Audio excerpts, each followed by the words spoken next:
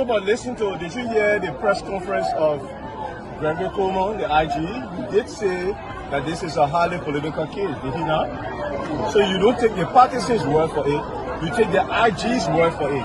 We elect on 85 irresponsible men that want to happen to our country.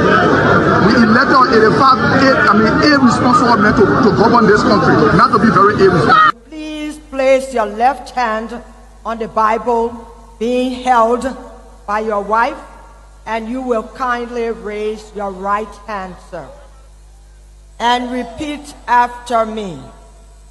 All standing, please. I, Joseph Newman Boyka Sr.,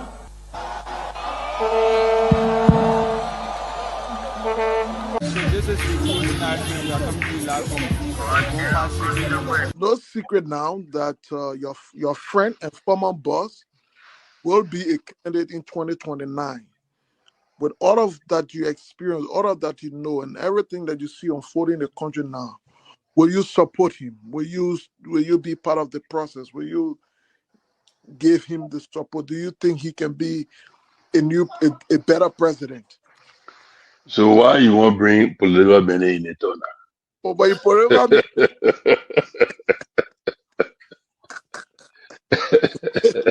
you're political man, before you go out, very active.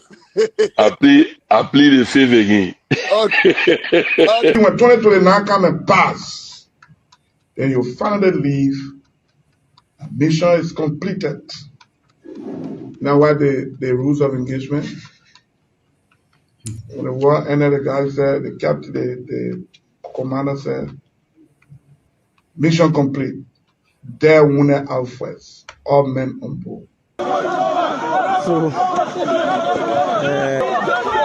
this riot situation when it comes across it, because many times you notice that if Charles Taylor is the problem, he will be out of here in the twinkle of an eye. And I say, let well-meaning Liberians come home. If we respect this constitution, a government formed in Accra is a violation of Article 1 of the Constitution. Let them come home.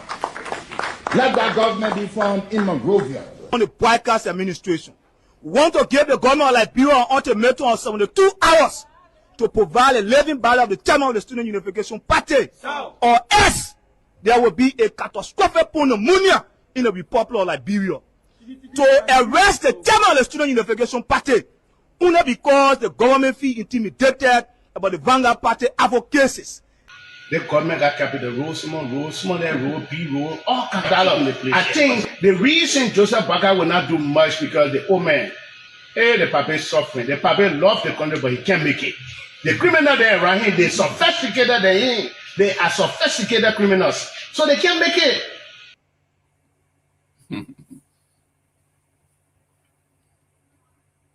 I'm Jerome Gayman. I will be here for a couple of more days. Thursday will be D-Day. Yes, there's a lot going on in our nation.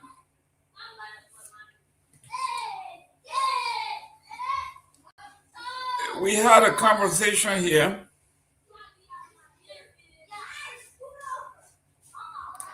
We talked about what happens to thieves in the Republic of Liberia. And we went around the table and we agreed that when you steal, you should be flogged. And during the old days, they would bring you into the town square. They would tie you to a pole and they would flog you, give you maybe 25 lashes for stealing. And even now, without an organized police system, jungle justice have taken over, And when you are caught stealing a phone or motorcycle or keke,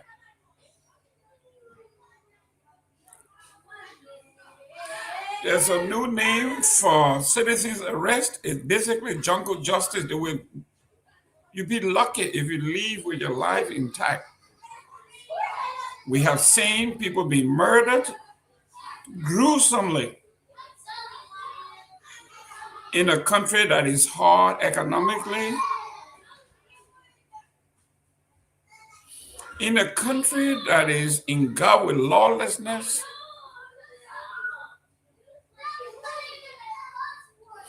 So we had a brilliant journalist that broke down the Liberian recent budget that just passed midnight.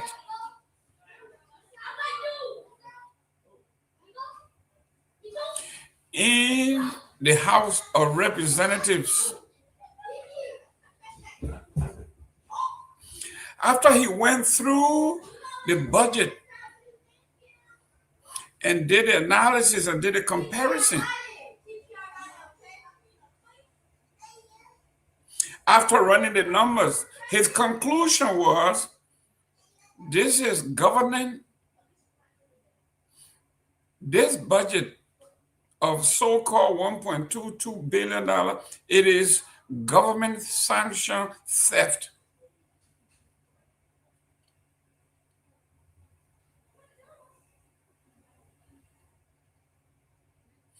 The judiciary, the executive, and the legislative bodies of our government are stealing from our children, from our folks. So if it is true, based on the numbers that we are looking at, that the judiciary, the executive, and the legislative branches of government, if they are stealing from our young folks, from our next generation, why aren't we flocking these people in the streets of Monrovia? Why are we cheering them on? If they are thieves, stealing our money and basically siphoning it through the judiciary, the executive, and the legislature. If these people are thieves, then why are we beating common criminals for stealing phones? Why aren't we chasing them down in the streets and flocking them?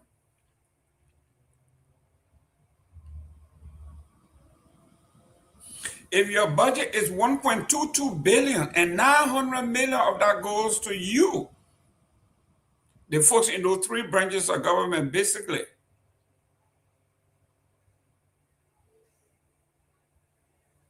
after he added up everything, he said the Liberian legislative body, our lawmakers, make $186.5 thousand annually.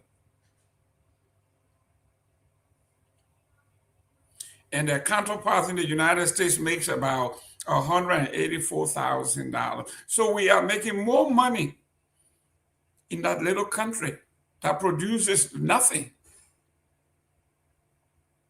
than their counterpart that they are begging for money.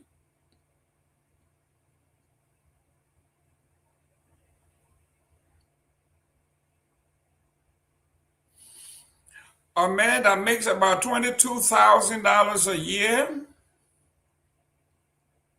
his legislative staff makes $150. On the average, about $200 the most, if you are lucky. If you were to multiply or divide, it would be almost like 175 times what the regular person makes in the streets.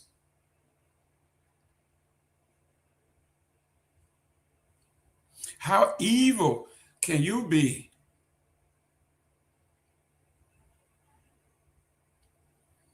Mr. Amara Conner exposed himself.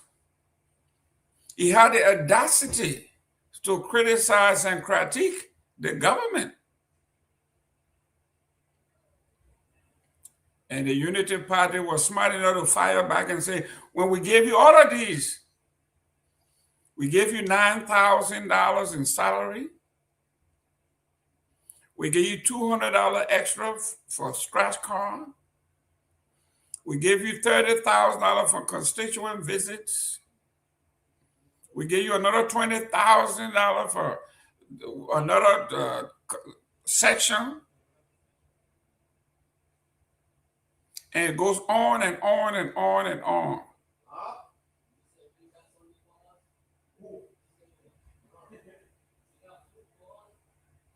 This is the deceptive attitude of the likes of Dylan and Amara Conner.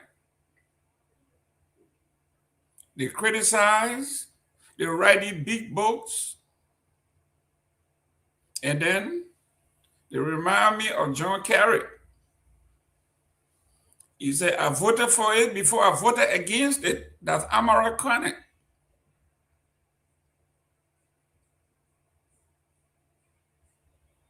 Amara Conner may have been one of those that Councillor Gongloe was talking about. When he said, at least I voted for it, but at least I exposed it. Honorable Dylan says, as long as it's in the budget, it doesn't matter how much is in the budget. At least we made it public. Even if we are stealing from you, we made it plain. It was in the budget. We budgeted our theft, so it's not stealing. The reason he says that I was upset with the Georgia government, the stealing they were doing, they didn't make it public for the people to see it. So Amara Conner is the master of deception in the Senate.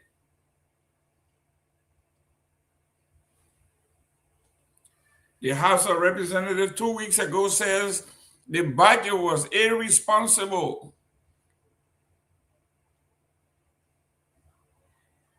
It was unrealistic. The numbers didn't add up. The same House met midnight under the cloud of darkness and almost unanimously passed the budget with Safoko and Honorable Musa Ability voting against.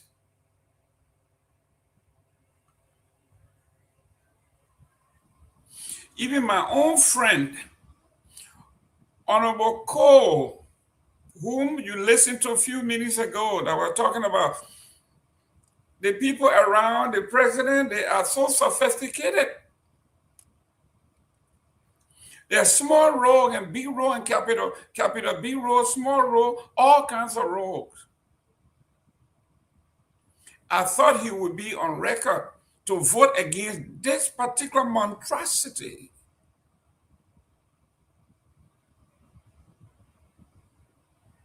He is my partner. I consider him a partner because we all belong to the same political party or movement, CMC. So we had to put our own on the spot. Unless he was out of the country, unless he was out of town, and when he got back to town, it is incumbent upon him to set himself apart from everybody else. At least those who were sitting on the fence that voted for it can blame Honorable DJ Bernard Blue who threatened them that if you cut my salary, I will throw Garguah at you. I will send Garguah your way. So some people say, well, we got scared. We don't want to catch Garguah, so we voted for it. But those who are known for advocating for the folks, only to flip midnight. When you see the picture, it's pathetic. They said all those four, and they all raised their hand. And the journalist, the photojournalist that took that photo was great. He captured almost all of them. Those that were saying this budget is unrealistic, it is not fair to the poor, to the civil servants. They all got their cuts, and they abandoned the people. We want to say kudos to Honorable Musa Bilete and Safoko for voting against what they felt and know to have been unfair to the Liberian people. So far, so good. Let me welcome Myean, Torgbean. Myean, welcome to the show. Thank you. Thank you all so much, Mr. Gayman. It's a pleasure to be back on after a weekend break, and then I'm back on fresh and ready. Was on the feed today, so I'm back. It's a wonderful time being here, Mr. Gayman, with you, and we hope to be joined by the other folks. Excellent, excellent, excellent. Our friends and family in Truth FM 96.1. If you are in Nimba, the home of Myean Torgbean, we say welcome to the show. Those of us in Grand Bassa County, we are not doing too well today as we got flogged. Yesterday in the county meet by Lofa, 3-1. Complete domination or disgrace. The score tells us that we are not on par. We are not in Lofa County's league, at least based on what we saw yesterday.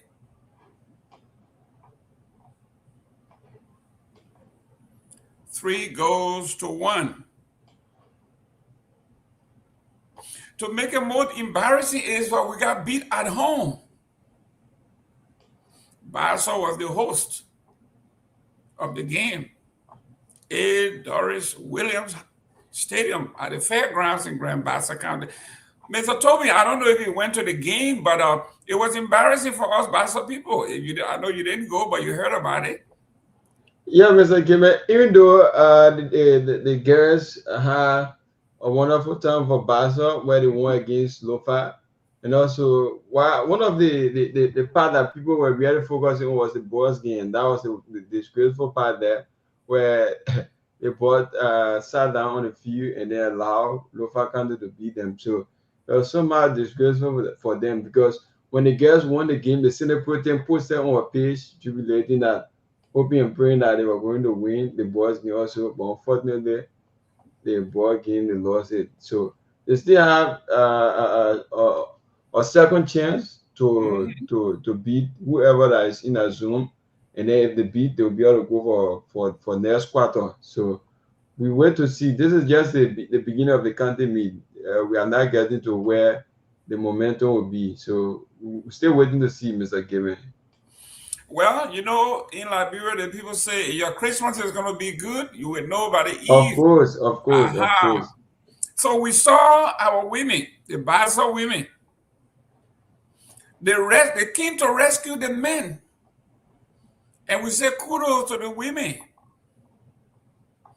The Bassa women rescued the men. They did something that the men couldn't do. What can we do with our women? Absolutely nothing. So kudos to the women from Bassa. They brought pride to us. I love the dance. I love the celebration.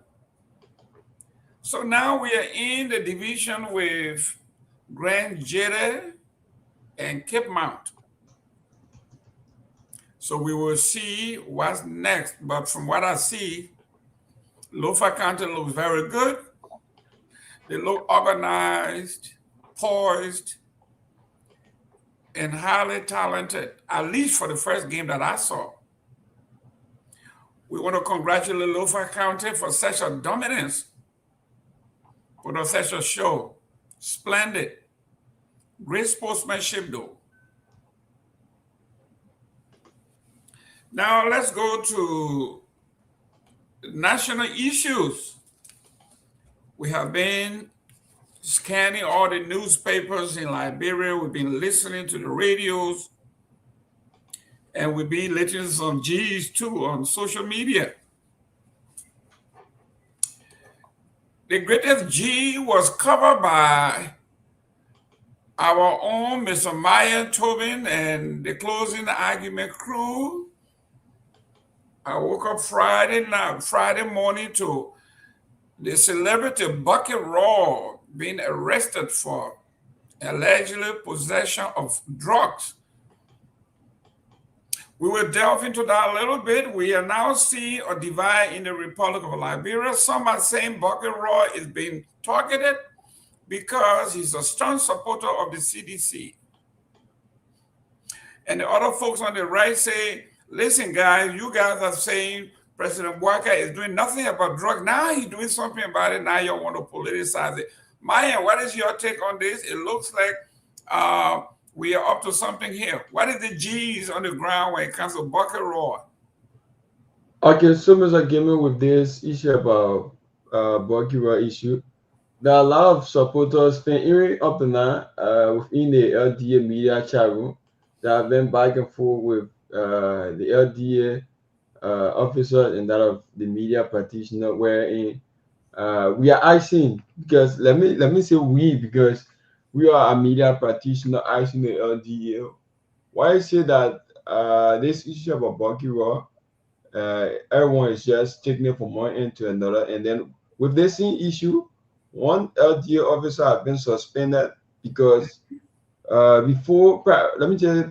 to his arrest, he and the LDA officer had a time together at that point. So it was the next day before the incident took place. So according to the officer, the LDA officer, he said that people started to say all lot of things about him, how he said Bucket Raw or other stuff. So because of that, it was how he posted on his page telling Bucket Raw that he was part of the raid when the raid Bucket Raw area, he was part of it. So Bucket Raw should be able to follow the law and follow whatever legal step. So as a result of that, almost all of the bloggers, all of the news outlets started to share a post.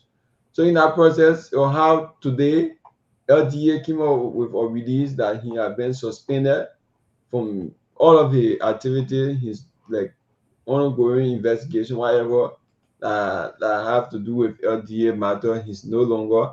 So they are going to come out. So people are saying this issue is all about setup where they are leaking Bucket Raw to other entertainers, so many people that they set Bucket Raw up because it was on that same day when Bucket Raw was to perform on his show at Senate Club. So because of that, people are saying all other things. Also, we saw on today. Let me see where I can cue that video where I was there, and then people from his end, like some of the fans, supporters came out. Let me put link in on. So people from his end, like his supporters and other folks, they came out at the Pinsville City Court, demanding or that Bucket Raw should be released. If Bucket Raw is not released, they are going to come out with a massive protest so that they can be able to release Bucket Raw. So people are concerned whether it is the legal process they are taking or is how they are going to fight in for Bucket Raw to be released. But whatever means, they said they are going to be there until Bucket Raw is released. So let me play the video here from them.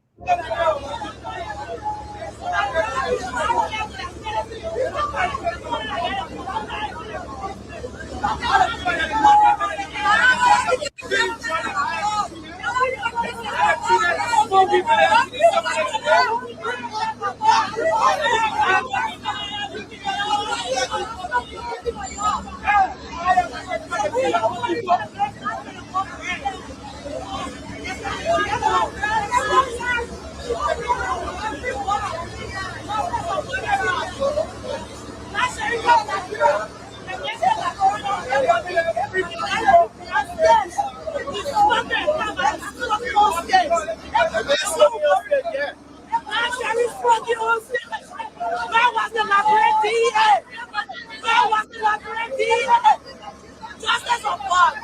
And we'll call on the international committee to seek justice.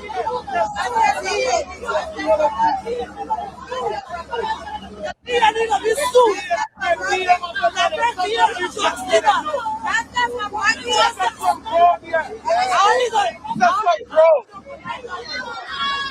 You look at the person, social road. Getting all the Nigerian people, you can get to join, you can children like that. That's small weed, you're not sheep. You're not sheep, you're slow, you have to up. You put a uniform, you have to up. You have to up, fucking up. You have to fucking up.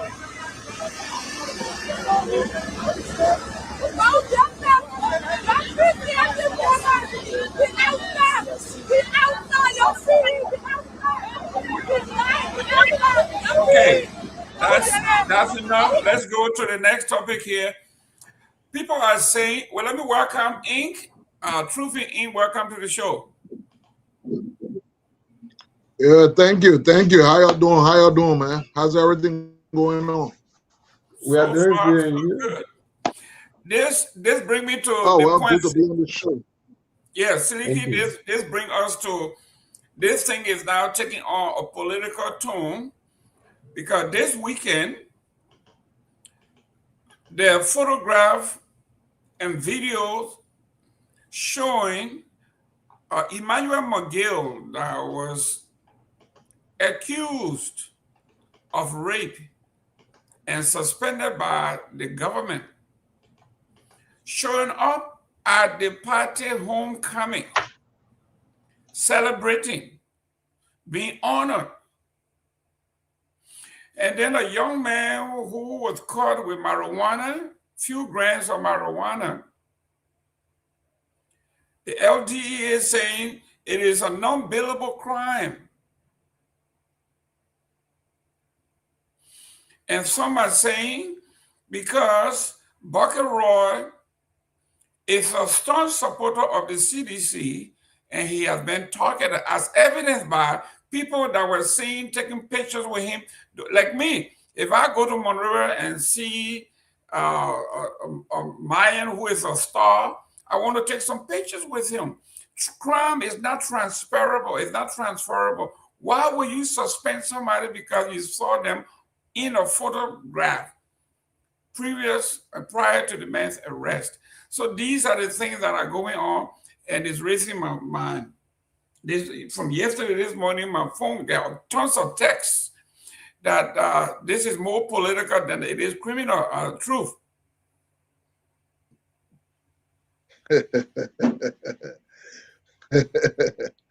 Well, it's a complicated situation. Not to cut you, the way you were laughing, you sound like Dave Zilga Wilson. I take the fifth. You gonna take the fifth? No, I wouldn't take the fifth because in matters like this, we must be consistent. We must tend to provide narrative that reflects our own principles, our own value, and all of those things, because a lot of people listen to us. It's unfortunate that the issue of drugs, the issue of holding people accountable is taking a political spin. But to the larger extent, the reason why that is being given some credence is because, of course, the way in which the government handled the Brian McGill situation. They weren't too forthcoming. If McGill did not commit any wrong, as per the investigation, it was just only important that they say so or take him to court and he becomes exonerated. But the manner in which they handle the situation under secrecy And so the gave reason why people will now consider that the situation with Bucket Raw is political. However, I do not think that way. I do not think so. I don't think that the drugs were planted on him just so they could find guilt. I think he was caught with those drugs, and going to the court would now exonerate after as to the extent of the drug and what level of punishment or what level of remedy that require. But again, the reason why this speculation come about is because the way we handle these things. You know, the two cases should not be related in any way, but because of the way the government went about it, when the Miguel thing started, the whole country was on fire. And every day the police was moving a goalpost. Is this, we won't do DNA, we'll call it international people to do DNA, and then all of a sudden the case just died down. You don't, or a society that is gullible, a society that is struggling with illiteracy situation, a society that is highly divided like that, then you don't do these things that will give people reason to speculate, you know? Because of course the drug with Bucket Raw has no direct relationship to the one with the rape. Those are two very serious crime, unbailable crime. I think they should be taken seriously. People found in that should be held accountable to provide something they should be given free and fair trial and stuff like that. But now we putting Brian McGill with Bucket Raw because of the way the government handled the McGill stuff. And even if it was not this Bucket Raw thing, any other thing, it could be that way. That is why you don't sweep things under the carpet when you have given national responsibility. You don't do pick and choose, because then your actions become under suspicion. So that is where we are, that is where we are. But I don't think the approach of going to protest for the release of Bucket Raw is the right approach. I think what we should all argue that Bucket Raw should be given a fair day in court. And I also don't think that the police needed to continuously put the man on camera all of the time. I mean, I agree, he's a celebrity, it will carry the news, but why you directly want to be subjecting the man as if to say it is targeted, it is meant for humiliation? There are numerous people, I'm sure, that have been caught with drugs every other day, except those with huge quantity, but I'm sure there are people with that small, so that have been caught and they are not, lined up like that. So I think our people just need to be professional to the extent. I agree, in the initial arresting stage, they exhibited some level of professionalism, but all along, these are delicate issues. The country is charged. So when you're approaching it, you're approaching it way. Even in America, they tell the police, remain professional, engage professionally, use minimal, I mean, all of these things, because you know how sensitive these kinds of situations can be, So I hope that this matter will be rounded up very speedily, but then we now finally again call on the government to go back into the Brian McGill thing and dispose of it. If this man has committed no wrong, release the man, clear the man, so that that thing removed. Don't just handle and hopefully that the Liberian thing, after 1 week, 1 month, they'll forget about it. It will come up again in some other case. So, that's the situation. That's what we have. When government fails to perform its role effectively, they give reason for people to suspect, even if that was not their intention. Ladies and gentlemen, do us a favor, share this show. Let somebody know that we are here. I know it's 4 o'clock. Some of you are just getting off work. Some of you will be getting out of work at 5 and traveling. Share this show, send in your comment. We want to welcome those who are here. My brother, Liberia Gayman, Mr. Gayman, have you talked about the dilapidated public school building in your county on this great platform? I don't know which one, because there are so many of them, but send me the photos, send us the information. We will investigate and we'll definitely go after it. Thank you very much, guys. Share the show.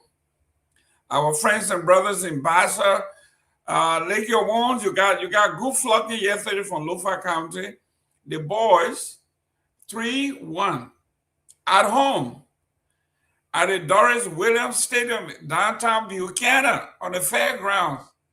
We hosted Lofa County, and we got flogged 3-1. It wasn't even competition. That's how bad the game was. So we want to take our cap to Lofa County. You are muted. Truth. You are still muted. I think Lofa has a very good team. I think they are the current. If they're not the current, they have been in the final 2 times. I think one of which they took. Of course, Lofa always produce a very solid team. They don't just go loud. They pay attention to the tournament. Unlike you people in Grand Bazaar there, you'll forget about the tournament. Few days to 8 days, you can play can. I mean, you can play 2 can. I mean, you. The time in Bazaar, how you are playing for? Yeah, come on, man. No, it requires planning. It requires organization. It requires pay attention, But that's it. So, if you are in Grand Bazaar County, you are listening. They are trying to diagnose. It's an autopsy of your game. According to Truth in here, that's what he does. He tells the truth. He is saying, Grand Bazaar County, you do not prepare. You are not disciplined. Even though, according to news from Liberia, Bazaar was one of the most funded teams. You have financial surplus. Everything you needed, you had. And yet and still you fail to prepare. And like the folks say, he who fails to prepare prepares to fail. I think our brother, Alexander Biedet, laid it out plainly today, truthfully, laid out what he saw of deficiencies in the preparation, the planning, and the discipline. You can't be going to the game on Saturday and Friday night. You are at the clubs. You're having a great time. He didn't say that's what happened, but we are just saying when he talked about discipline. So we want to take our hat off to the boys from Lofa. But on the flip side, the Bazaar women gallantly took care of Lofa. The women came to our rescue. You see, they say behind every man is a strong woman. So our women came out and took care of business, just like they have always done from birth. So we want to say thank you to them. But let's go to local news. I've been looking at the different papers. I like some of the things that I saw today, like today, ECOWAS Summit, decision hand Liberia key economic security roles as the region pushes for integration. That's a great one. What are we going to do with all of the opportunities that have been given to us? Are they going to impact the lives of our people? Or we are just on the stage to collect medals?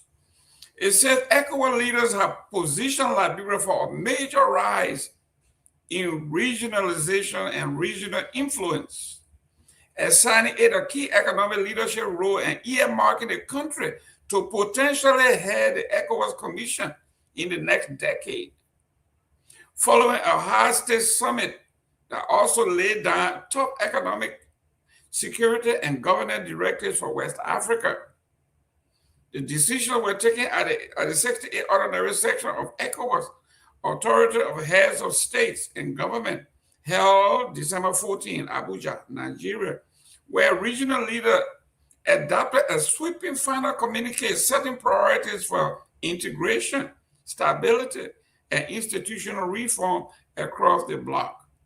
Liberia was presented at the summit by Foreign Minister Sarah Beslo Nyinati, Sierra Leone President Julius Maada Bio, the current ECOWAS Authority chair the deliberations. Liberia has been tapped for economic leadership under the institutional allocations approved for 2026 through 2030 period. Liberia was assigned the Economic Affairs and Agriculture portfolio at the ECOWAS Commission. So here we are. Truth, this is great news for our country, but some are saying, how could Liberia be given the opportunity to develop West Africa agriculture when we are not developing our own? People see your disconnect there. Your take on this? You are muted. I think, well, it's a good opportunity that the country is gradually getting to a point where the international community finds it an important player in the role, in different roles. Of course, before, let's go back to Liberia historicity. You will realize that long before our own civil war, Liberia always been a voice that influenced a lot of different things. A founding member of the United Nations, a founding member of the OAU, founding member of many of the United Nations charters and different organizations around the world. So Liberia, then the pivot, of course, it carries with it the history of being the first independent country on the African continent. So of course, Liberia comes with a huge history, huge responsibility. However, and as you rightly said, that also means reflecting on your own internal or domestic capacity as to who you are. While you do share that historical presence, you influence the world, you told the world, yes, Black men can lead itself, Black people can provide leadership, Black people can run their own country.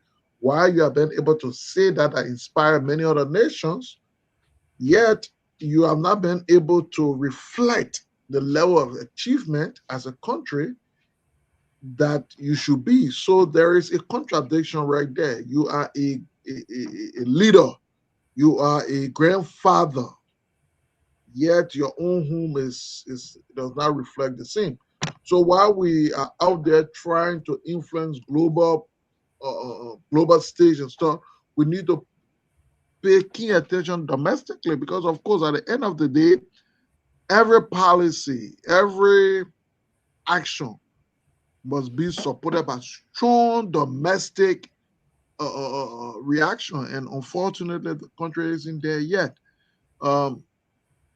Since Talbot, Liberia have been on the issue about food security, so that's more than 30, 40, 50 years now. And yet today we are not at a point where we are able to point to anything that suggests that we can feed ourselves. I mean, some time ago, Liberia was even getting pepper from Guinea. Just imagine that. With the rich soil we have 6 months of rainy season sufficient to harvest any agricultural product. But unfortunately, it goes. So this also does not just boil down on government, but it also deal with our people. Back in the day, Lofa County was considered the breadbasket of the nation.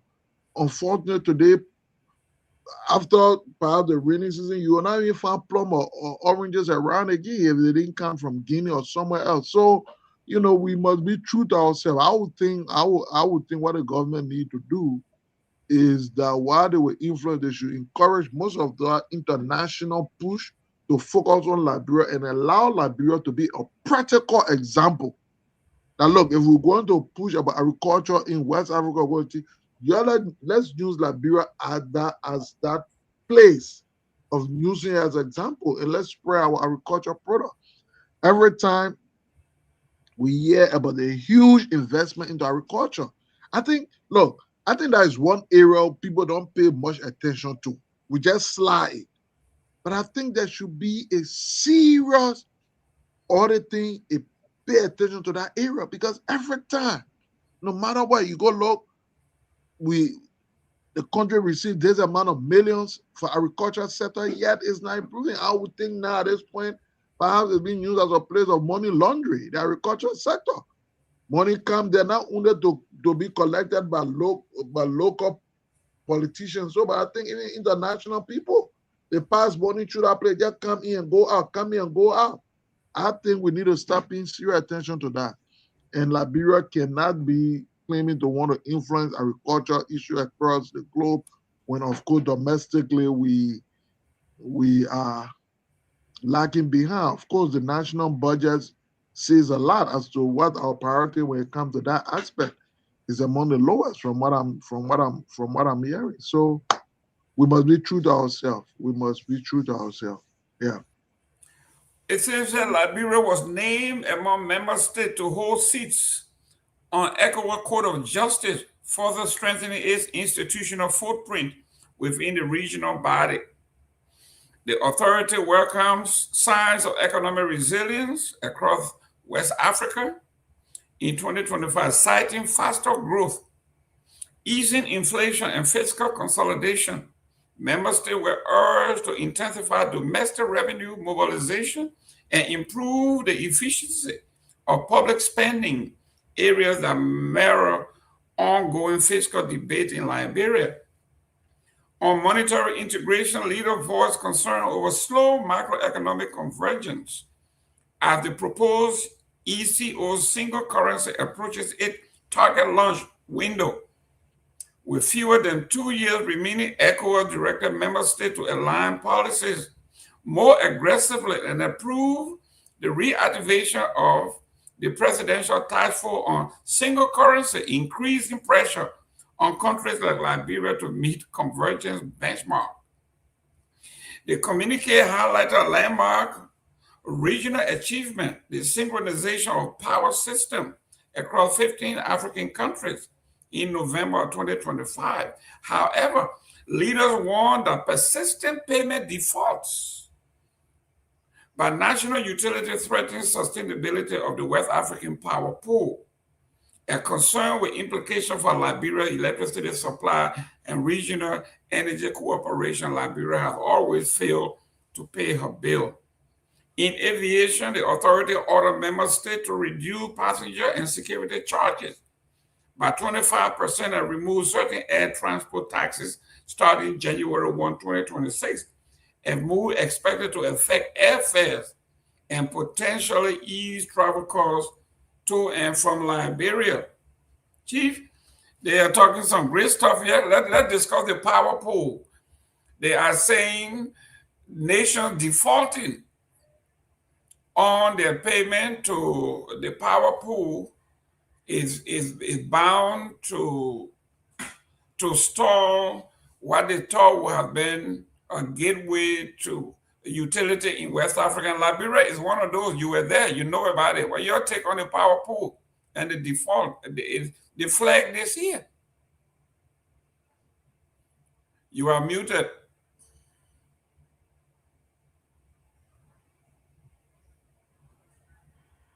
First of all, we think the new approach from ECOWAS to harness different means of expanding opportunities within the West African region is highly commendable, because you're looking at 16 countries of close to 500 million people. So can you imagine that level of capacity if they were to really cooperate, of course, from currency and then to power still? The challenge we have had in Liberia is our lack of ability to remain constant in this ECOWAS payment. You know, we don't pay our own dues on time. We don't meet our obligation. But I think for me, the new vision of making ECOWAS a very solid economic bloc. Let's get away from this just presidents going in some meeting hall and talking. There's a huge benefit from in that bloc there. Just imagine close to 16 countries, 500 million people just there, and you trade in there. If they were to use a single currency, can you imagine what that means? 500 million people operating, trading in in electricity, trading in goods and services across the place, removing barriers to trade. I mean, you will create a lot of wealth because let's say, for example, in Liberia, we need to be able to push that because our population is so small. We got about 5 million people. What business, how many of you can carry company in that country or divide among 5 million people, of which less than a million people actually can be considered as middle class? Because for your investment to prosper in a country, people must have the capacity to engage your services. So Liberia does not have the population to meet up with that. So ECOWAS offer us a unique opportunity, but we have to also be a responsible participant. And that's where the challenge will be. So I don't know, for some of you who are now with the new tail link coming, you guys are coming with this tail link thing. How do you intend, how will you guys approach situation like that? As a tail link person and you're coming in, what idea, what strategy? This is one of the reasons why I like the approach of Musa Ability, that he's not looking at tribe, he's not looking at religion, he's not looking at party. He's asking everyone that has an expertise to come aboard and draft something that we can all work towards. And this is what's lacking, is that the political system in Liberia is winner takes all. There is no room. It's a zero-sum game. You lose, you lose. You win, you win. So the third lane has to bridge that gap, has to bring together Liberia best and brightest, honest people with integrity, not on paper, those who have the proven record of being honest. Bring that on board and say, let's do this. So let's look at another news. I know there are a lot of folks who say, you guys just beat up on the government. That's not true. Today, they say Liberia secured fresh funding to restart the Banga-Mendikoma Road Corridor. Liberia has recorded a major breakthrough in its drive to restore and expand critical national infrastructure following the signing of a new $12.8 million U.S. financing agreement with Kuwait Fund for Arab Economic Development and other Arab development partners to advance the second phase of the Banga-Mendikoma Road project. The agreement was signed Friday in Monrovia and brings renewed momentum to a highway project widely regarded as one of the most strategic road corridors in the country. Once completed, the road is expected to improve connectivity between central Liberia and the northern border with Sierra Leone, while unlocking major agricultural zones and strengthening regional trade. You were just talking about trade and the economy. Here we go again. When the Myean government when the first Unity Party government was there, I think they did some work on this road. When President Myean and the CDC came on, you guys got funding for this road. Now here we are again, another $12.8 million, almost $13 million for this one Mendikoma road. What is going on? You are traveling on that road. Why is this road? It's like an arbitrage around the neck of Liberians. We just get this money every administration, but nothing happened. When will this thing be finished? No, I don't know. I don't think it's nothing happening. I think there were work done on the Lofa road during the CDC administration. Some work was done. I think these are new funding to continue the work that was done. So it's not like it's going to start from like a new project. No, it's just going to continue where it stopped. Funny. So let's say, according to the Ministry of Public Works calculation at the time, a paved road was being estimated for $1 million per mile. $1 million to cover a mile, I think, for Alpha kind of a road. So $12 million, you're talking about 12 to maybe 13, 15 miles. That's a significant push. However, it does not complete the whole thing between, let's say, from the Zozo straight to the border area of the Guinea. So all in all, you still continue to see funding. But the truth of the matter is that, look, the issue has not really been about funding. Yeah, funding has been a problem, a challenge in our country. But I also do think that the management of this funding, you know what I'm saying? I mean, it's a shame that while most countries today are discussing the issue of integrating technology at the level of their roads and other places, we're still talking about just laying basic quota.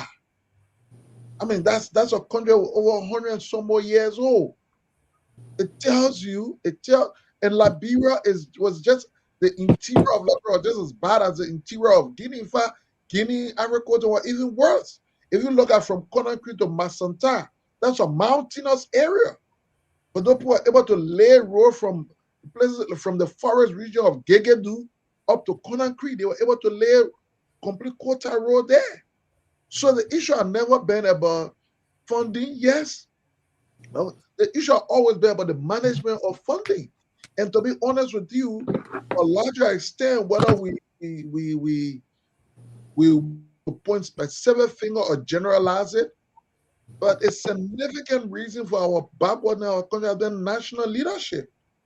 National leadership, Liberia boasted among the richest country within the world, we will say.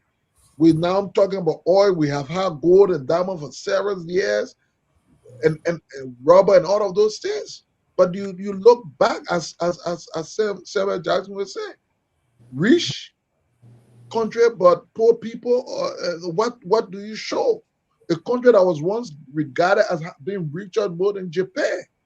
So it just all about this leadership issue. To be frank, can you imagine? It was just until 1980 that when Doe took over in a bloody coup, that we could boast of Liberian government being the owner of its own public ministries. Prior to that time, most of the area that government used as ministry are renting from the ministers and the class of the day. Can you imagine that? Paying rent to a person to rent in a building, a government. That time, most of the so it's a game. I mean, look, funding coming, funding there. We can generate the funding. We can get the money from our own place. The issue in Liberia significantly have been about leadership, management of our natural resources. I'm telling you. Excellent. Let me welcome Honorable Pewee. Welcome. You look well rested. Look at that Tomalin Soya may have treated you real well in Liberia. Absolutely. There was a combination of all. Very little bit. As I learned way back in the third grade. This book I read, little bit of everything, little bit of this, little bit of that, and it was a combination of all actually. But it was a very wonderful trip back home, especially spending the time with the people in the rural part of the country.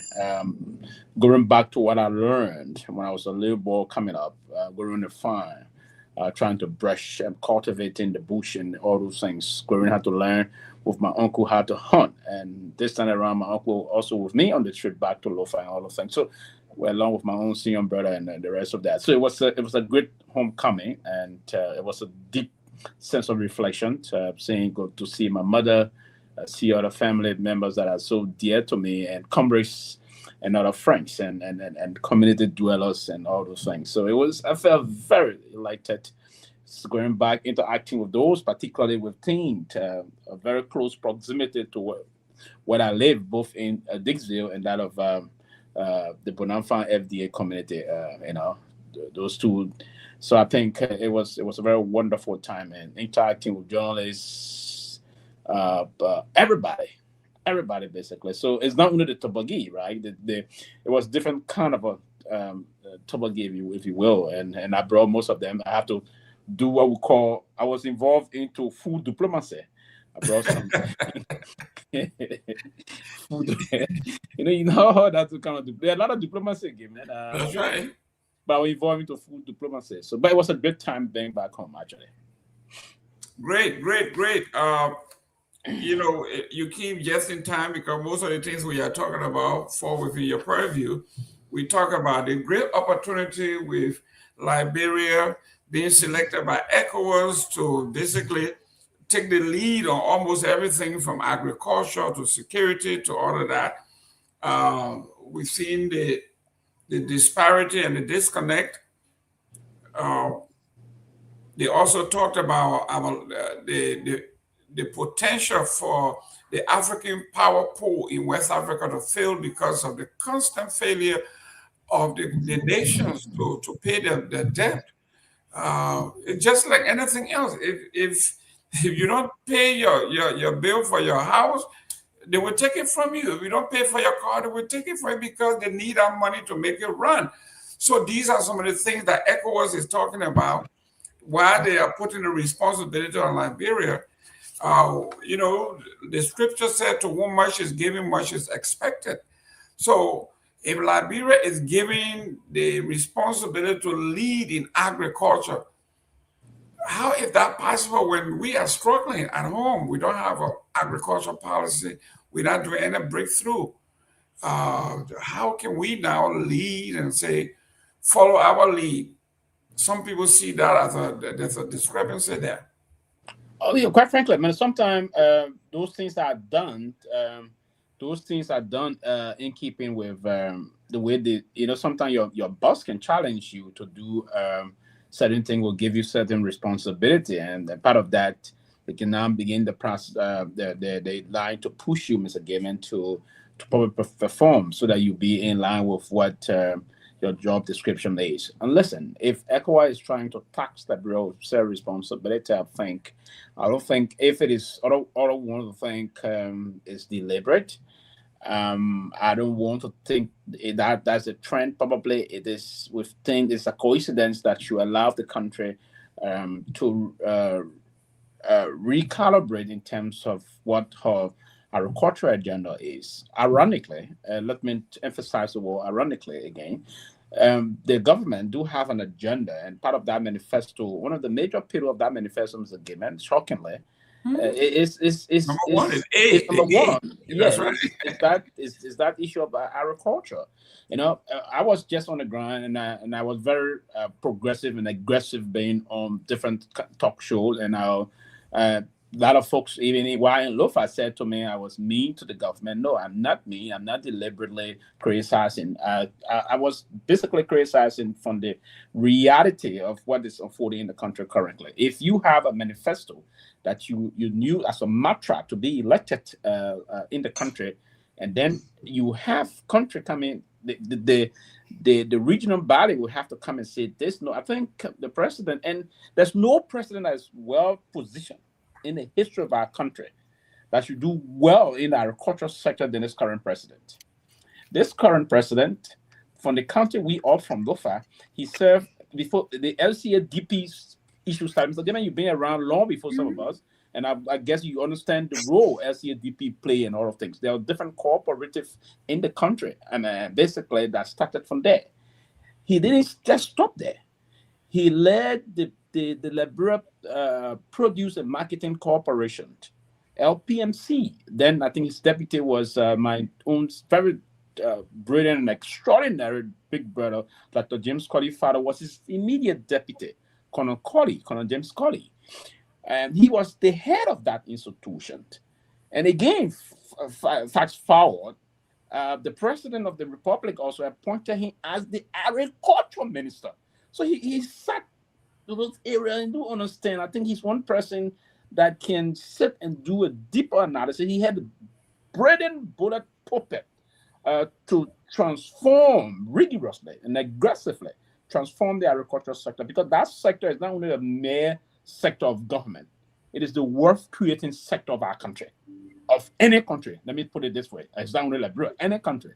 So if he sat from a position of strength that you can use that as an instrument or element to try to project a lot of changes in your own government. I thought that would have been the way for us to see currently moving on. So all ECOWAS country will use that. And the good thing about that side of it also, Liberia got a very wonderful topographic. Our soil is good. Like the former president said before, even if you drop 50 cents, it will grow. That's right. That's what I said that. He said the soil is so rich, my people. If you drop 50 cents, it will begin to grow. 50 cents. Which is a mental point. So that is kind of an illustration or a kind of a way we believe our soil is very, very wonderful. And now you have the president that is currently the president of the country and use agriculture as pillar one of his agenda. Today, they only have 1% of it reflected in the budget. I thought that's a dismal side of things. That's a lip service to the country that's been very insensitive towards things. But again, having said that, I would crave the president of the republic to begin to look back and say, hey, what can we do now as a nation that is striving? We cannot be 5.something million people, and sadly, we cannot feed ourselves. When you have people that are 1.something billion feeding themselves and feeding us, Liberians. So it's unfortunate. What can I do? I sat as Minister of Agriculture. I sat the produce and marketing institution, and I saw how we put in the produce at the time. And then what we did at the time with cocoa and coffee, those cash crops. Now, beyond cash crops, what are we doing with other things that we can feed ourselves and engage in some level of huge mechanized and industrial kind of a farming? That's the kind of a way we have to think us at the back, so ensure that we push the country to be more industrious. And that's the concept. And that's one of the reasons why, Mr. Gayman, I was into the country, and we discuss politics. We want to criticize the government, but we have to also profit some way forward. And again, as I stated, and I will be back very soon, and we started to bring back the new progressive that will help talk to the people across the country, because it's a kind of a revolution we intend to push in the country, that we need people to talk to Liberians to liberate themselves. And that we're going to be just stuck between these two political institutions that will always just come and give nonsense excuses that is not acceptable. So we have to force on. And part of doing that, I think, is to push the government to do more responsible job for us, so that we find ourselves in the gap that can push the country. But I think what I observe in the country in terms of agriculture, we're not doing good in that. A lot of things we're not doing good. So we have to take the lead and try to do something. I think the president, if you listen to Mr. President, or those around you, if any of them are, I think it's important that we focus on very critical sector of our country to move to power. But for now, it's disappointing. But good thing that ECOWAS did to push us to do this. I think it would. They say if the Olere can run, it's something like can make Olere run. Yes, then you'll see us to start moving on. Probably there's something to make us to run a little bit. I think I will pray that we push on to that, because it'll be very good for us. I ate country rest throughout my visitation when I was in Lofa, and I brought some back home.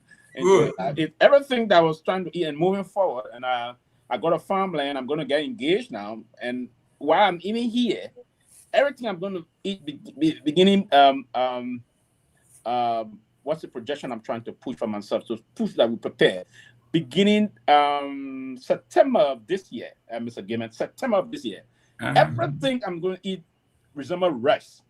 It's going to come from, they're going to be a locally produced rice from my own Lofa County, and that's going to be consistent. And I'm going to ensure that my kids, if they want to eat some, they're going to eat it. I'm going to stop eating the pusava, as we call it, and eating other rice, basmati, or how you call them, and engage back in locally produced things and other things. Even the okra and other things, we will try to. There's a way that we can keep it fresh and have it here, and we try consuming those things. So I think it's important. If we can do that individually, then we can now push the government to do it collectively, to engage into those mechanized industrial skills, and that will help the country collectively. Thank you. Let me welcome the chief, Tomalin George. Welcome back. Boy, you look fresh. Relaxed. It was good that you took some vacation time.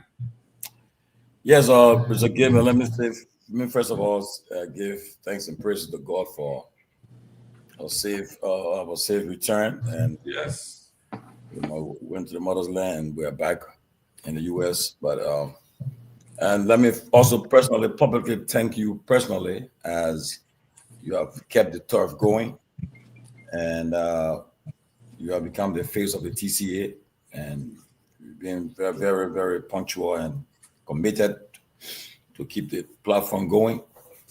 It's a place because it's only good that we give you your flowers while you are around still. We appreciate you, and we look forward to kind of a continuous collaboration and working together for the forward march of our country. With that, let me also thank all the panelists who have been consistent and also coming here, taking time of the business schedule to make this platform, to keep it alive.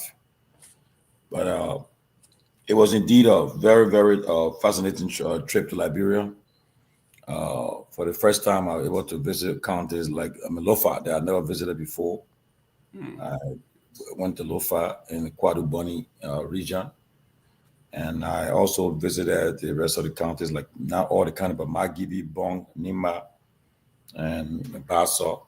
I haven't been to Basso for almost more than 30 years. Yes, I went back there. But like Pewee said earlier, Liberia our country is at a crossroad. It's about time that everyone put their hands on the deck. It's not time to say that people think, oh, this party or that party. Is about facing the reality and confronting the reality of our country. And for me personally, I always say, as long as we are running this platform, I will not take a side in this current political dispensation right now, in order to allow people to come and be heard. It won't be a good thing that you take a side right now, give everybody the opportunity to come and be heard and make their case. Last week, I was coming from the airport and I listened to Dr. Moneyba. He really inspired me a lot for the fact that he was able to articulate his vision for the country in the simplest term. And he's somebody who you would not want to overlook or just push aside. If he has the resources, a lot he can do to become a formidable candidate. But on the overall, we cannot just say CDC and UP all the time. It's about time that there be that movement that challenge the two parties, perhaps push them, push them to the core, where to realize that it's a different ball game. So everyone got to get involved. You cannot just sit down and allow things to happen. Quickly, we will be having do some changes in the coming year. There will be times that the closing argument, we will have two shows a day. There'll be time where we have a show 3:00 in the morning, the USA time, depending on the guests that we bring on the show or issues involved. So those who can make it 3:00, get out of the bed and come get out on the set, they'll be available. We're having because in Liberia, the time right now is about 10:00 in the night in Liberia, so 10:22. So there'll be times in the morning where the guests will be able to make their appearance. Take for example, if you want to bring the U.S. ambassador on the show, he's not going to be waiting for you 10:00 at night. Yeah, but he will go into the studio or get a link, and he will appear on the show at least in that manner. And other folks too, getting involved. And the closing argument is, President, we have been approached for our grades for the year. So right now, hopefully by next week, before the Christmas, closing argument will be based on the assessment of our guys on the ground and all of us here on the platform. They can also cooperate to come up to find out which ministers get what grade. And at the end of the day, we can inform or come together and realize who's the Minister of the Year, who wins that title as Minister of the Year or Managing Director of the Year or Superintendent of the Year, Senator of the Year, Representative of the Year, just to make sure. And right now, it's a big debate. I remember when Front Page came up their grading last week. Mm-hmm. One of the ministers I feel, the minister called me straight. He said, man, the way they not feel me, closing argument. I said, what? He said, we want to hear from you too now. I said, we're coming. We'll come. And everybody will partake in it. And at least if the consensus that this person earns this title, this grade, we'll come to it. But we will grade every minister and every SOEs and senators and representatives. They know themselves. But we all got to make sure that we do that, take part in that process so that we can, everybody looking up to us now too. They want to hear what we say. We cannot be having a platform all year and you cannot come up with no grade for the officials that serve the country, but be part of it. So we look forward to that. Right now, the guys on the ground are working. The reporters on the ground are working, making research and doing their own analysis, assessment to find out where, so that you get a fair grading point to somebody, you know. For me, I can tell you, but I will keep it for now. But I can tell you, I already know who the Minister of the Year will be for my end. Oh yeah, that person, I know it will not. There will be no question with that person. I know who will win that title. For me, I know. But the issue about Representative of the Year or Senator of the Year, that are you saying that you get interest though? no interest. Yeah, I'll question that thing because what you say, what's the parameter? But no, but the man said it's going to be a teamwork. He didn't say he was going to. Yeah, but you know, everybody are going to get together and come up. So next week we're looking forward to that. Hopefully we'll come up. We'll have a whole show on it. Whole show will be dedicated to it. And other people will be watching that night. Be watching closing argument. Who will be closing argument officials. But just to continue, the end right here is that next year, I mean, we'll be taking this platform to another level. We'll be having our people in various counties working along with us and making sure that we touch everywhere in the country so that people can be involved. Because people do listen to the platform, people do listen to it out of the. In fact, you won't believe it, but I mean, Truth FM is, I think, is one of the stations so far I know that extend almost all over the country, all the country. That's correct. Not even Spoon. Spoon is my Barclay area to stop there, I think. Mm-hmm. Yeah. But FM, so people listen to it a lot too, and so forth. But so guys, I want to say thanks again to everyone, our viewers, our regular supporters and fans. I want to say thank you for keeping us alive, and we are here to make a push, and we are back with more commitment and dedication to this show. We'll make sure that we are there. As long as we are there, we'll all be here. But Mr. Gayman, again, thank you so much. I know you'll be leaving us by next week. No, Thursday. Thursday. And we'll ask the U.S. government to allow you to still give us some of your time and so forth, because, you know, you need clearance. That's to right. do a lot of certain things. So, but we'll be working along with you, you know. And our consummate diplomat. Now you come and say, man, you guess that I'm opening here.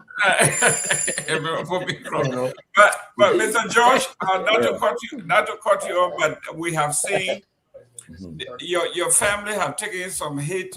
2025 have been real rough on the Georges.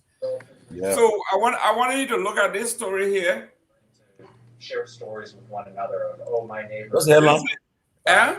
What's the headline?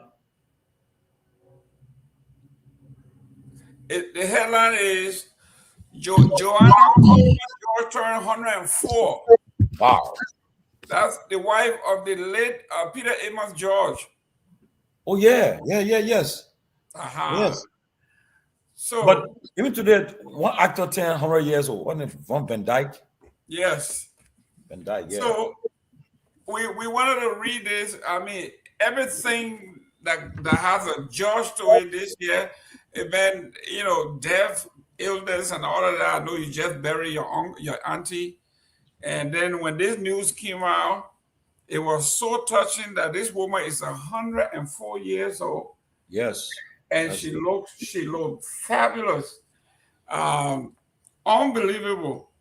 So I want to read a little bit of this and wish her again. That was December 9th, but it's such a great story.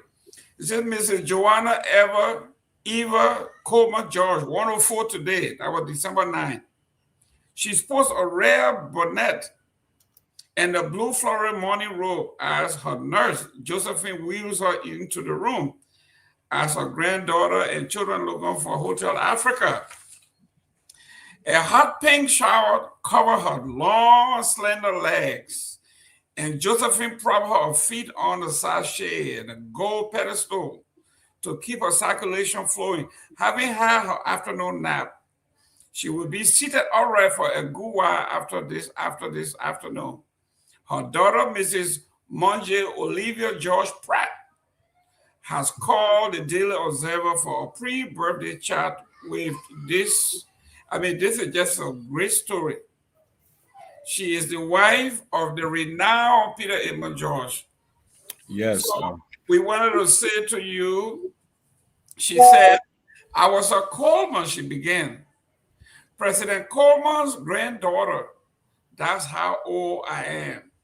She's the oldest living granddaughter of William David Coleman and his fifth wife, Ophelia Thompson Coleman, says Mongo J, picking her up. Coleman was Liberia's 13th president, serving from 1896 to 1900. Like a predecessor, 10th President Alfred F. Russell. He was born in Lafayette County, Kentucky, in the United States of America. Coleman was several times a widower when he met Ophelia, who had come to Liberia from Arkansas, USA in 1895. The pair married from 1896 until Ophelia's death in 1898. They had two sons, Joseph Samuel, who died at an early age, and Moses Oliver. So this is just great history of our people and great genes, Mr. George. People have served the country in different capacities. I remember when the lady that was the president of Barrow, was that your mom or your auntie? Thelma George. Yes. Thelma George, really, I got to find out because honestly, I know Peter Edmund George was my cousin to my father. Okay. On the George side, yes, and the lady you call Joanne, yes. You know that also Esther Riches, she's also a cousin of mine too, and we also celebrated her on her birthday. Good. Well, we hope that someone also live to that time. You know, that's why now most of what we're doing now we are taking in the herbs, the country herbs. You know. Yeah. And I keep telling people that the cure for cancer is in Liberia. Take it or leave it. People are taking it for a joke, but I met a guy. I won't call his name, but the guy I flew together with. And what Costa told you?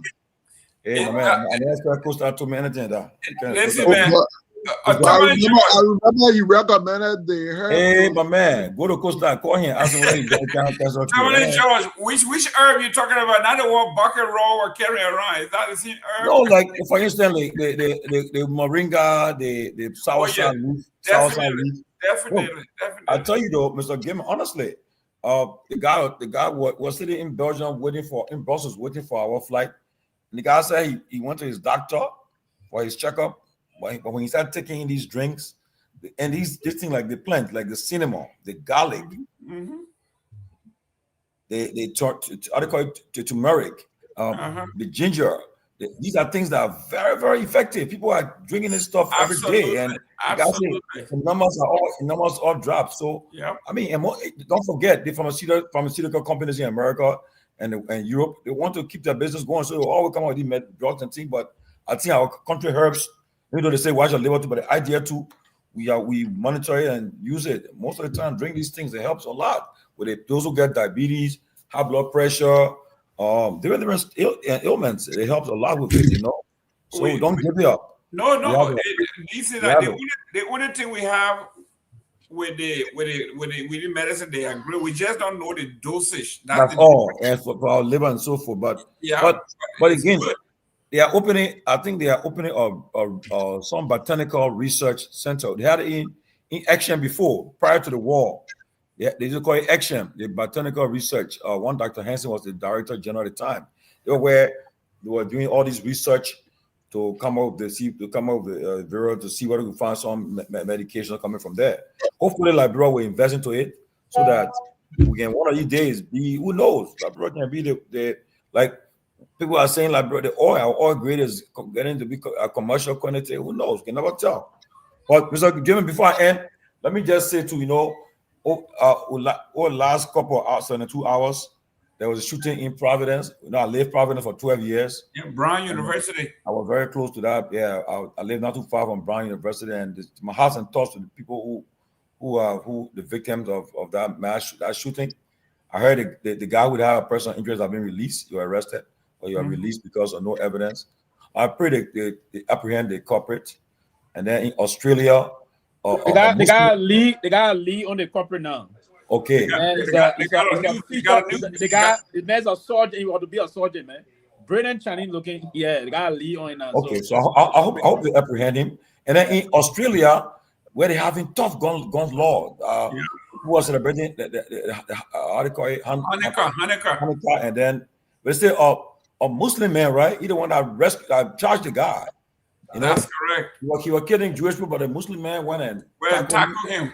I mean, we pray that the world will come one day. They'll come together soon. We know that all the division we see in the world, we hope we can eradicate it.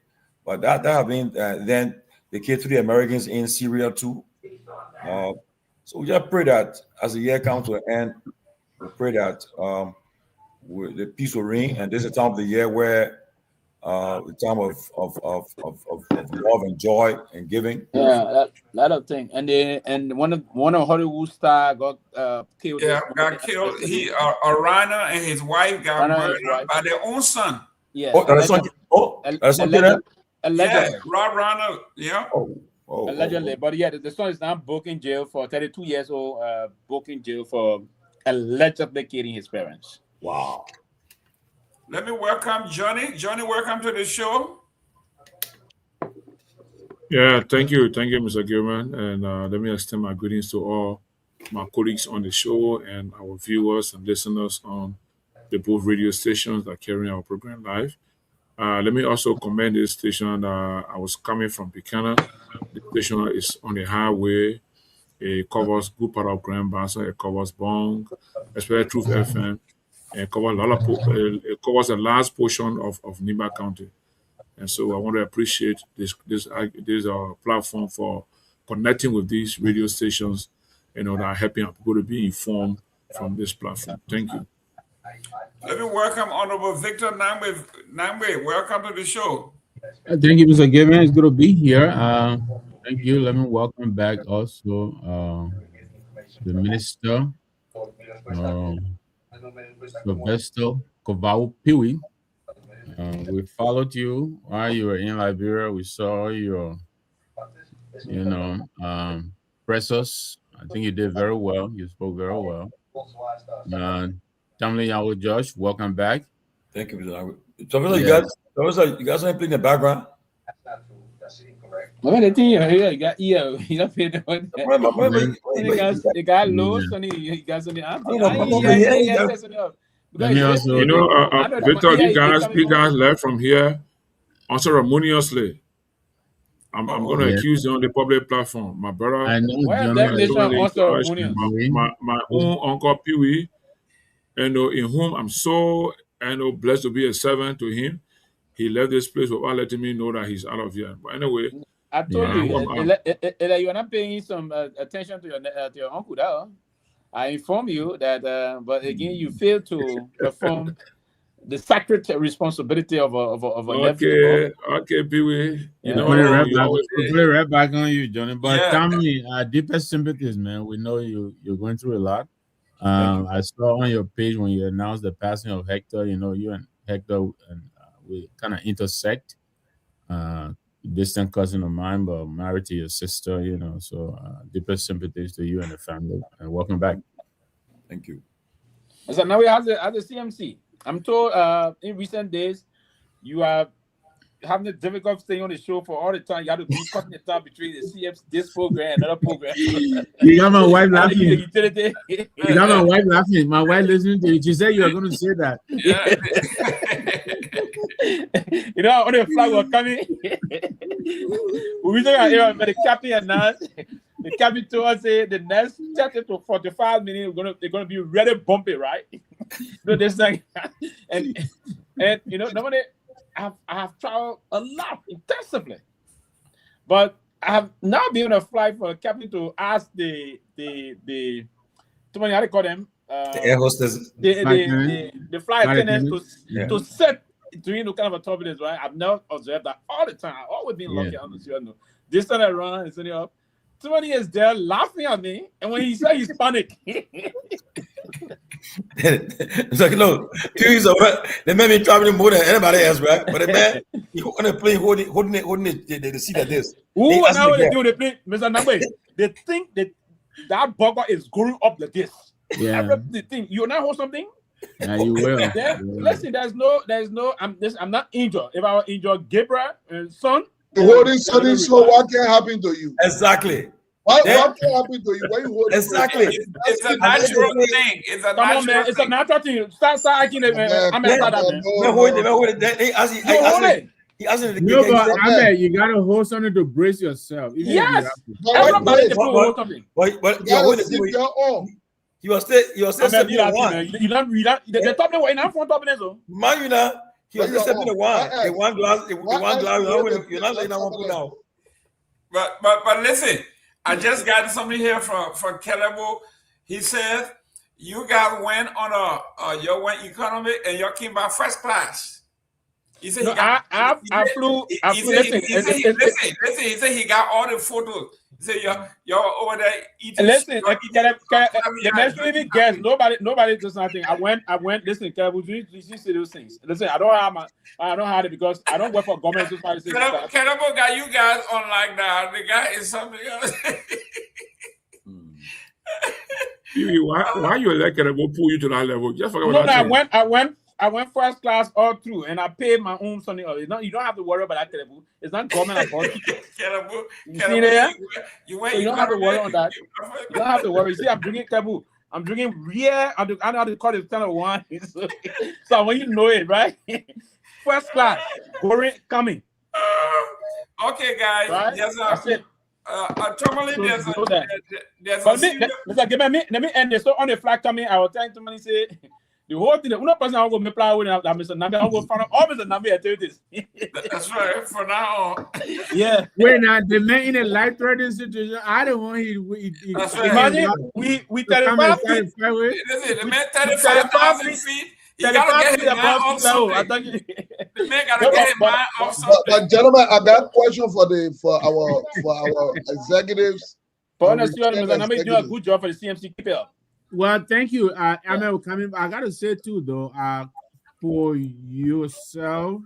I mean, right now I can safely say you're still neutral, but I like your presentation. But I've been doing some good job for the CMC in Liberia.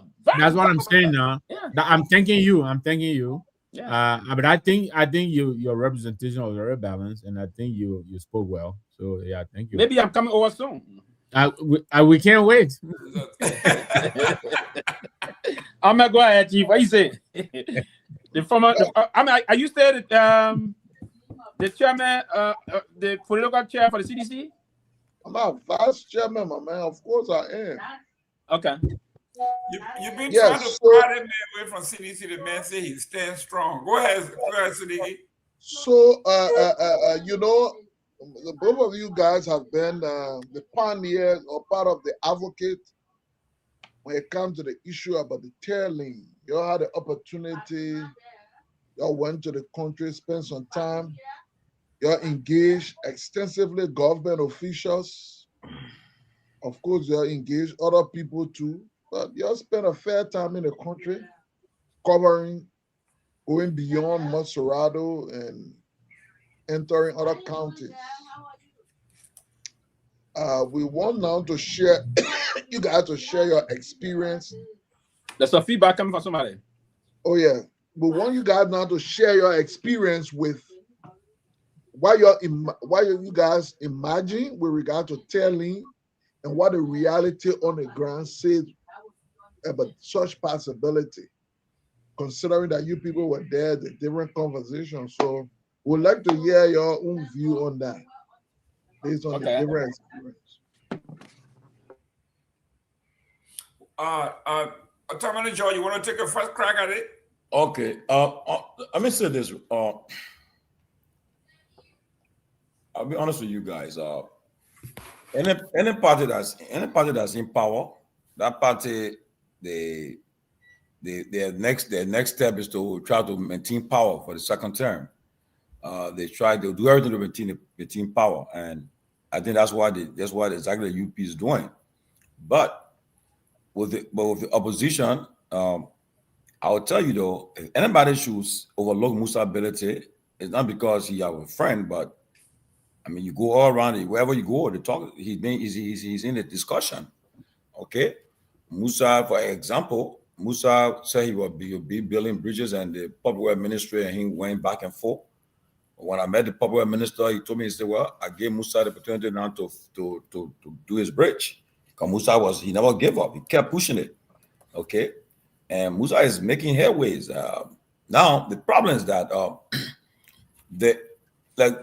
I think since Charles stood up, he's the only person who did it to single-handedly come and defeat all the parties. But now you need a coalition of parties. And we start with the CDC. President Weah cannot be passive the way he has always been. It's time for him to be quiet and silent, not to engage the public. The public is, I don't think 2029 he will continue this way until 2029. I think he should not wait. Should be involved in go on various platforms, going on the various radio stations, going to the counties, having town hall meetings with citizenry. Like I said, like the money bar. What I bought did Wednesday, I was coming from the airport. They bought you a challenge. How many people can do what he do? And it's true. You want to lead a country, you must be able to articulate your vision for the country. The days where people just say, yeah, and it want to be your diehard supporters will be the ones that will be with you. But on the overall, in order for them to unseat the Unity Party, you need a strong opposition. I won't call the name of somebody, but I know it was on Monday, or at this restaurant called Terracotta Restaurant, and the first lady was having a meeting next door in the other room. And most of the UP folks were there. And we're on a table talking. One of them said, Georgie, the person admitted that things were not proceeding the right way. He said, but to be honest with you, if the opposition can unite, a strong opposition, trust me, it is over. Okay? It's over for us. Yeah. And so, but again, if opposition will wait to go 2029, and they say they're going with 10 parties on the ballot, 10%, and then when they go to the runoff, that way the UP they may have the advantage with the financial advantage and so forth, and to convince people. Like you notice the last election, CDC would have even NIMAC would have even gone to the UP had CDC maintained the two districts that flipped over to the UP in the second round. CDC would have still been in power. So it's all about at that time where you find people making a negotiation. So I would say a united opposition might be the one that can come forward to maybe to unseat these people.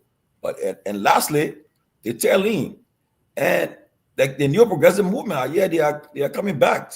They are making a comeback, and another movement. I think they are making some comeback. They're trying to organize to come, and if those new faces can come together and form a strong coalition, I won't rule them out. That they'll be able to attract people, because you check it. You said one of the people in the neighborhood, in the various communities, they're frustrated with the CDC and UP. They say, oh, people in the other one come at the power, they don't do this thing, they don't want to do it again. Now, why the people that strong they're doing? And you need those voices who will be there to push forward. What Client Manaba did last week, if other people, if he continues to do that, making his round in the various district and so forth, and the people may catch on to it. other candidates can do the same. But if anybody would say, oh, because UP is messing up, so CDC will can't take power, they might be dreaming. Because UP as a whole, their strong contention is that anybody can take power without CDC. So they would do anything to perhaps to stop that. So the tailing may be a factor, but if the opposition must unseat the UP, they got to come together and be strong together. Other than that, I don't see where it will be possible. But from my understanding, and I come here as ending as I submit, I believe the tailing should come together, be stronger, come together. Musa, Maniba, Cummings, other folks come together and make their presence felt. Hold together, you know.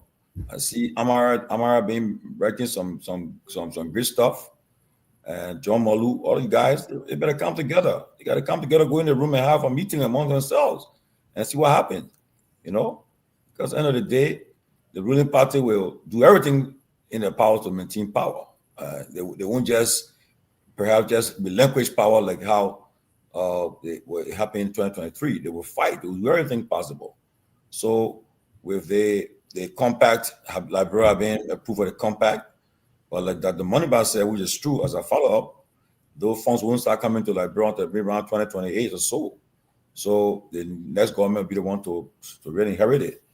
And with the issue of the very developmental projects that are on hand, the roads and so forth, if the people can complete it, they do a lot of stuff.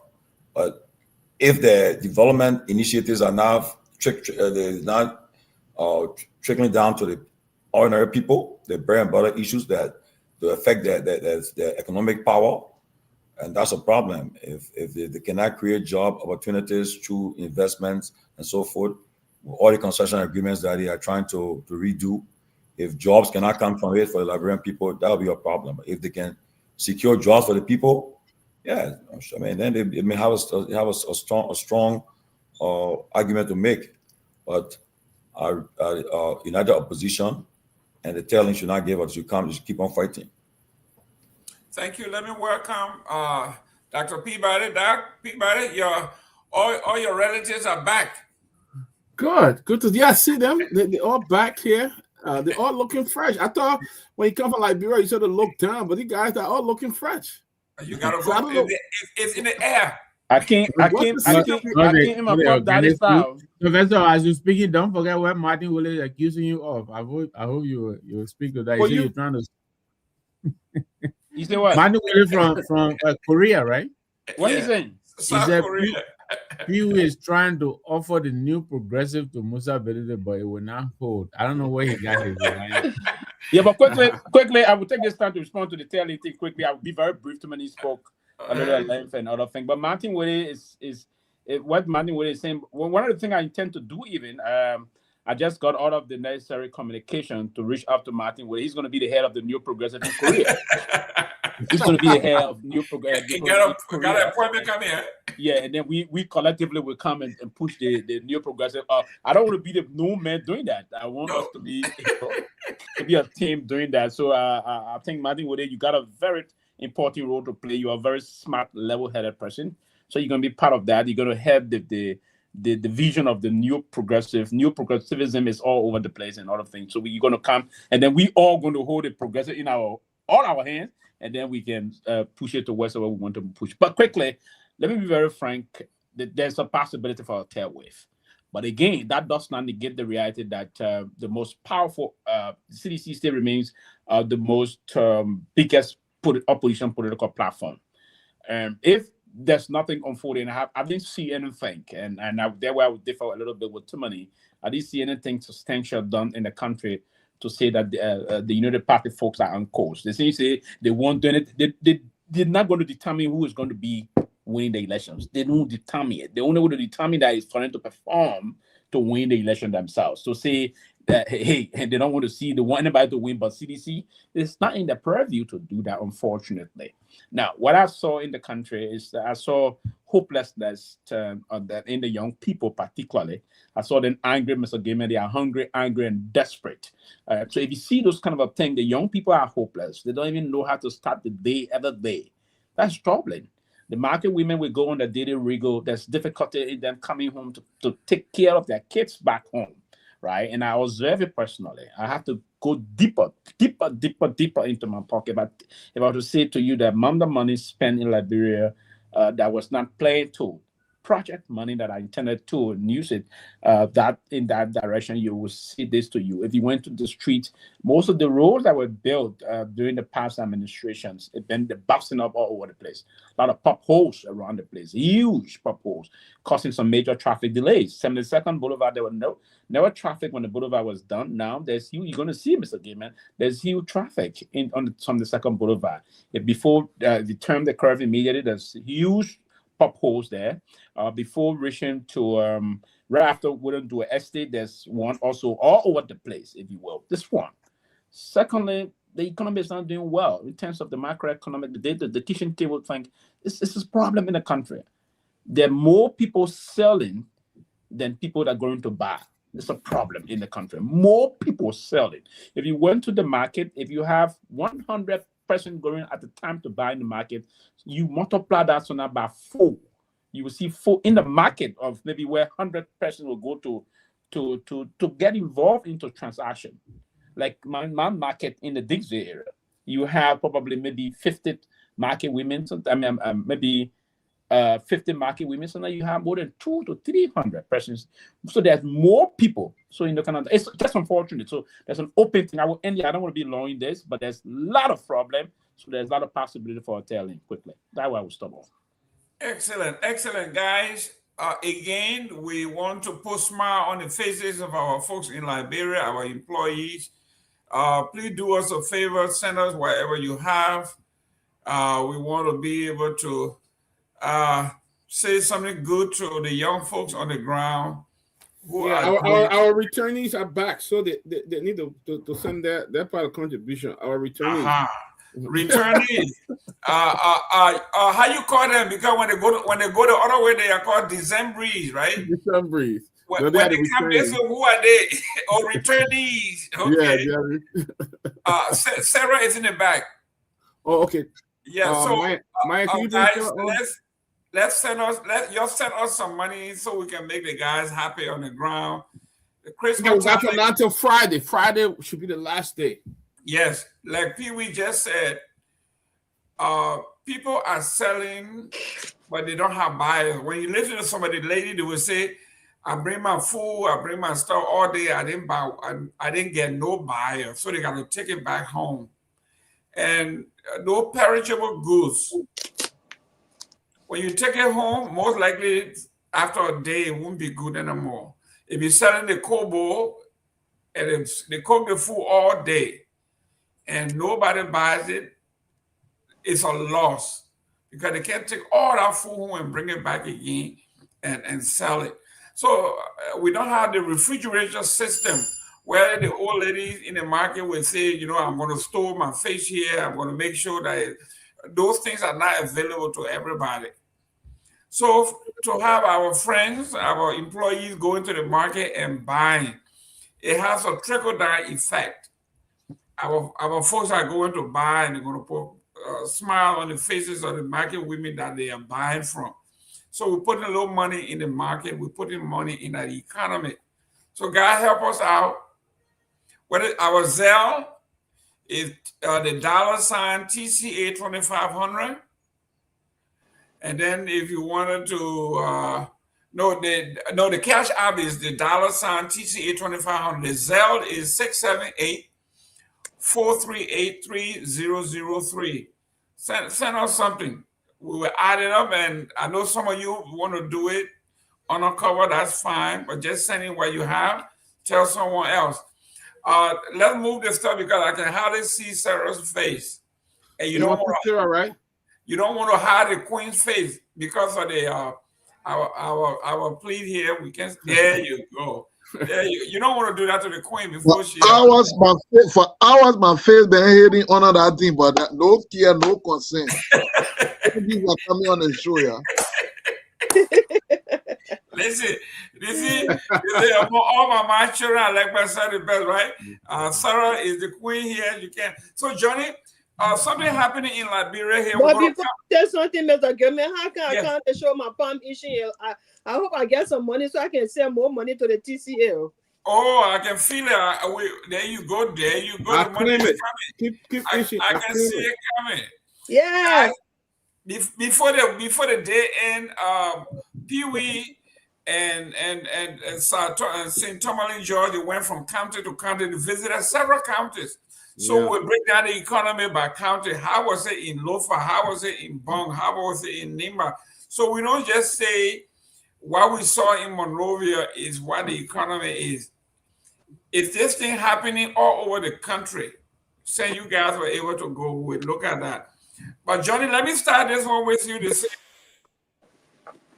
The court moved the LTA case to Buchanan from Monrovia because Mr. Kamara said, "Wow, Monrovia was too, I guess, saturated with bad news for him, so he couldn't get a fair trial in Monrovia." He asked the court, and I never heard this before, but it happened. I think this is the first time where they grant someone the permission to move his case to another county, to another jurisdiction. It happened. Mr. Kamara might have some clout. They said the criminal court had ordered the corruption case involving former LTA Chairman Abdullah El Kamara transferred to the Second Judicial Circuit Court in Buchanan after granting his motion for a change of venue, citing constitutional guarantee for a speedy and fair trial. Johnny? Yes, so thank you. Mr. Gilman, it is allowed under the Liberian judicial system. It is allowed for your lawyers to ask for change of venue, or they got to provide legal information, legal definition, and reasons for the transfer of the case. So if his lawyers were able to convince the court, and the court took his lawyers points to have the case transferred, yes, it's allowed. I've seen it happening many times, in Liberia, where you can have a case go on in Vanjama, and you ask for the case to be transferred to Sredru or Banga. It does. Normally happens here. So I think in his case, once his lawyers were able to convince the court to transfer the case to Buchanan, and the court agreed, then that's it. They will go to Buchanan, and the lawyers are going to argue the case in the court of, I think the Second Judicial Circuit Court is Ben Baza. Wow. Ladies and gentlemen, that's a smart move, though. That's a smart move. Yeah, we have here something new that Pewee said here that I'm going to. He said he used the word HAD. That's what I call it. They are hungry, angry, and desperate. HAD. Pewee, if I say that, I didn't say it. I will tell Joseph Boyga, I didn't say it. Your nephew said it. I'm just quoting him. He said that what he saw in Liberia, the people are hungry, angry, and desperate. HAD. So that's a new one.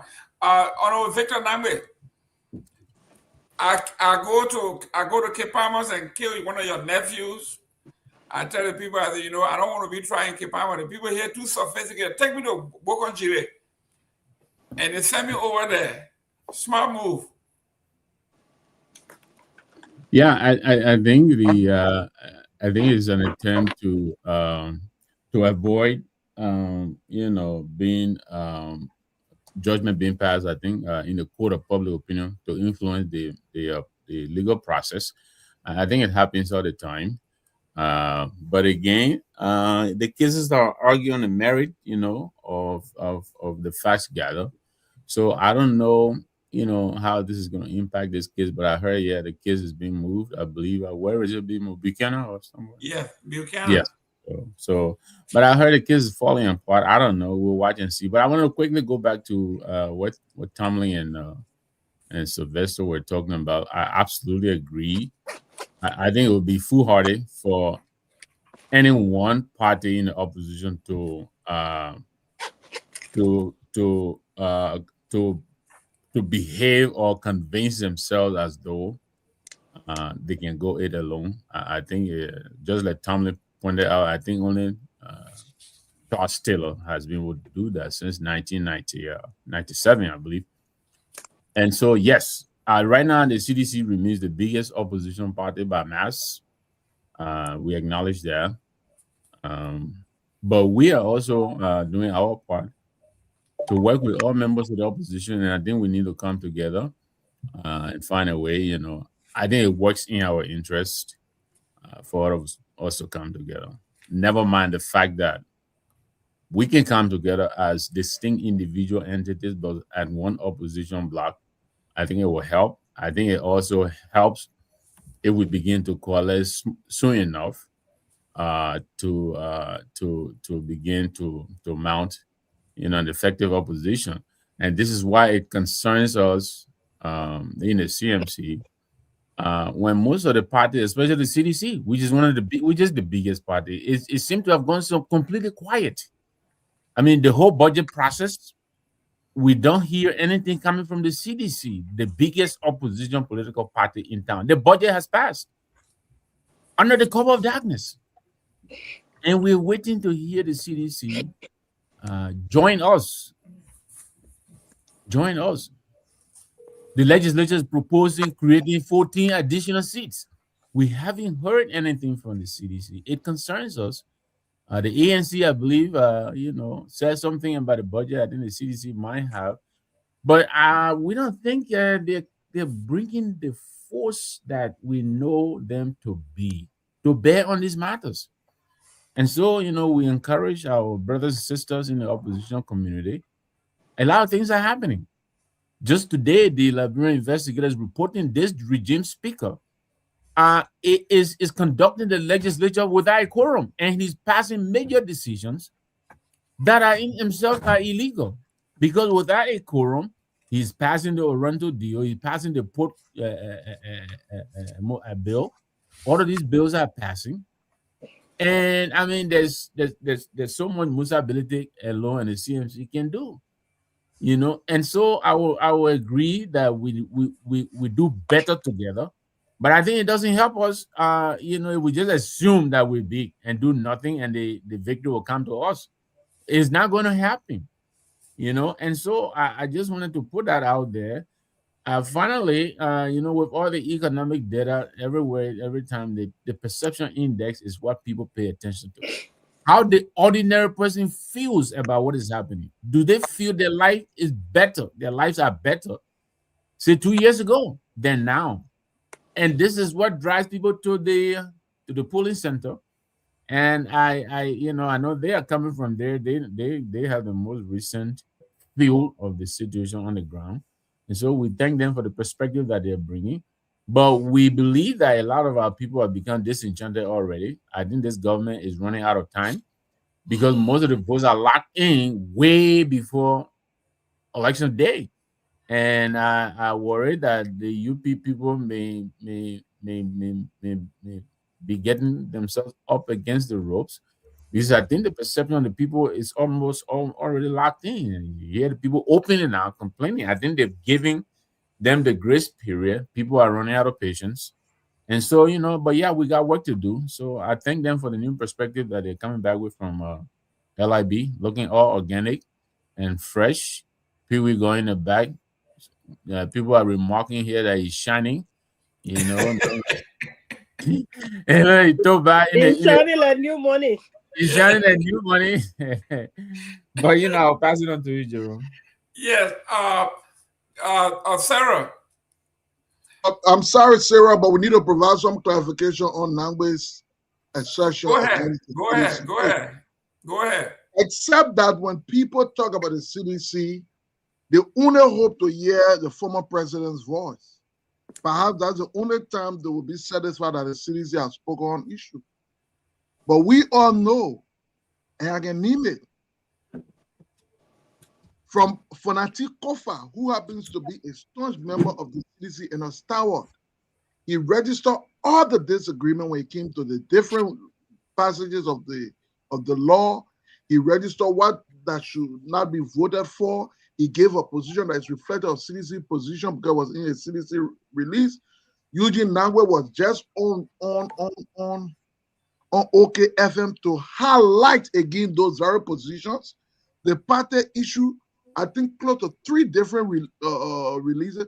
Nathaniel McGill, a CDC senator, was just in Bon County again, emphasizing the same thing. So, except we want to interpret or reduce, except we say the only time it becomes a CDC voice, except the one maybe the former president will say. But nobody, I would say, have been consistent in holding a government feet to fire compared to the city in all of different era. If it was not from the National Party leadership, you have our auxiliary from the Youth League, you have our different things. So from different many approaches, I think we are all in this together. CDC have been pushing the envelope, and I think it is important that the ANC and other people continue to work on us as CDC, because of course, oftentimes when we speak, people tend to think that we speak just from the point where we think we want to now take over power. So that's why we're speaking. So I think most of the time when many of you come up with these different views, it only emphasize, consolidate, and make the view stronger. Now, I said this and I'll close on this. I told y'all before and I'll keep telling y'all again. Whichever way y'all want to pass it, whichever way y'all want to turn it, until and unless there be an alignment of objective, an alignment of ambition, a focus of an opposition, I can tell y'all over and over, y'all will get where your suit for Boaka's inauguration. I know what it took us to win the Unity Party when Ellen was leaving. It took a serious coalition, serious one, where people are really committed to it, not joking.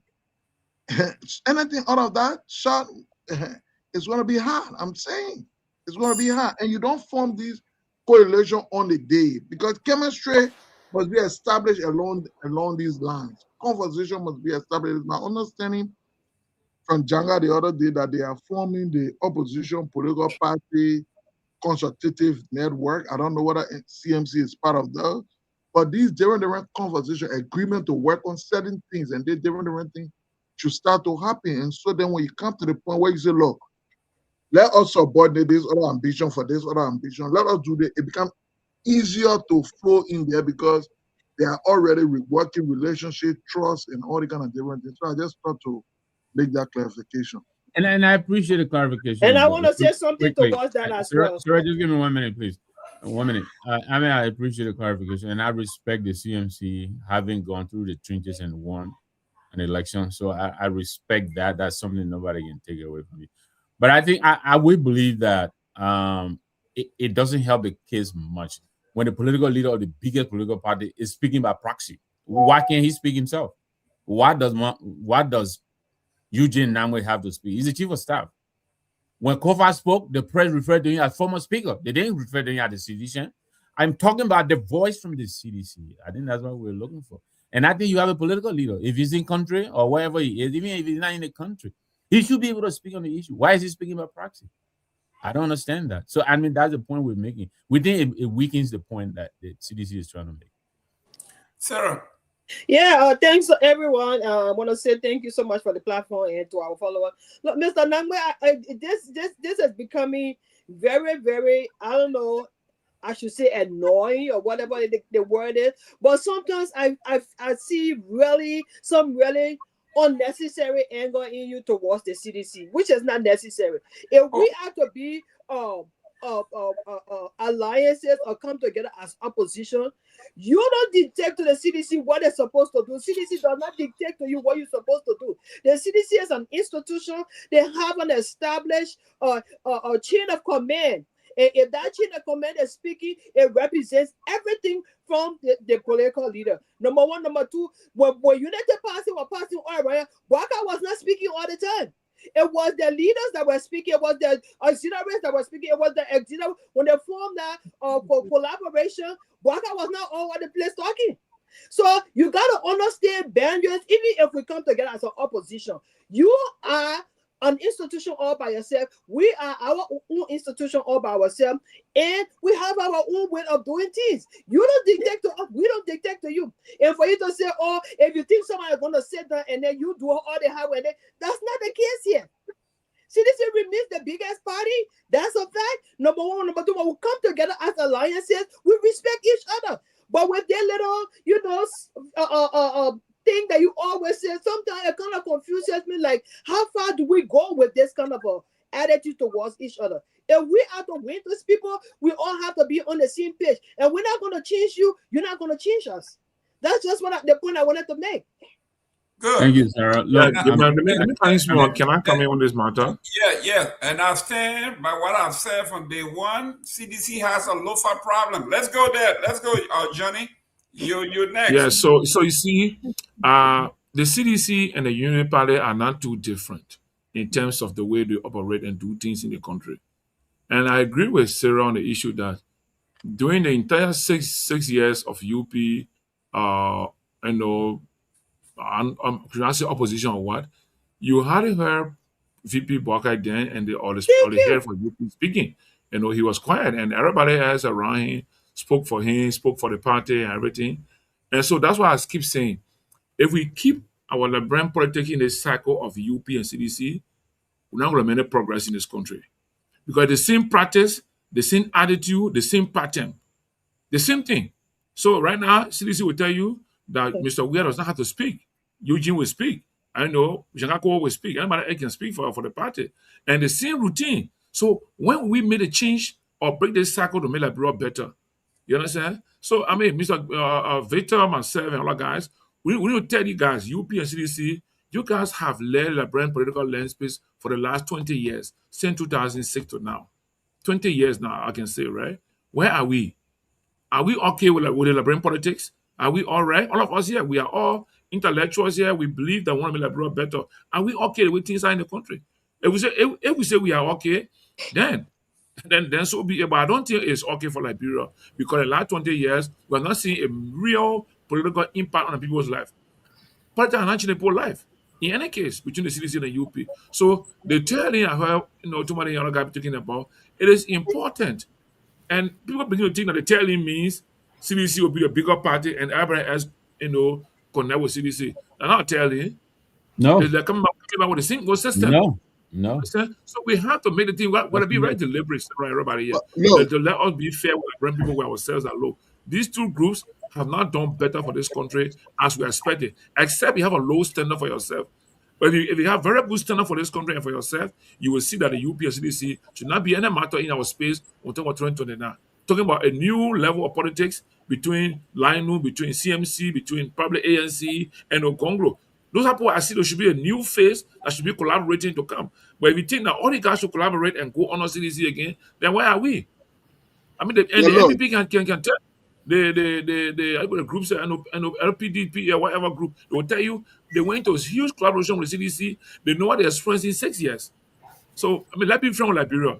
The CDC, I agree, Mr. Weir should just disengage the brand politics, focus on a career as an ally, and say we can build young people capacity to have the opportunity to play soccer in other countries and do better. Come on, brand politics. Well, wait a minute. Look, there's a You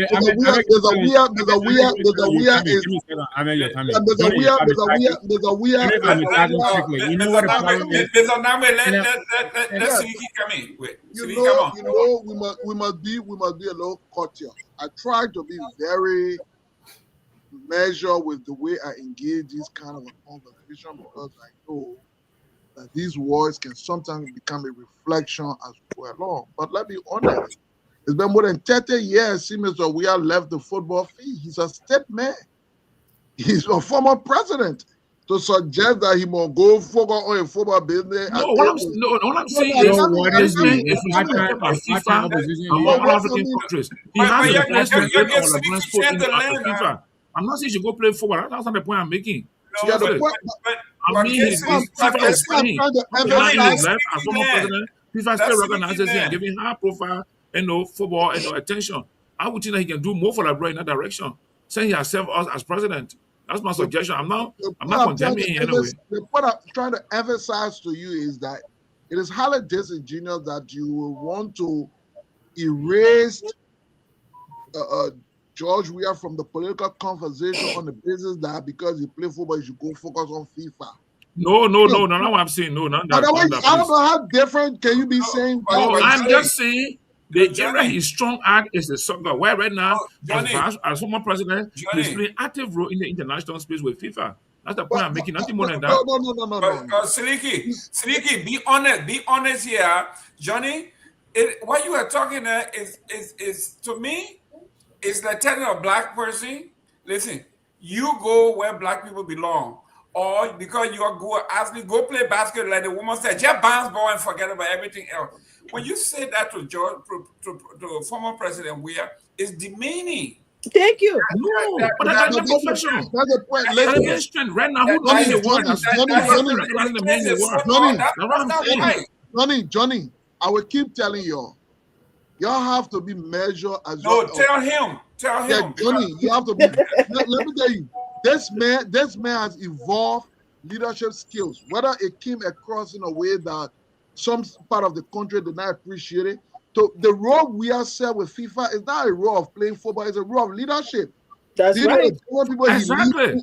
So coming now. So of all the people who wants to be president, that will be going to the 2029 election, who is the most qualified in terms of having leadership, practical leadership skill? I don't want to come across saying that look, we must lead the opposition, but at the same time we must push back on the argument you advancing, because not only that is the need, it has no strength to hold the opposition together. Which of them? All of the very people today in the tier link, and I had to go there, Rabbi, but say to you, have played some role in government. What did they do? What their own record when they were in government? The very stellar bearer of your party, he had an early deliverable for the Ministry of State. All the close to I don't know how many billions were invested on Ellen Johnson said they had nothing to show. He was there. He was the gatekeeper for that money. What can we show to that? They won the Millennium Park for electricity to be all over the country. He managed that project. Where did it go? He had an opportunity to showcase some of the things he was doing. It doesn't necessarily have to be when he became president. So we don't want to go that route. For some of us, we will not go that route. We will continue to emphasize that, listen, how each political party operates is different from yours. For example, CDC communicates effectively and firstly through its national chairman. Perhaps in strenuous case, the standard bearer will come and highlight the position of the party. Like, for example, when Samuel Twe was arrested, it became an attack on his government, it became necessary for him to speak. But on the issue about the budget and those different things, of course, the party will speak. The likes of Musa Belete, the likes of they are still trying to gain the spotlight, so they will speak on everything. Even to appoint somebody as President Musa Belete will announce it. No, we can't be into all of that. He has been a former president before. He must speak now as a statesman. Let's be honest in that direction. And yourself saying it. Joseph Boakai did not speak on every little thing. When George Weah should come to speak, he should speak on something that will not only take the attention of the country, but also the international community. I think we should keep it that way. And I would hope that way Musa should be as well. Musa should allow CMC to function as a political party driven by the different people within the party. Mr. Nagbe is the head for politics. He should sometimes be given the one to drive those conversations. It should not be Musa. So the day there is any Musa, CDC is bigger than that. CDC is bigger than just reducing its capacity to influence what happened in the country on the sole pronouncement from George Weah. What if tomorrow morning Mr. Weah wakes up and say, I don't, my family and I have consulted and I do not intend to run for the presidency? Are we saying the CDC as a political institution, but now 4A heads and say, we don't know? We can't operate like that. We've been saying for 20 years, we must be able to influence. And of course, the government hears us. And like I said, we speak to many forms and different ways. When Kofa speaks, whether they regard him as deputy speaker, he is a member of our party. He articulates the views and aspirations of CDC. When Magay speaks as senator of CDC, he speaks as well in that direction. When Jangako speaks, he will do the same. For example, if Alvin Wizard were to speak on an issue, he has no right to just speak anyhow. He must be clear, and we give him the clearance to go about and speak. You will barely see me speaking on national issue of the country in a way that so that I'm going to share my personal view. You are not close to that authority, so that institution bidding. But those are petty things to me. Those are trivial matters. I think the most important matter now is how those of us who don't want to be president, but we are in political party where individuals want to be president, How now we can start conversing about ourselves to say, look, we think at the end of the day, we can take it from this way, we can take it from this. At the end, where I would say, look, for me, I don't see this thing about it being about George Weah. Where you will say, I don't see this thing being about Musa Berete. Where so I say, I don't see this thing being about Arizona Cummings. Where we'll start to have that conversation and we ask questions like, well, who you think can win? Who you think can easily sell this? Who you think can do this? I think those are the kind of conversations those of you who are in political party and don't want to be president should be having. But I think when you come and stick up to projecting the ambition of your candidate, you make the conversation difficult. And I will keep reminding y'all, this approach will only go to the inauguration. For some of us, we may not be in Liberia for that. But those of you who will be on the ground, y'all wear your suit and y'all go to Bwaka inauguration. Y'all keep on this. It will be helpful for those of you who are the newly formed party that have not been tested. If you don't win 2029, especially so to have your be. You talk about 30 minutes now. I'm coming closer because y'all can put people too much. Your telly, all they will ask you about telly, the only way you can defend telly is to say CDC will be out. From your telly, establish a power of telly, give a reason why telly must exist. Leave CDC exist. Are you saying telly will only exist when CDC is abolished? Do you want CDC position? We didn't get there by mistake. We fought for 20 years to be where we are. You just want 1 year and you just want to. Yeah, when it costs 20 years, it costs you 20 years, you only went 6. Go to your Mr. Gayman can come in. Please go to your telly, but leave it costs you 20 years, you only went 6. No problem. If you think you can work with us, fine. But from your telly, but leave CDC alone. Yeah. Tomalin just come in, then I'll work. Yeah. Look, let me say this, right? Look, take it or leave it, right? George Weah remains a formidable force in the Liberian politics, the body politics. Whenever you sit in a conversation, whether on a beer table or on a family gathering, or when talking politics, they don't. That's why. That's where I think Johnny should be given support there. When they sit on the table, they're not talking about his spokesperson. They're talking about when they talk about the politics that on that table. They say we are Bwaka Cummings, Musa. Are they talking about? They don't say. They're not saying Kofa or Jangaku. No, they're talking about their needs. The people calling. So let's get it clear. So I started to say that, look, take it or leave it. George Weah, he has paid his price, pay his dues. He will have those who naturally loves him. Then they get a Weah share. Those who believe in him, whether he made mistake or not, they will stand by him throughout. So he got that to his advantage and so forth. You can't say that about the other new politicians that are coming up there with Musa or Cummings them and so forth. Yeah, Cummings now getting his Cummings on a commission or what, but those who believe in him, they whether he made mistake or not, they will stand by him. Yeah, that group is a small portion of the group. But so the reality is, I'll tell you this. Ziki, you said it. If this opposition, the joins this they're not cooperating with each other continues, you agree. You'll be attending Bwaka inauguration 2030 because the opposition, their best bet is to hold together. CDC alone cannot do it. If CDC said they will go again, first of all, the opposition, they're willing or not. The problem CDC you get on the ground is that during their first term, the opposition, the people that held with them, the MPP, other people there, they say how were they treated? What caused banning them to join UP today? Other people to join. What caused splitting the MPP? All this stuff. So the problem is the people are saying, look, how do we trust them? Because if they take power, they cannot lose. They say, well, we're done. We're not going to tell. We're not running again. Maybe another person will come up right now. So the question people are asking, can they fulfill political commitments that they had in the past? That's the question.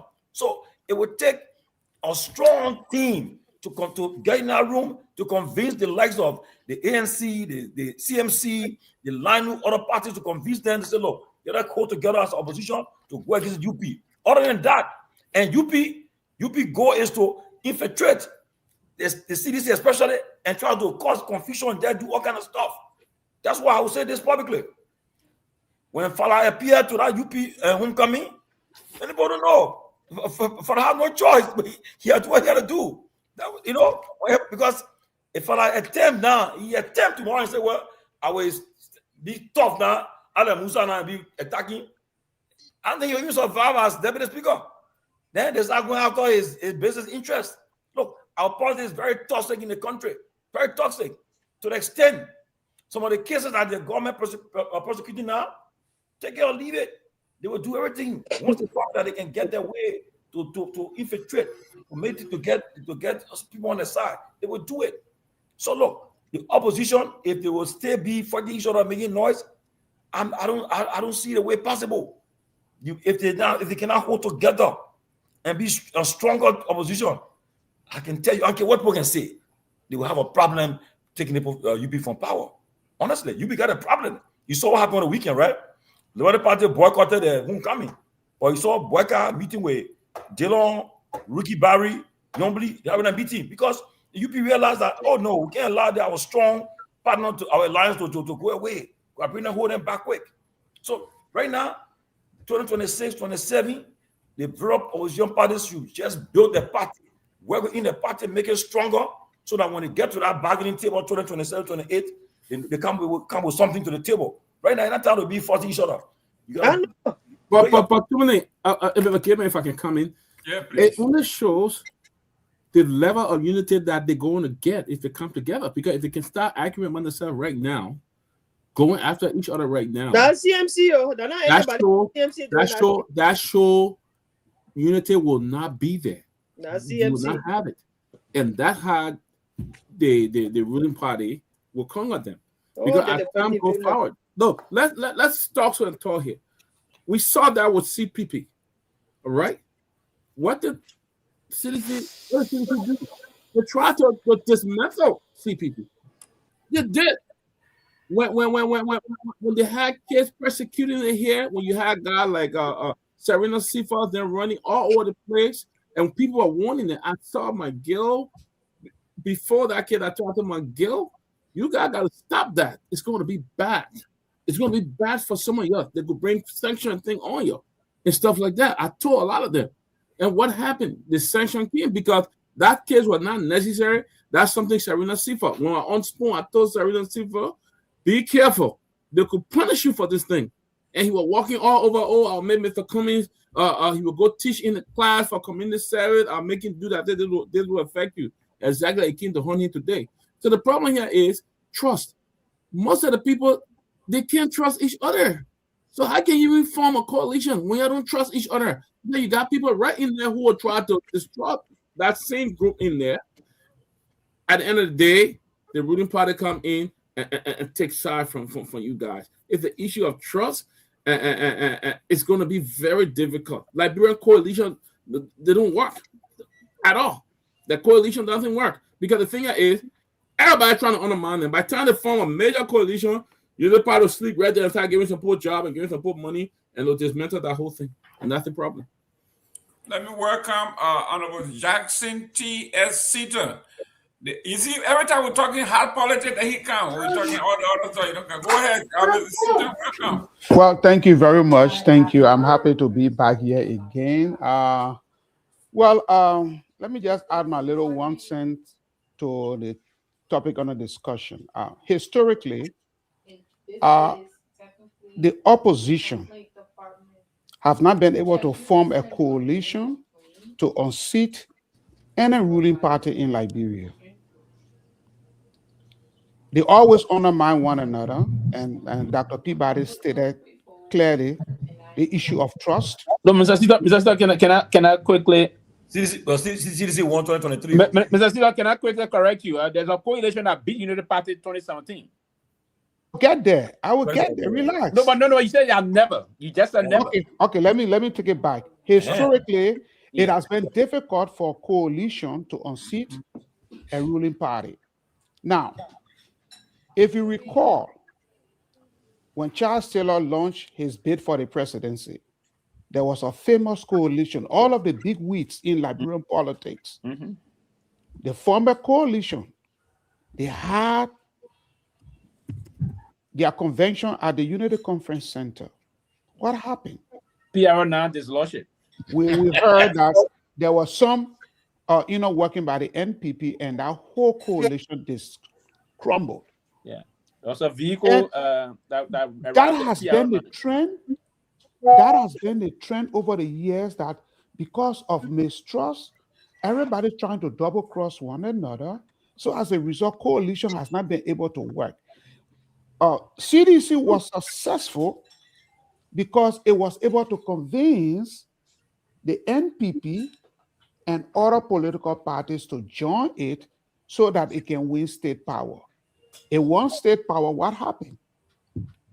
The trust that was built around CDC crumbled. All of the people that got jobs in the CDC government were sedition. The opposition were left out. Many of them cried foul, and many of them broke away from the That's not true. That's not true. Do you understand? Now, at this point, I think it's going to be very difficult looking at the history of Liberian coalitions. I think it's going to be very difficult to have a formidable coalition to unseat the Unity Party. And then the issue of George, we are looming large over the CDC. CDC at this stage supposed to be an institution that should not only be depending on one person. And this is not only with the CDC. Yes, political parties in Liberia are centered around one individual. That is wrong. So you think the CDC is centered around? Yes, the CDC is centered around. Yeah, but so look, I think you are missing. Why Republican? Look, I think we're going away. No, I think we're going too far away from the argument. Everything is revolved around President Weah. I think we're missing my point. And First of all, I am not Weah calling for one day tomorrow that votes himself of the CDC. I don't know whether the CDC can survive. And this is just my one sentence. Wait. That's your notion. Amen. Victor, go ahead, man. Thank you. So first of all, Cyril comes on. She tells me not to tell the CDC what to do. Ahmed comes on and tells the CMC what is the CMC supposed to do. You guys, you're talking at cross purposes. But let me say this. I am not arguing for a merger right now. That is not even what we're discussing here. I'm talking about keeping the opposition alive and vibrant. Right now, the major opposition political parties are not doing what an opposition is supposed to do. That is the point I'm making. The point I'm making is if the president is too busy to be the leader of the CDC, you'll give it to somebody else. You can't tell me the president is busy with sporting representation, ambassador performance. That's why he's not speaking on the issues that matter. The budget is passed. If you don't know that, $1 billion is going to. Let me finish. Late night. It passed at night. Under the darkness. The cover of darkness. $1 billion is going to recurrent expenditure. How are we going to develop the country? That budget is gone. We got to look to next year. They're not debating adding 14 seats to the legislature. The debate is on, and it will happen. They are not passing bills without a quorum. These things are happening. And I'm saying to you, we as the opposition, we need to find our voice and tackle this issue. It's all I'm saying. That's all I'm saying. I am not telling you to do, I'm not asking you to behave in a way that you're not supposed to. But I'm just saying, as an opposition community, I believe we're stronger together when we all speak on these matters. So all the other stuff about merger and all of that, I'm not going there. That is going to come down the road. But right now, there are a lot of things that are happening that could impact us tomorrow if we do not begin to speak on those issues now. That's why I agree. Can I say something too? 1 minute, Sarah. Let me welcome Seleke. Mr. Kromah, welcome to the show. Thank you, Mr. Gayman. I think on the show, you welcome me. You pass around before you welcome me. Yes, sir. I call you queen and everything else you say. I welcome you. Let's proceed. Go ahead. Yeah, good to be here. I'll put some funny native here. Everybody can be too serious. Seleke, we're talking about everything here, but let me change the topic real quick for you. They said they still witness admit they failed bid to coerce suspect to testify against defending the capital arson case. This one is serious. Okay. You bring back to that old topic, forget it. You're not. We're coming back there. We're coming back. Don't worry, we're talking about this now because it says here the Capitol building arson trial jotted forward this week when the state front witness, Raphael Wilson, admitted that prosecutors spent weeks trying and failing to recruit defendant John Nyenwolo as a state witness. The disclosure made on a cross-examination at the criminal court. The admission reviled long-standing questions about the integrity of the investigation into the December 18, 2024 blaze that destroyed the place. Okay, so guys, I think Honorable Victor Nagbe has a point. Our constitution is under attack. Our form of government is under attack. And we are not coming together collectively to talk about these things. And they are passing. They are becoming law. Even passing when there's no quorum. This is a crime. And the opposition is mute. Seleke, take a stab at this. Look, Mr. Gayman, I know you're trying to get back to the topic that maybe you guys are talking about. But I just want to maybe pass through on the conversation. Go ahead. Take a stab at anything. It's open. Thank you. I know. What has the ANC done? Tell us. No, this is not about ANC. I just want to clarify something real quick. Go ahead. And Mr. Johnny, Seleke should not make you to stop speaking your mind. And nobody here is against opposition unity. If Seleke feels that, always intimidating people to not hold them accountable for the 6 years they were in power for, and that's a threat to opposition unity, so be it. Liberia is for every one of us. It's not only for seditions, for Unity Party people, for ANC people, or for other political parties people. If bringing CDC to power back, if what Liberian people want to settle for, it is totally up to them. All of us here will live with the consequence. And we are all open to opposition unity. But here is the thing though, we are not going to be silent on what CDC did in the last 6 years. Whenever there are conversations surrounding holding CDC accountable for what they did in the 6 years stewardship, Liberian people will talk about it. If talking about that is a threat to opposition unity, as soon as you talk about something, right now, Mr. Nagbe just scratched a serious point. Joria don't speak about any critical issue in the country. But Joria is the most popular Muteki in the presidency. You don't speak about the passage of the budget. How long have you seen Joria going on radio station to talk about a policy, what you will do differently? If Liberian people giving an opportunity comes 2029, how often? A jungle code using Nagbe will go on radio and go talk. But when be president for us. They say no, don't do it. He's the most popular person right now in the country, and you can't do that. You will be opposition unity. We're not going to do that. And if this is what Liberian people want, we have it. So be it. All of us, we have a stake to play in this. So let's not make it look like we're threatening somebody, or if you're not well, opposition unity, and only Joria right now can beat this. So be it. But we will continue to hold CDC accountable. If that is a threat to opposition unity, then CDC is not willing to do things differently. And if CDC want us to collaborate, they should accept the truth. You can't tell us we must play blind, we hold Unity Party accountable, but we should say, everything was okay doing CDC turn, or President don't go and talk about things that are happening in the country, that today, that are affecting Liberian people's lives.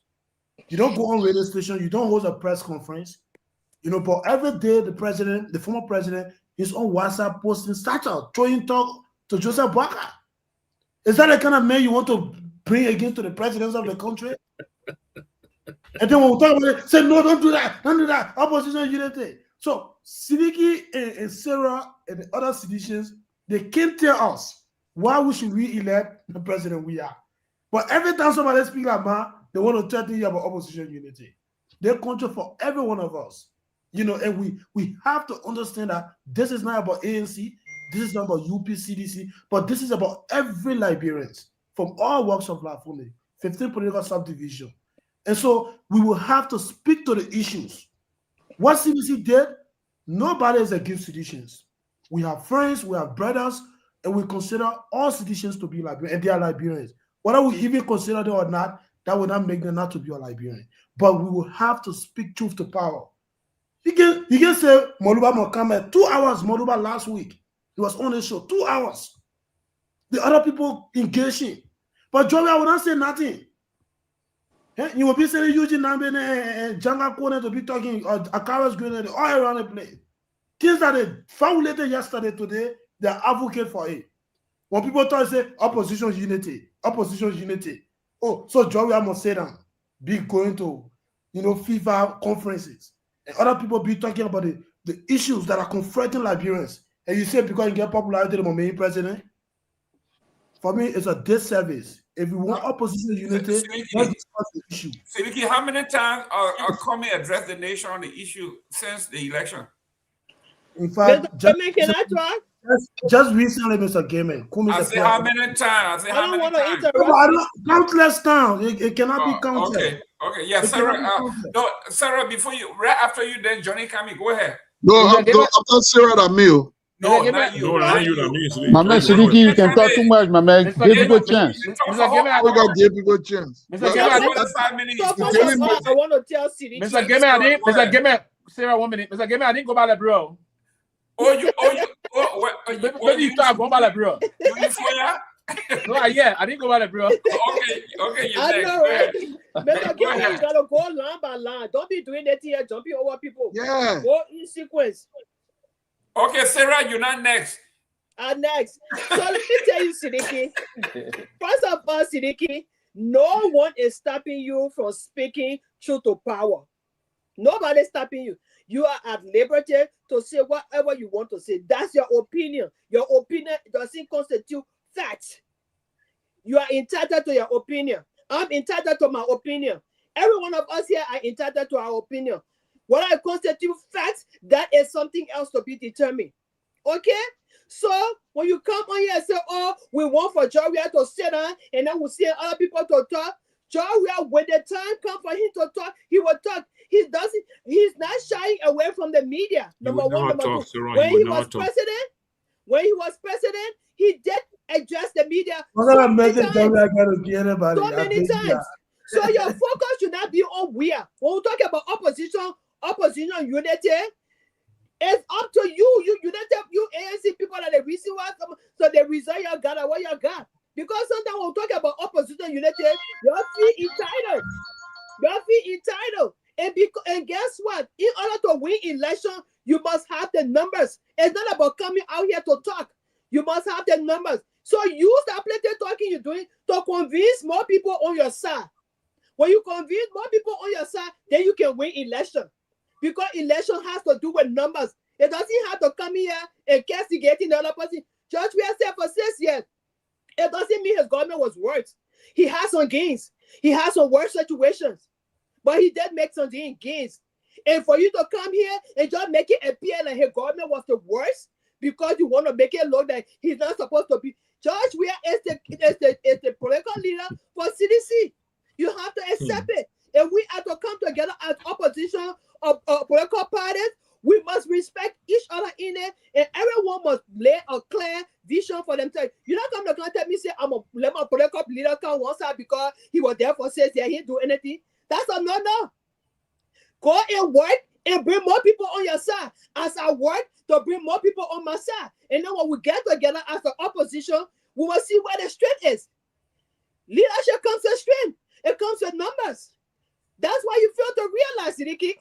Just to come on here and be talking and it's not going to make you win election. It's not. You have to have numbers in order to win election. And if you don't have that numbers, You have to collaborate with somebody else in order for you to make up a win. That's what we're talking here. We're not talking about because we are just shying away from talking. Let me close on this. If we are to win, go bring your own plenty people. CDC will bring their own plenty people, and then we'll make up our part to win the election.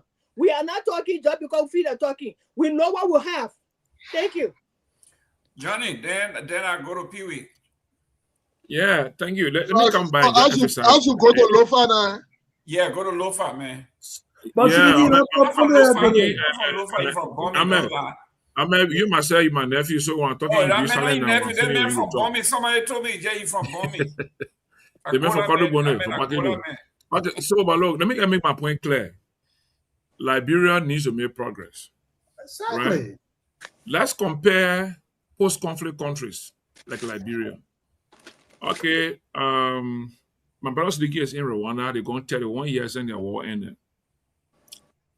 We all know what they are doing and how the war and what the war know them for. We have gone 20 years since our war ended with high election. Our party have been in the hands of the two groups, CDC and UP. My point I'm making to all of us, the viewers and listeners, we have been in this country since 2005. We had the election. Today, we are 20 years, the war has ended.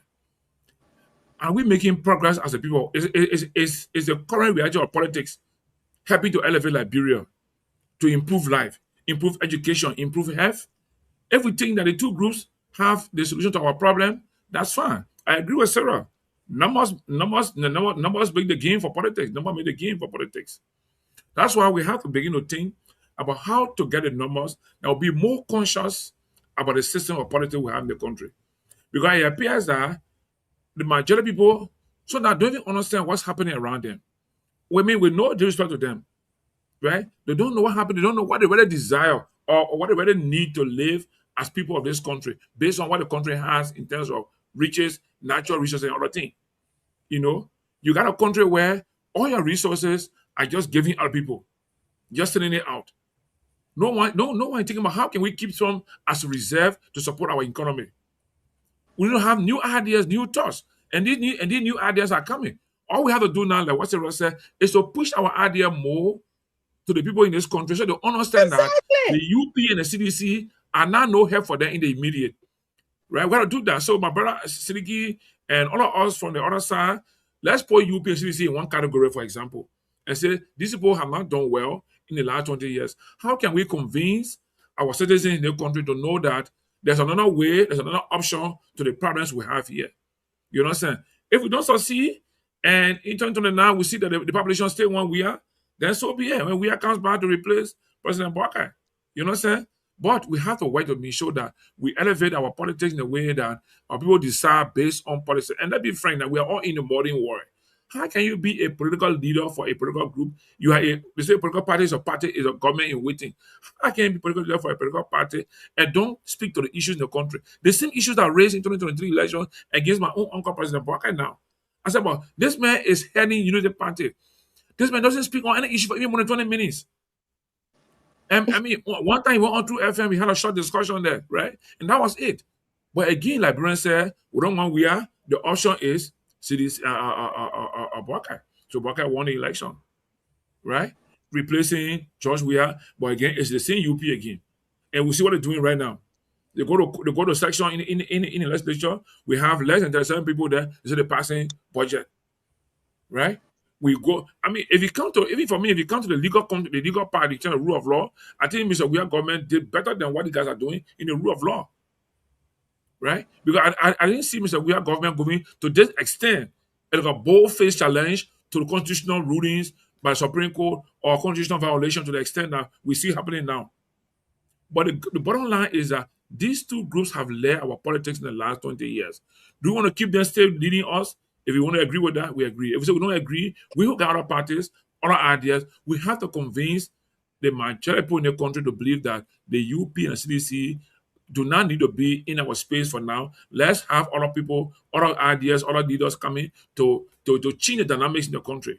So that's my point, Mr. Gayman. And to be very frank, I'm not speaking ill about President Weah. What I was just saying is that since he left power in the last 2 years, he has been playing an active role in the FIFA, world football arena. I'm just saying, if you could emphasize more there and help generate, open opportunity where more young people have, because young people here in the country play football a lot. Play a lot of football. Look, I met with 2 boys just before I closed, 2 boys who are playing Olofa County team. They said they were tested a shooters group here and identify, gave them visa for shooting and have something arranged. All they needed was the bar ticket. Look, those children ran behind youth and sports. They ran behind President Weah as president for the country who came from football background. They ran to, the boys told me the last hope they had was Kofa when he was deputy speaker. Kofa took their passport, said, I will buy tickets for you. Those children said they came back 1 week after. Kofa told them, I'm able to buy ticket for you. Larry boy was speaking to me yesterday, grieving. He played on the fucking team, right? And he said, at some point he gave up. He said, when he came, the students spoke, they saw talent in them. So I'm just saying, Liberia has talent. And Mr. Weah is the right person that can elevate our talent. Now that he's actively playing role with FIFA in his post-presidential career, he can help us open corridor, open opportunity for young people who are interested in soccer to advance their life. I'm not speaking ill. We are made Liberia proud. He became president and he served as world best in soccer, world Africa best and Euro best. That's what I'm saying. I'm not speaking ill about him. So, my brother, I'm sorry. How many people Mr. Weah has helped and the team has turned against him? He used that area to help elevate young people. Thank you. Brother Weah have a lot of people, young people. They came what they did. Some of the very people in the UP government today, President Weah helped them, did a lot for them. But you can't stop helping. You can't stop helping. President Weah helping. It is not everybody that is going to be grateful. Is it my time now? No, let me welcome Robert first. Robert, go ahead. Welcome. We know Liberian people. Thank you. My dear friend and brother, Mr. Jerome, thank you so much. A firing conversation going on over here. And so I will hold my peace and let my brother Seleke go because it looks like Seleke, he wants to go now. No, Seleke is not next. Pewee is next. After Pewee than me. Yeah, so I will hold my peace and let Sylvester go. But it seems to be a very interesting conversation, and hopefully when my turn comes, I will charm in. Thank you. Okay, Pewee, your turn. Yeah, Mr. Gayman, thank you. Basically, it seems to be I lost a little track of the discussion because, the whole thing is now we're trying to factor the discussion between, and that's the frustration about the body politics of the country now, is revolving between the current ruling establishment, the former ruling establishment. And that's one of the reasons why we're trying to strike a balance to push the debate. But my own big brother, the learned mathematician and a respected Liberian journalist, a retired Liberian journalist, and what I would call a respected real estate broker, got a different perspective on that. And I agree. I understand some of the reason why he's trying to profit the side of argument he's pushing, because when we read the way you will process certain things, it will come from different lines because Liberians are more or less tired of the situation and the way the opposition themselves can perforate the effort from their own gallery, if you will, or if, in other words, undermine themselves. And the reason why coalition had not been very popular in the country is because the ruling establishment of certain people politically, and if you start honoring commitments, is wherein the issue about those kind of political marriages can really be respected and move forward. But we are not known in Liberia politically to do that in terms of recent history. And it's one of the reasons why the past coalition started crumbling, if you will. And then to try to rebuild that confidence, we have to again begin the process about structuring agreements, commitments, and in other words, setting up the stage as to how the country can move on.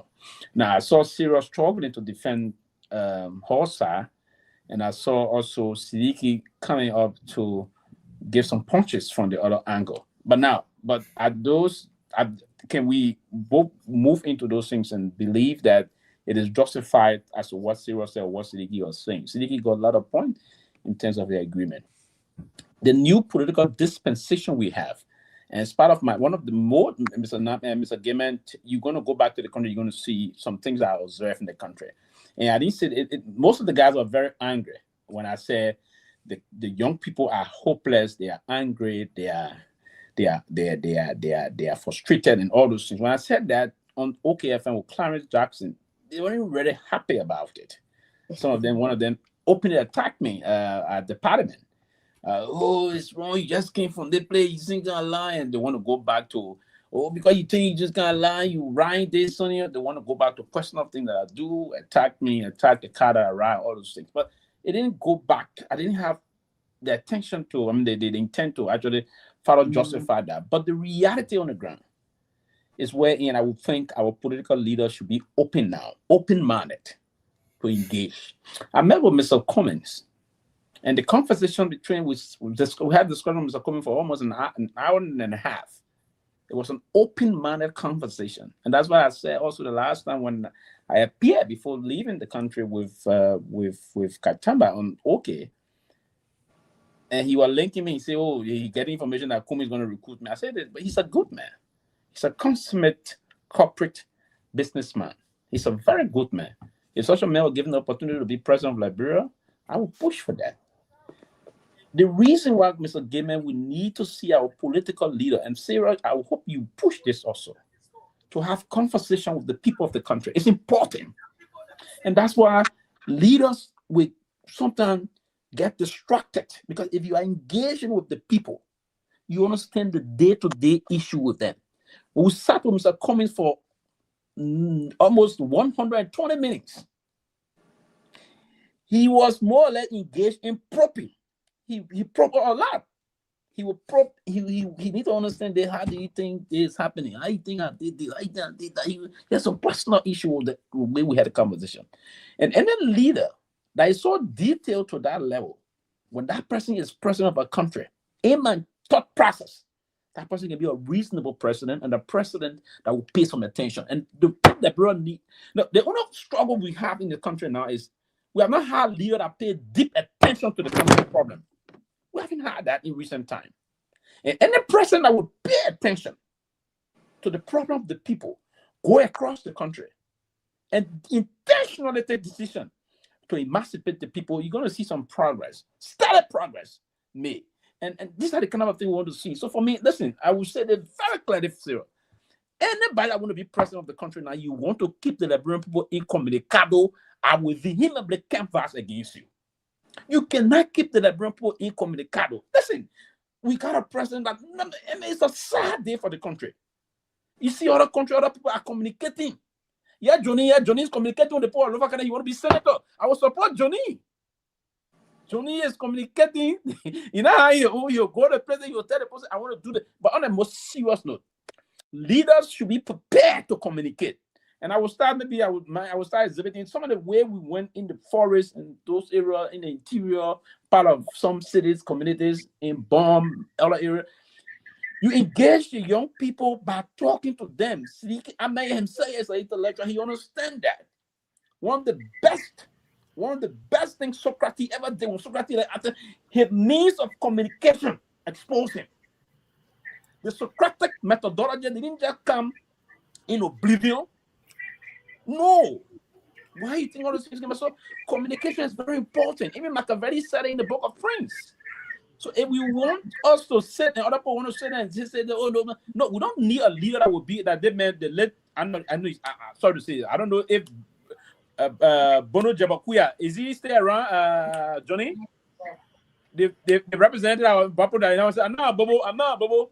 You know, so we don't need people that will come in the country and do those things. So, Mr. Gayman, I know you're not around. I will end here.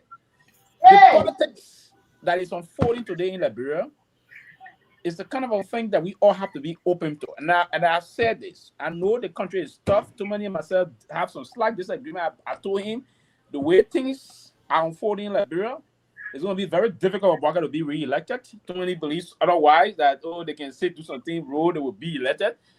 I don't think so. I don't think so. On the flight coming, we had our disagreement again. Brussels, while sitting in Brussels drinking wine, we had some disagreement. But I believe, from what I'm seeing on the ground, is there room for a tail wave? And that tail wave can be a reasonable person who can have conversation around. And that person, and that's why I'm telling people, you cannot rule out Mr. Alexander Benedict Cummings. He's a serious-minded person. He's someone that can structurally move Liberia forward with the mindset, with the interaction. That, gentlemen, the interaction. Dr. Peabody is here. Too many joys here. The man paid a lot of details and he paid attention to issues. And for me, that's the kind of politician I want to see. And people say he's not. The man is charismatic. And people don't even know that those people of the kind of a heart can be very. He is. He's something that he's doing. His moving style and other things. So I was very impressed with the 120 minutes spent with him. We had a very wonderful conversation with him. And his conversation together. And I knew I said it on the radio the last time. I said it when I went to Lofa on the radio. I said it on Radio Live when I went to Lofa quite recently. And I would say it time to time. I will have a particular show. Karen Jackson is planning for to have a show that will discuss some issue personally that I believe about this man. I haven't, of my first time ever having one-on-one with him. The first time we met him was in Arizona. It was in having good chit chat with him. But this time around, the chit chat was more personal, and it was more the ambience was more very, very interactive. And I thought it was a wonderful thing to do. So the country is not yet, it's not over. No one should think that it's going to be a two-party state. The appropriate forces going to align. And after that alignment, we're going to have some revolutionary change that may just spark up some level of thing that may happen in the country. And that's why some are going to be engaged. Every 3 months, I'm going to be in Liberia, spend 1 month. I'm back 3 months, spend 1 month, and that's what I'm going to be. So maybe 3-4 times a year I'm going to be in. I will hope Ahmed will join us. Last time Ahmed promised to go, he didn't go. This time around, I hope he's going to go. Because people like him are going to be part of this. We can pull him from different era, and he can contribute and make a lot of impact. We don't need a kind of a resource for people to be always ostracized. No, we don't need that to happen. And I will let you know that we don't need resources for people to be ostracized. We can bring you or to be excommunicated. We can bring you on board to a kind of a room where all I can sit down and have conversation. Trust me, there's a lot of things happening behind the scene. I mean, that we can make a lot of changes in our country with somebody with a very set mind, prepared to move the country forward. Not those. I don't want to describe them the way I want to do it, but yes, it's time we have to grab drift from those people and think to serious-minded people to move the country forward. On a serious note, Liberia can be that way forever. On a serious note, Mr. Sita, that's my point tonight. Mr. Sita, I would just try. It's my time, gentlemen, please. No, you're not worried out. Yeah, but the man said after the man was me. Okay. Okay, go ahead now. Oh, your friend got to talk to.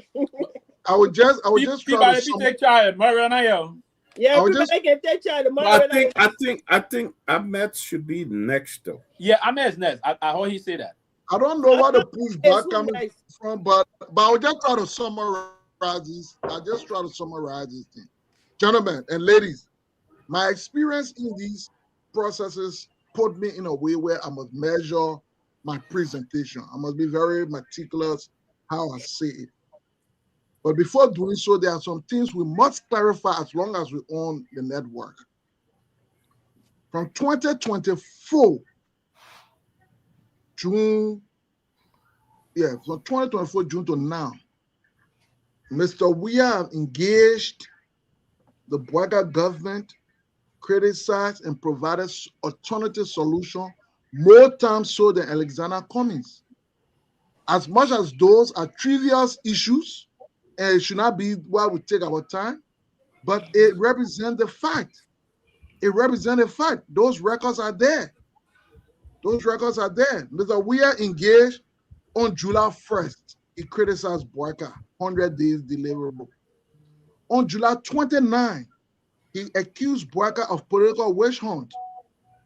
On March 26, 2025, he accused Boaga of undermining democracy, rule of law, and peace in the country.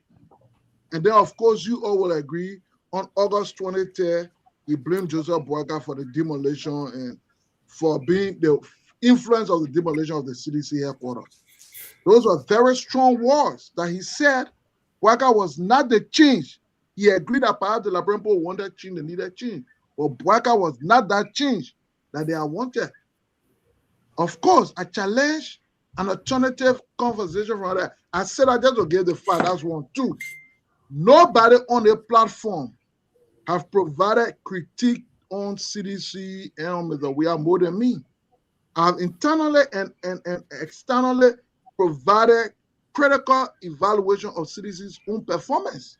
So nobody will get problem with anybody or threaten anybody if you state your view on how CDC perform, how CDC perform. No, we think it's healthy because if CDC intend to rule the country again, it must hear these things to course correct. So they are welcome.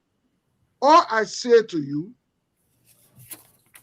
you must be clear in the formation of your tailing. Are you forming a tailing exclusive of some opposition party? Do you want to exclude them out in your formation of the tailing? Then we know that. Then we know how the conversation going. So just be clear that look, there is a tailing going on. We think it's going to be, we don't need CDC in it because they failed, quote unquote, using your word, they failed the country before.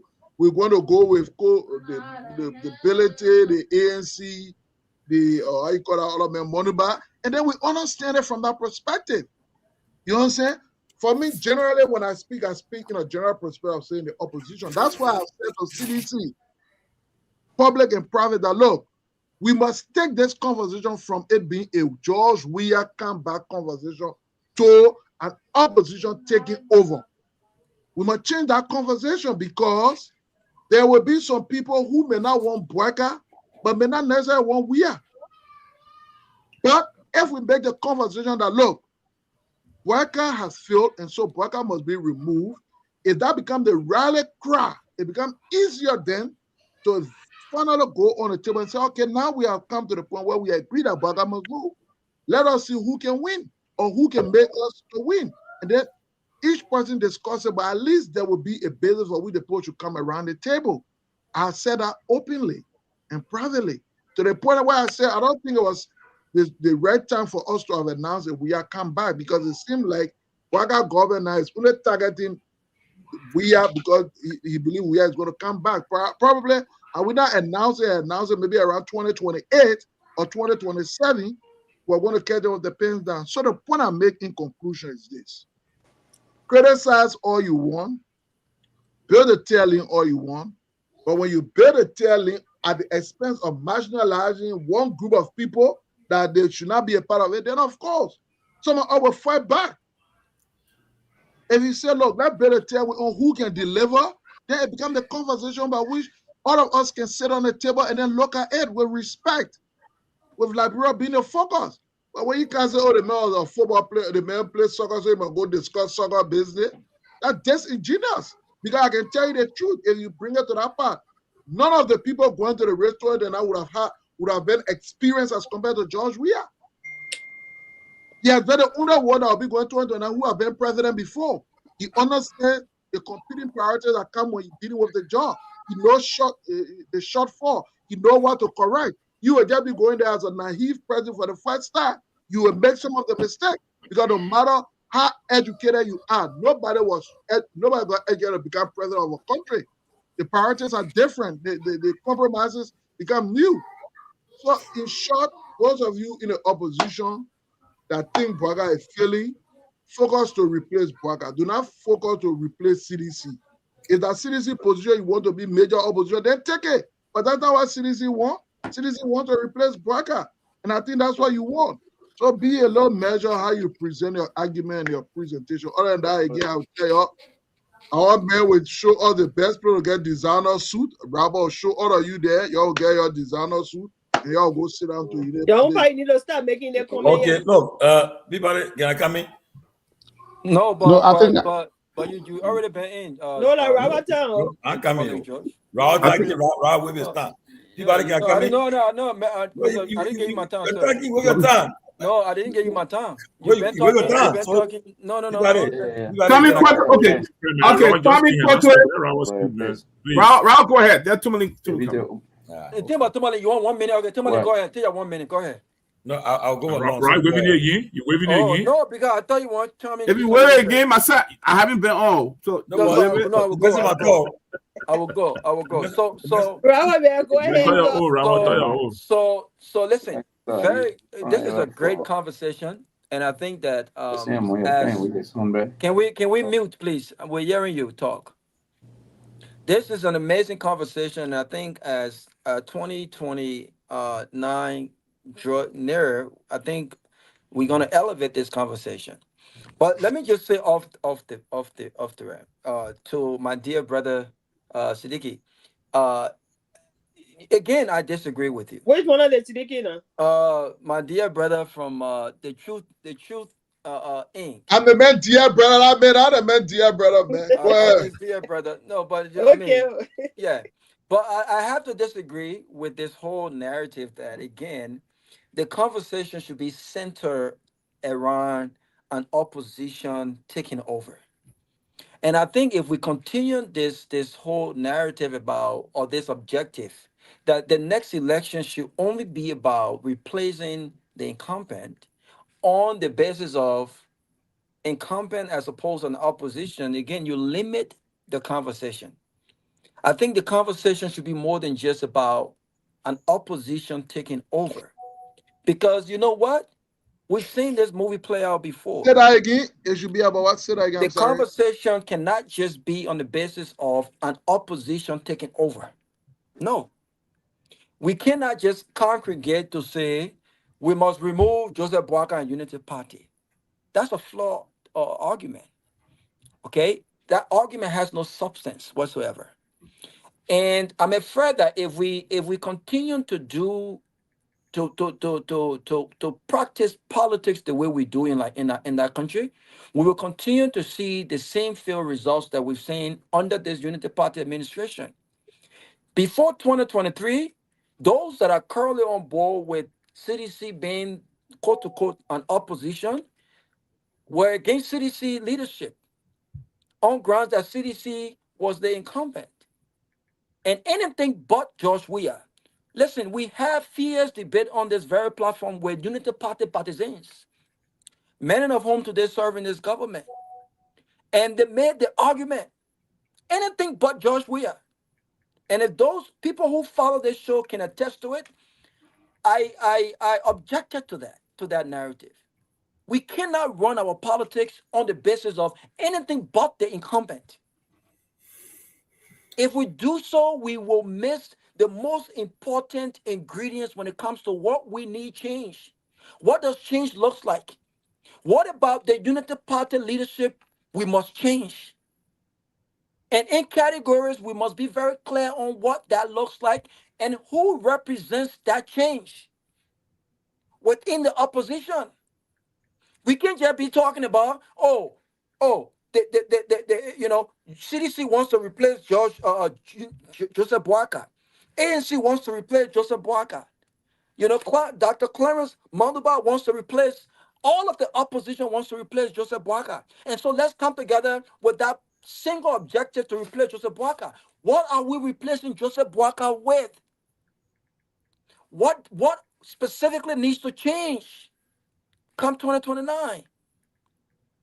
And who amongst the candidates that would express or have expressed intention, who stands the best to represent those changes that we desire? And so, no, if the opposition comes to the table with this narrative that we just must replace Joseph Boakai, I will be the very first person. And I want to go on record. And I do not believe in this administration. I never believed that Joseph Boakai and Unity Party was a change. In fact, when that argument was made, I said then, we cannot just do anything but Joseph Boakai, anything but George Weah. You can't replace George Weah with a 2.0 George Weah. You can't replace Joseph Boakai with a 3.0 Joseph Boakai. What specifically we need change in the government? And the person who stands best to represent those changes, the opposition must decide. So, my dear brother, This is a failed narrative. This is not going to win. And as 2029 draw near, I am not going to support Unity Party. What I'm not also going to do is to join this sing of choir that says anything but Joseph Boakai. I'm going to object to that idea. We cannot just say anything but Joseph Boakai. If that's the case, let Joseph Boakai continue. Because I'd rather stay with the devil I know than an angel from somewhere that I have no idea what they represent, only because they want to just change Joseph Boakai. So I think we need to come to the table. The opposition must come to the table with a better argument. One that says, when it comes to leadership, Joseph Boakai lied. When it comes to experience, Joseph Boakai, even though he's worked in government for 40-something years, Joseph Boakai did not leverage his experience, his many years of experience. When it comes to fighting corruption, Joseph Boakai failed. Not a single person, even though they said CDC bankrupt the country. We're going in 2 years now. Not a single CDC or whatever has been prosecuted based on the facts. If anyone said I stole and the government has the facts to present, I will support the government. All we're saying is all bluff, political headlines, targeting political opponents. I don't want that. This is the argument you must come to the table with when it comes to doing the same thing that they criticize George Weah for. Joseph Boakai has flown more private jets than George Weah did in 6 years, in 2 years. Joseph Boakai has made more international trips and have returned with nothing. These are things we should talk about. The private sector is still struggling when it comes to job growth. We still have security issues in the country. We still have roads issues in the country. These are the arguments I think will win. This whole thing, and I think every opposition candidate, listen, you can have intellectual, professional, respectful debates on the issue without disjoining the opposition party. This idea that Dr. Clarence Manuba or Alice Cummings cannot come to a debate table and say, listen here, man, the objective here is to change this country. And I don't think Joseph Boakai represents that change. I don't think Unity Party represents that change. But this idea that he cannot also say, and I also don't think, even though we are all in the opposition, I also don't think CDC represents that change respectfully. Or I don't think that the other CMC represents that change. I think every political party has the right to distinguish itself based on the issue respectfully. It can be done. These are the kind of debate that we must encourage. Alice Cummings can distinguish himself from George Weah. Alice Cummings can distinguish himself from Billiter based on the issue. What does the private sector job growth look like? Alice Cummings have said he's a champion of the economy. He knows how to change the economy. We need to hear his vision and his leadership on when it comes to the economy, and he can also say why he's the best when it comes to this particular issue.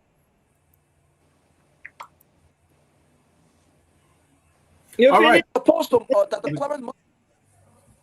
Clarence Manuba, no, I had a call coming through. That the Clarence Manuba can do the same thing. So this whole idea, Siddiqui, that we must not fracture the opposition party by targeting opposition leaders. Our focus should be on Joseph Boakai. I think this is a flawed narrative. It does not strengthen our democracy.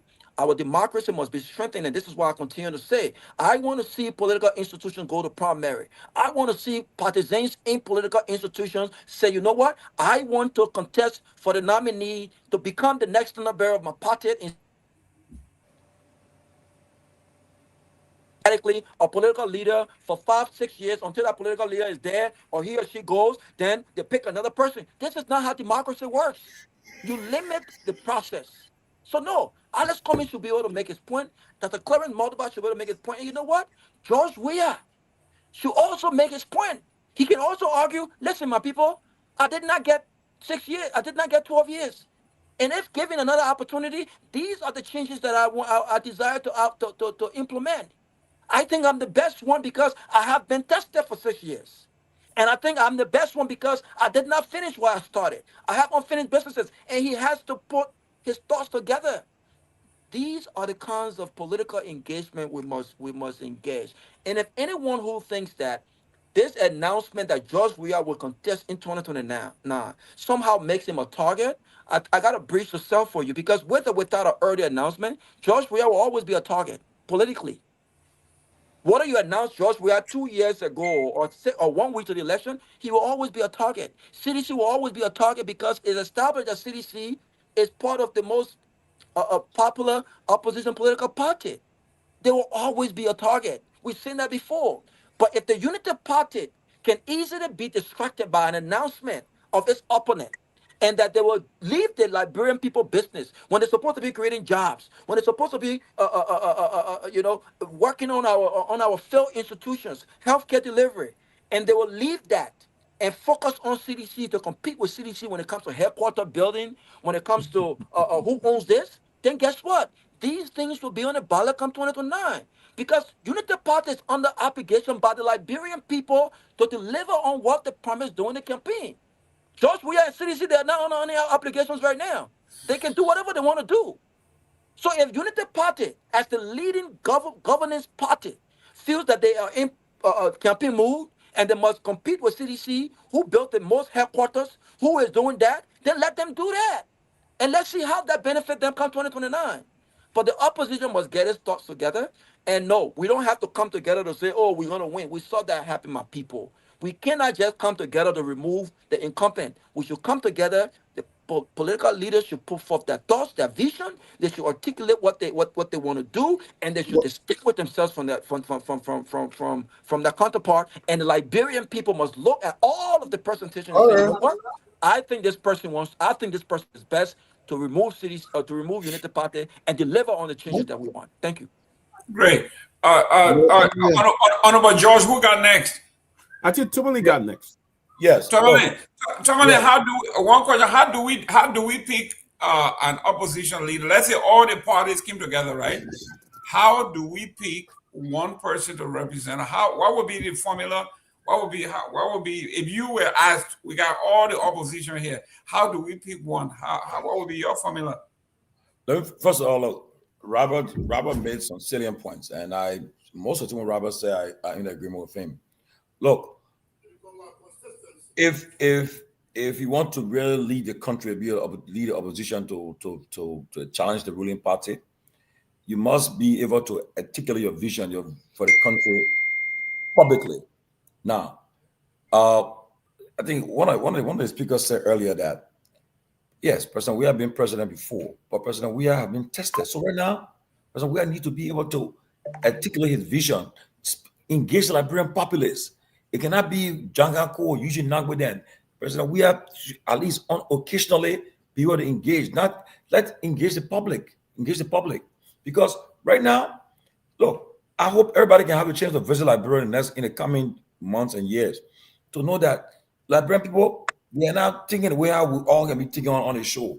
Right now, they're thinking about you see some segment of people, they say UP and CDC are saying 6 and 7. We look for a new beginning. Okay? Everybody thinking differently now. They are looking at the same old politics of the past. And every political cycle is different. I will tell people different. The cycle we had 2005 is different from 2011, 2017, 2023. They're all different. It will be different 2029. For the fact that the UP been over the second time, and UP, like he said earlier, if you continue to force them on yourselves, get ready to go to UP's inauguration. Their joy is to see opposition in conflict. The joy, it makes them happy when they see the parties then struggling, fighting amongst themselves.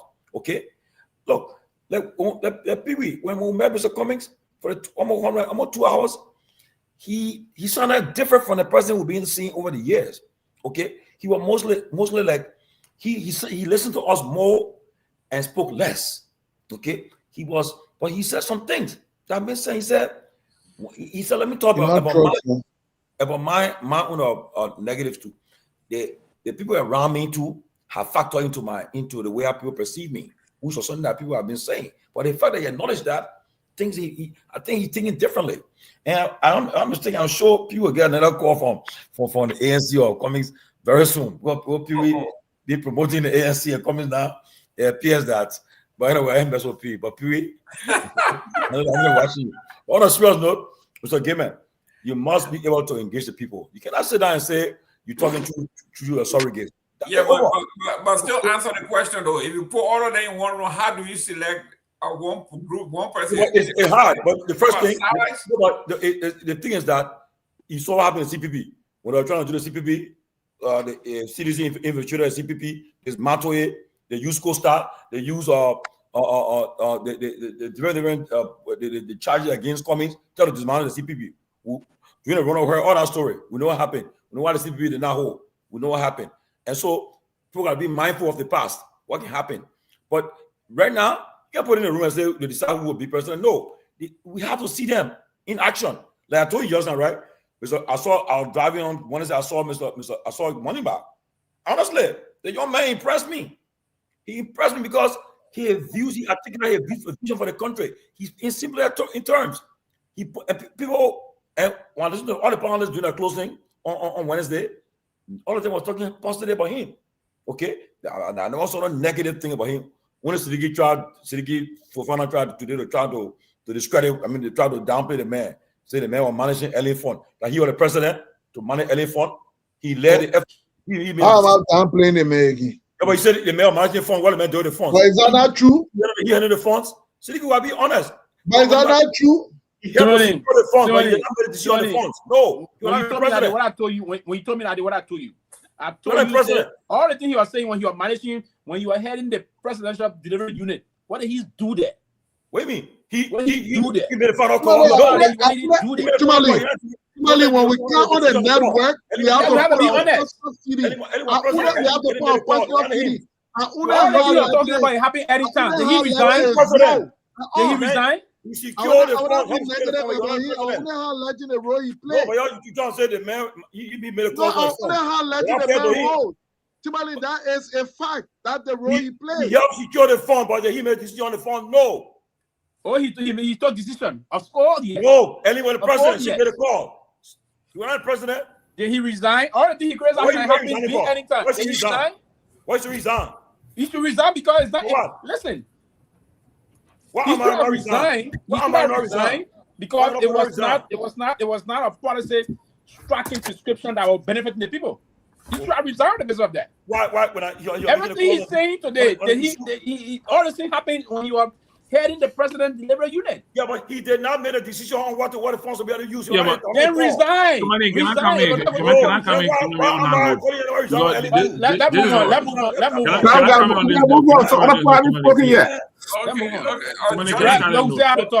The argument people is making is different. Because the thing is, this man, Dr. Monima, who worked as the head for the president deliverables, was responsible to have an oversight on those projects that were approved to be done. Exactly. The construction of the Somalia draft road, making sure that all that the government Liberia agreed to must be. He actually served like a compliant person, right? The government Liberia agreed with this government to build this place. He's there to make sure that all that were agreed upon was done.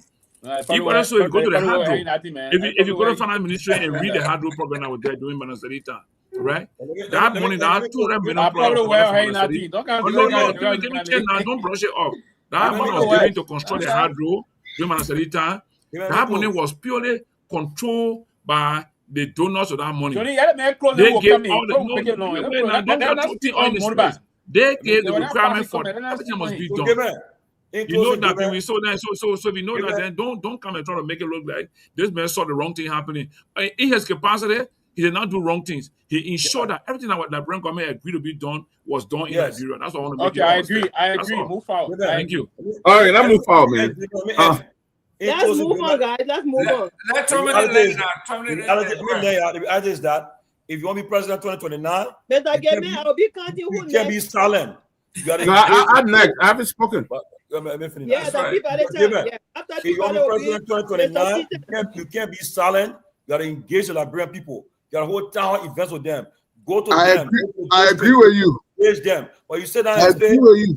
For you, it will not hold water. And to the frank, UP, they are in a driver's seat. They're the one who controlling the job, the country right now. They got the resources, everything to their disposal. You saw what happened right now. The whole goal is to see us the opposition in this confusion all the time, and I will use it to capitalize on it. And if they continue this way to 2029, I can say this: you people will be re-elected because they were infiltrated, they were choice, they will come after the opposition, get the ones that are vulnerable, and put it on the side. And nothing you people doing to be re-elected. Nothing they're doing to be re-elected. Okay, well, the alternative they should have an alternative to sit. So what nothing they're doing to be re-elected. I know you trying to promote them, but nothing they're doing. I'm promoting that. No, I'm promoting that. I'll be also you. You're talking like member, man. No. Well, let me say this. Mr. Gayman, can I close, man? My turn. Let me talk. Johnny, give him 5 minutes. When Peabody is done, you can close. Look, let me say this. Sylvester, I want to agree with Sylvester that nothing UP is doing that for the Liberian Puerto Rico. The fact that is, when the last time President Baca had a press conference? Exactly. When the last time he ever sat down with the press for them to ask him a question about his government and what the government is doing and his performance? One of the time he answered a question is to answer one of the question to the presidential launch when he get back to the airport and then leave.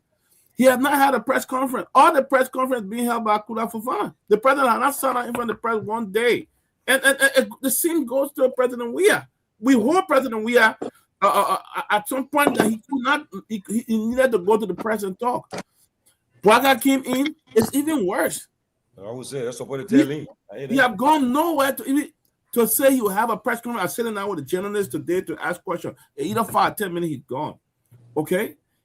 I mean, you came to power blaming the CDC or the Ryan private jet or the president traveling too much or the president doing this, and we're seeing even more now. Every time now, somebody borrowed a plane. The Togolese president gave a plane. So I don't know who get the other plane the other day when he went to Nigeria. I don't know who get the other plane, but every time this one, he ran private jet. Okay, the president the election president President Baca. How many countries did President Baca go to? He didn't talk to a lot of people. Okay, and apparently there's a trend. Liberian people like it. Okay, no debate. They had no debate. Liberian people sat on there again, and for there's something that they like. They don't care about the issue. Liberians don't care about issues, and that's why they continue to suffer. They don't care about who is giving them the issue and telling them exactly. Moneyba, Cummings, we see achievability rolling, okay? But Liberian people don't care about these things. That's what I said. If you're talking about a great leader, said I will come and listen to him talk. But Liberian people don't like good things. No, they don't.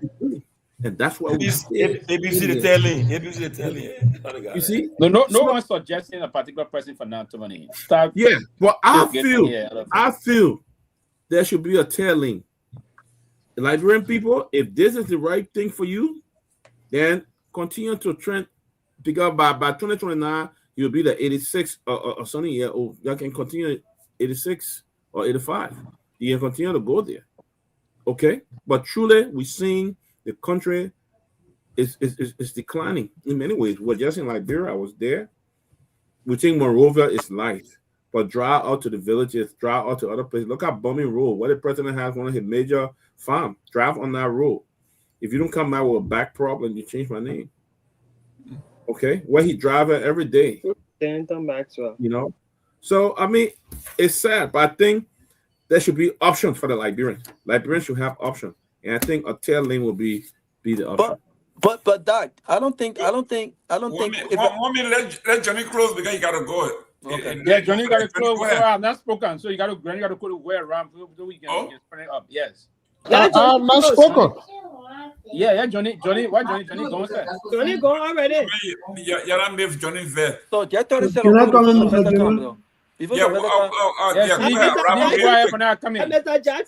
yeah, so but that, I don't think that oh, this is not fair. Robert talked for over 2 hours and then you're giving the game and take away. Go ahead. Go ahead. This is my time to speak. God, let's not do this thing. All right, give and take away. Sarah, you say you were keeping it. You say you were. He got lost. You after Mr. Jackson will be Siddiqui. So I don't understand, Mr. Jackson. You've been on the show for 2-3 hours. You've been talking. No, Jackson did not talk. I think Jackson should be given a chance. I only spoke once. For over I spoke once. He said I speak for 2 hours. The man gave me 30 seconds. Jackson was correcting the school paper. Go ahead. Go ahead. Get 30 seconds. I just wanted to say. Well, thank you very much for giving me the time. Look, let's be honest. If you look at the we'll soon be close to historical trend of Liberian politics over the last 20 years, Ben Sanvee stay around. we have had 2 successive political parties that have ran our country for the last 20 years, and the Liberian people continue to languish in abject poverty. I wanted to make. Nothing has been substantially done to improve the quality of life of the Liberian people. And so I think now it is the time for a new political dispensation. The Liberian people have tried these 2 political institutions. They failed the Liberian people by all measure. And we all know that both political parties failed the Liberian people. So it is about time now that Liberians need to start rethinking outside of the box. Say, hey, look, we gave these 2 political institutions time to run this country for 20 years. Nothing substantial has changed. They say Johnny to Vale. move the country forward. So it is about time that we try a new political dispensation. Now, my friend and brother, Mr. Gayman asked the question, how can the opposition elect a political one candidate? It is just simple. The first and foremost here is that all of them have to be sincere and committed and willing to sacrifice their own political ego to move Liberia forward. They can do that through a national convention of all of the political parties, and those that want to help the opposition, they make themselves available, they give their platform, and if their platform resonates with the delegates, they elect the person who they want to head the opposition. And I think that's the best way forward. But other than that, I think it would either go to the same old rabbit hole, either it's going to be another CDC government that is not going to deliver for the Liberian people, or a united party government that is going to continue the same mode and same mode. So the country needs a new political dispensation, because if that happens, it will give the former ruling CDC and the United Party, which will now be a former ruling party, the chance to recalibrate. So what did we do that was not correct? Up to now, and all of you have said it, if you want to lead your country, you have to speak on those national issues that affect them. President Weah ran the country for 6 years. Yes, he has some successes, but he has some serious mass failures. Now he wants to run again. We don't know whether he wants to run. He has not made an announcement. His surrogates are making that pronouncement that he may likely run. But what is he telling the Liberian people? What will he do differently from what he did in the past? We don't know. We don't know. The Liberian people, what he's going to do differently than what he did in the past. This is the time, if you want anybody who wants to become president of Liberia, this is the time now you need to start speaking up on those issues that affect the Liberian people and try to give alternative solutions, how you will solve them. You don't sit and wait to say, oh yeah, because, I'm this mega star around the world, so the Liberian people will just they will just elect me because I'm a mega star. Or the Liberian people will elect me because I'm wealthy. No, you have to tell the Liberian people why you think you are the best candidate among all of the other candidates to run the country. And anybody who does not do that, I don't think you are ready to rule that country for 2029. But again, the opposition needs they need one candidate, and they can do that through a national convention. But they all have to be what? Sincere, committed, and trustworthy. Thank you. Okay. Next is Siddiqui. Gayman, how are you watching the time? We're almost.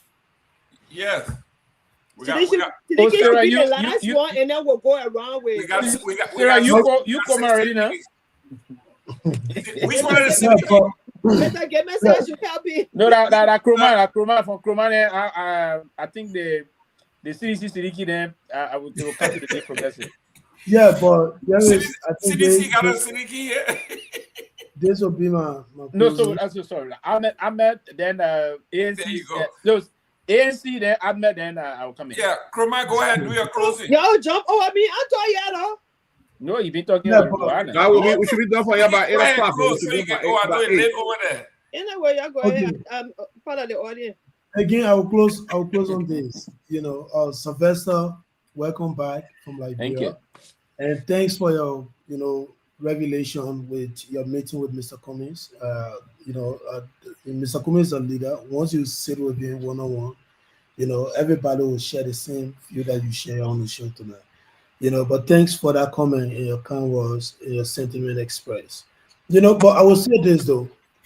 If Eugene Nagbe, Changako, Akawas Gray, and the rest of the people who are talking for CDC on Facebook, if they want to be president of Liberia, they should stop hiding behind President Weah. Okay. And be on a ballot. No, but this is very serious. Serious. If they want to run for president, they should come and be on a ballot. For me too. And then, at the end of the day, they are bringing to decide. I hear Siliki talking about CDC Siliki. He said since June of this year, President Bouaka. Not coming, Mr. Fofana, man. Okay, Mr. Fofana. Mr. Fofana from the CDC, you spoke about President Weah, spoke about different issues in the country. But out of what you spoke about, you say the men criticize Bouaka. The men criticize Bouaka on this other occasion. They criticize Bouaka. We don't want a leader that will just criticize the current government. We want a leader that will provide recommendation, especially in the case of former President Weah, to tell the Liberian people that, look, comes 2029, this is what we will do differently.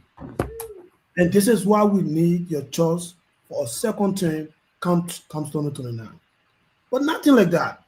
You come and say, oh, Bouaka la road, we not hear all that in there. And as a former president, in fact, maybe that's why they don't allow him to come out to speak to the media most of the time. Because some of the things the former president can be saying to the current president, is way below the belt. I'm not a supporter of Unity Party, but at the end of the day, every opposition political parties were all open to collaboration.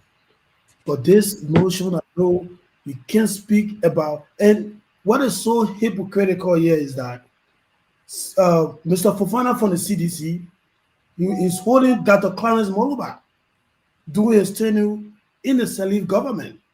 But when you want to hold former President Weah, he said, no, you're trying to destroy the opposition. You can't do this. You can't do that. As the former president of the country, how many meeting President Weah have attended since he left power? Every day he's going for FIFA conference. One FIFA conference in Morocco, recently to Washington, D.C. Only FIFA conference you can go for. And you still want us to come and give our country, then we sit and say, oh, you have to win. At the end of the day, UP is in power today, people still living in Liberia.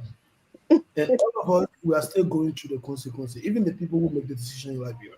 And part of the reasons the Liberian voters, they continue to make a mistake in terms of voting is because members of the Fourth Estate, which the closing argument is part of, we've not been able to educate our voters. We've always created this narrative that, look, there's only two political parties or two groups of people in the country. And every day and night, the people put that radio on, that the only two messages they're hearing. And that's why they're always acting based on that. And when we start to do things differently to talk about other candidates, then what Sylvester is doing now, you go and sit with Mr. Cummings, open mind. Sylvester is one of the biggest critics against Mr. Cummings for many months. He went to Liberia, sat with a man, have a conversation, and now he's saying something for himself. You see? But every day, President Weah, President can Weah you close now? We don't have enough time. You alone shouldn't take the platform. No, but you're not the moderator that say that. Mr. Gayman is the Mr. Gayman need to talk. Okay. Yeah, go to sleep. Again, no, Mr. Gayman, you get to that. Let me close in 1 second. Close. Again, the seditions, if you want to come back to power, you have to be open-minded. Tell us your mistake, where you actually, why you didn't do good when you were in power for the last 6 years, and always accept criticism, especially when people are telling you you're wrong today, but trying to come after Mr. Johnny because he spoke about president, former president, we are, all the kind of stuff. I don't think it's fair. And the people who continue to talk for former president, we are, if they won't be president, because some of them are hiding behind. And this is why some of them are likely undermine the opposition unity you're speaking about. People are using Nagbe, they will never allow it. They will want him to be on the ballot by all means, because that's the only way. They can. You caught me. Well, you will not stop talking today. But people, you keep it moving. We don't have time. Now we got 3 more minutes to go, Mr. Gayman. Listen, guys. Can I do my 1 minute so I can go? Go ahead, please. Y'all gotta stay there. Y'all gotta stay there or end the show now. I will be here. But the only thing I want to tell Seleke, nobody's stopping you from criticizing CDC. You criticize CDC more than anybody else on the platform, and nobody coming to be your boss for that. You are at liberty to say what you want. Don't cause our political leader at all. Criticizing all you want. The only thing I want to tell you here is that at the end of the day, numbers matters. The numbers is what's going to put Alexander Comey in the chair. So if you feel that criticizing CDC is going to put Alexander Comey in the chair, go ahead and do it.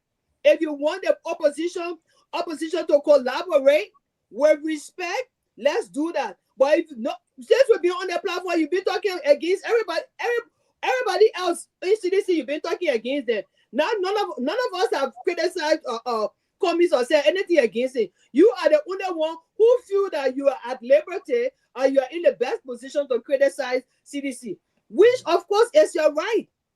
But I must tell you, if you want Alexander Comey to become president, he needs the numbers. And by you criticizing other people, the way you do in a very demeaning way, talking about we are say stuff below the belt. What has we said below the belt? Nothing.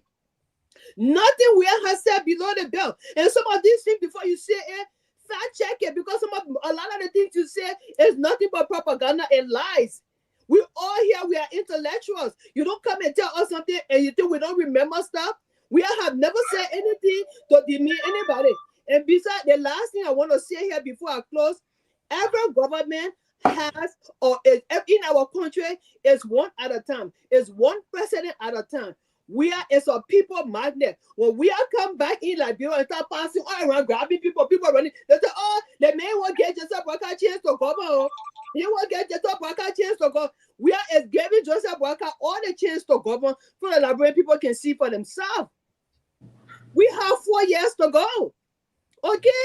The surrogates in the CDC are making the case. Make your own case for Alexander Comey. If we have to come together, fine. If not, and you feel that Alexander Comey can come to power because you have to criticize CDC, go ahead. You are at liberty. That's just what I want to say. Thank you. Great. Me, I will not go plenty my own thing. So I can really down for CDC. Let's move on, guys. Let's move on, guys. Let's move on. We don't have time, guys. Let's go to the next question. Let's go, Ahmed. Yeah, so look, gentlemen, we should be able to respect each other on this platform. For anybody to suggest that we would think that the CDC and Mr. Weah will just come and walk to the presidency with utterly the Liberia. Even me as a citizen, the men have asked Mr. Weah repeatedly, and I'll continue to ask to give us a new vision as to what he's going to do differently as the basis of our own support. But, and as Sarah readily said, I'll never come on a platform to identify the weaknesses of other opposition political leaders because they have many. They are not saints. They are not coming to the presidency as saints.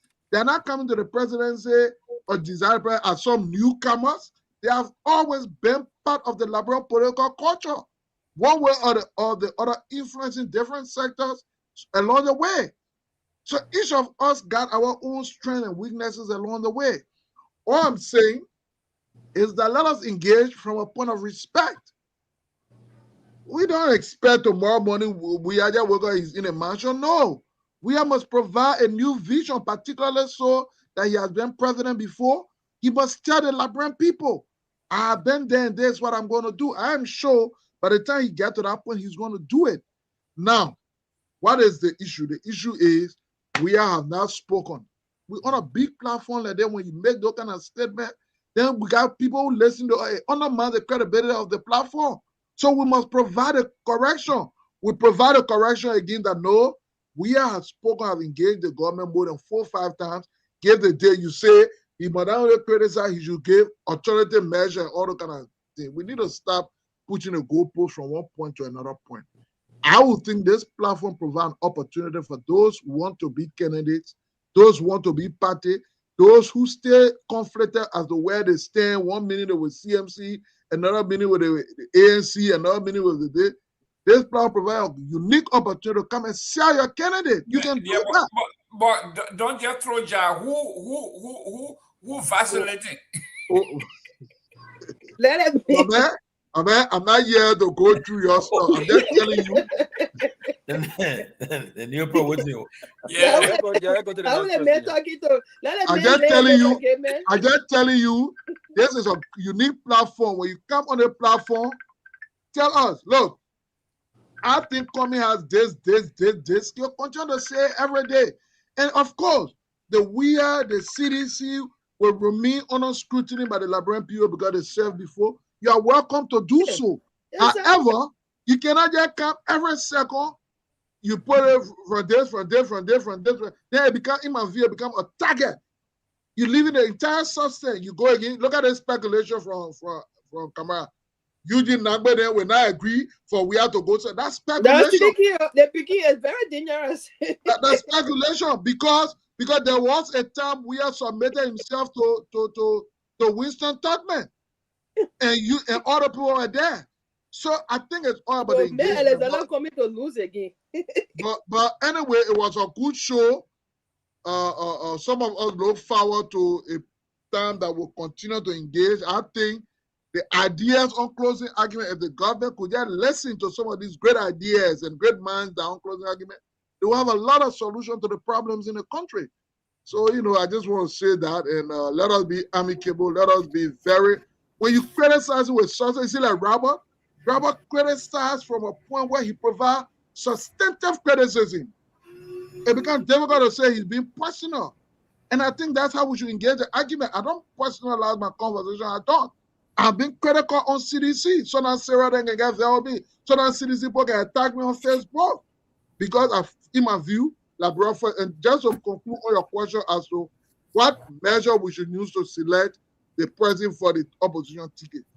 I think the most important measure we should use is putting Liberia first. Who can deliver for Liberia? I would think that conscious conversation should go amongst all of us, including those who want to be president. Who can deliver? And eventually, we are able to come up with that solution along the way. But we must first build respect amongst each other. Even with the Union Party, we should engage them with respect. Don't come and be insulting people and making insinuations and speculation. All right, guys.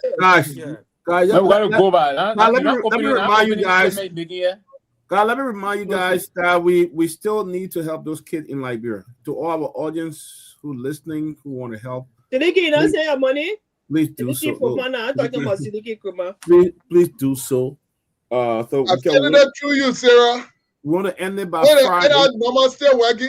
Listen, guys, send your money. Well, I can't interrupt. We got 4 more minutes. We want to send the picking them by Friday. We want to send the help. So please, we encourage you guys to give. We'll publish as you give. We'll publish your name in the chat room. But we encourage those of you. Again, it's voluntary. If you want to, it's okay. Larry has spoke already. Yeah. Okay, Sylvester, that's Sylvester's speech that you're coming by. Yeah, I will use this to say, because I know we should be out of here by 8 o'clock. let me say a big thank you to everybody. I'm good to be back. I'm trying to readjust, but again, on behalf of the New Progressive, I will make a handsome contribution on Friday for the boys. Thank you. And good night. And Ben Sanvee, you don't need permission to call. You can call anytime, man. And Ben, we need to connect. I don't know. I need to make news of your area in Accra. I'll be in Accra in the next 4 weeks, so we need to talk, please. Yeah, Ben, we need to talk. I'll be in Accra in 4 weeks. Thank you. So, Robert Garguah, let's go. Yeah, so I guess I'm taking us home. But let me take us home. Let me take us home. Send Dr. Peabody have not spoken. Peabody. Oh, Dr. Peabody, take us home. Peabody. Oh, okay. No, I just close. I'm not saying anything. No, I'm not talking again, Tony. Let me tell you guys talk. But I mean, so let me say this. Let me. I mean, we don't got time, but you're still talking. Go ahead, man. Yeah, but just stop the interruption, guys. Yeah. So let me say this. In a nutshell. Yeah, in a nutshell. In a nutshell.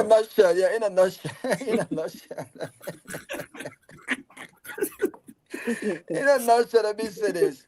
Listen, I will continue to say, you can, someone said the institution. The institution is not the issue, because where I said we don't have true political institutions in our country. And so you can take the same characters, the vision bearers, you can take them from Unity Party, you can take them from CDC, since those are the two competing parties, and you can change them and put them in a different party. And if you have not changed, if you have not changed that mindset from those individuals, you've changed nothing. So I don't think we should blame the institutions, because again, if another person came and contested the standard bearership of CDC or Unity Party, that person could represent change, right? So for me, it's not just about the institutions. When I objected the leadership of Unity Party, I wasn't objecting the party. I was objecting the vision bearers within the system at that time. So Unity Party could present a whole different person whose vision for the country represents the moment, represents everything that we want, everything that we want to see. So again, it's not about the institution. We don't have institutions. It's about the vision bearers. Unless we're willing to change the vision bearers, unless we're willing to really put to test what democracy stands for, unless we're willing to take our institutions to the level of institutionalization, right? Where people who within the CDC, who wants to be president, who think they are better, they don't have to be against George Weah, but who think they are better to lead the party in Liberia. Who can come up and say right now, I want to become president of Liberia and I want to contest against George Weah for the standard bearership? Who within Unity Party can contest against the current vice president or Joseph Boakai if he decides to run? Who within all of these institutions that have automatically selected political leaders can say, I want to contest? This is what true institution stands for. And until we start to change the practice, not the party necessarily, until we begin to change the practice, democratic practices, and reflect best practices, where it's centered around the issues and vision, we have done nothing and will continue to be in circle. But great show always, and we'll look forward to more of these conversations. Gayman, I thought you were in Liberia. No, I leave Thursday. Oh, okay. Thank God you made it back. Like, Thank God you made it back. They didn't allow me. They didn't allow me to the border. Tomalin, you want to take us home? Yeah, let me take us home. Look, quickly, please. We are soliciting your analysis. So, Tomalin, you're gonna take us home tonight, eh?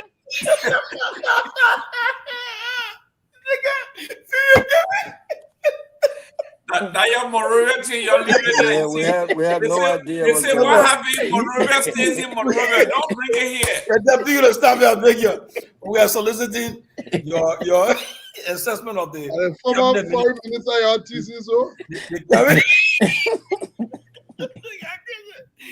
For the cabinet ministers, right? Those please, we'll be grading the cabinet ministers by next week. Everybody, they've been asking us or closing argument on the grade. So please, whoever you got your grade, your sign, your grade, bring it. We'll discuss it, and we'll come up with a grade for the people. Everybody don't hear the grade, so we announce it, put the pictures up, and so forth. So let's get to work. But how are we giving the grades? Just come and say something. We're not giving. Yeah, you rest on it, but the person you're giving a grade for, what person you get C? Okay. What person get A? And yes, so when the person say because they get A because they get a born trip. No, I say them, but I go lie. Come on, FPC. I don't trip someone FPC. Allow grading be public. After we get public. We'll be public. Yeah, we have a whole show on it. We discuss it. We invite them to watch the show, so we have the whole show on it. Who the minister of the year, the superintendent of the year, the lawmaker of the year. We want to find these people out. Let them come forward. Ben say you know all your grades already.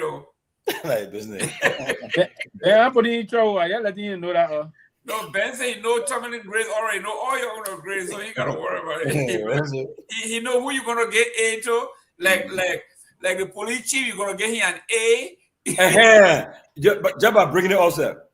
The issue about Brian McGill, the other police will come here to come give to come and break a silence on it. That made a person interest for the whole year now. So Brian McGill will get the Koma has agreed. He will come and get a break a silence on it. Maybe it will be an early morning show. Maybe we'll start a show 3 in the morning, our Liberian time, American time. So, but what thing that to break silence about? We already know the case at cartoon. No, that's probably the main break silence because people don't make their own judgment of the case. It's not fair, you know. So.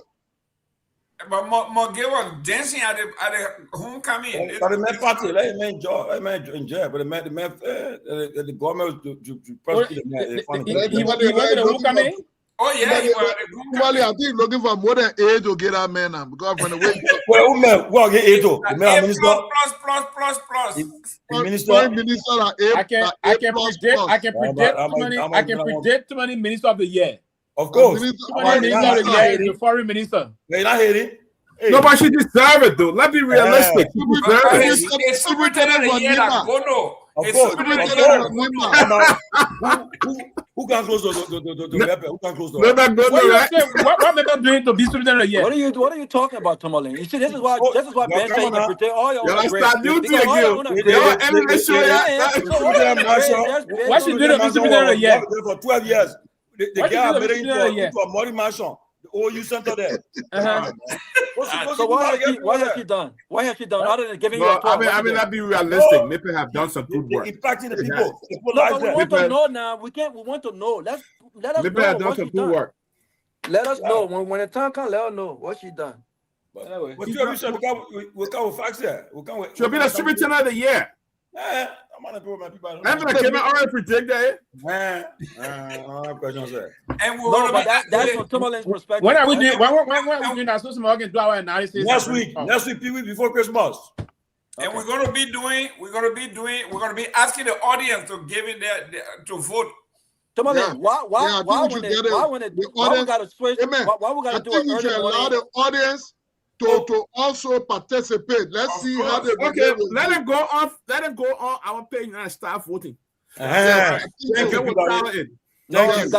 gotta put the category up first. Put it up first. Yeah, all the ministers. All the ministers of the year.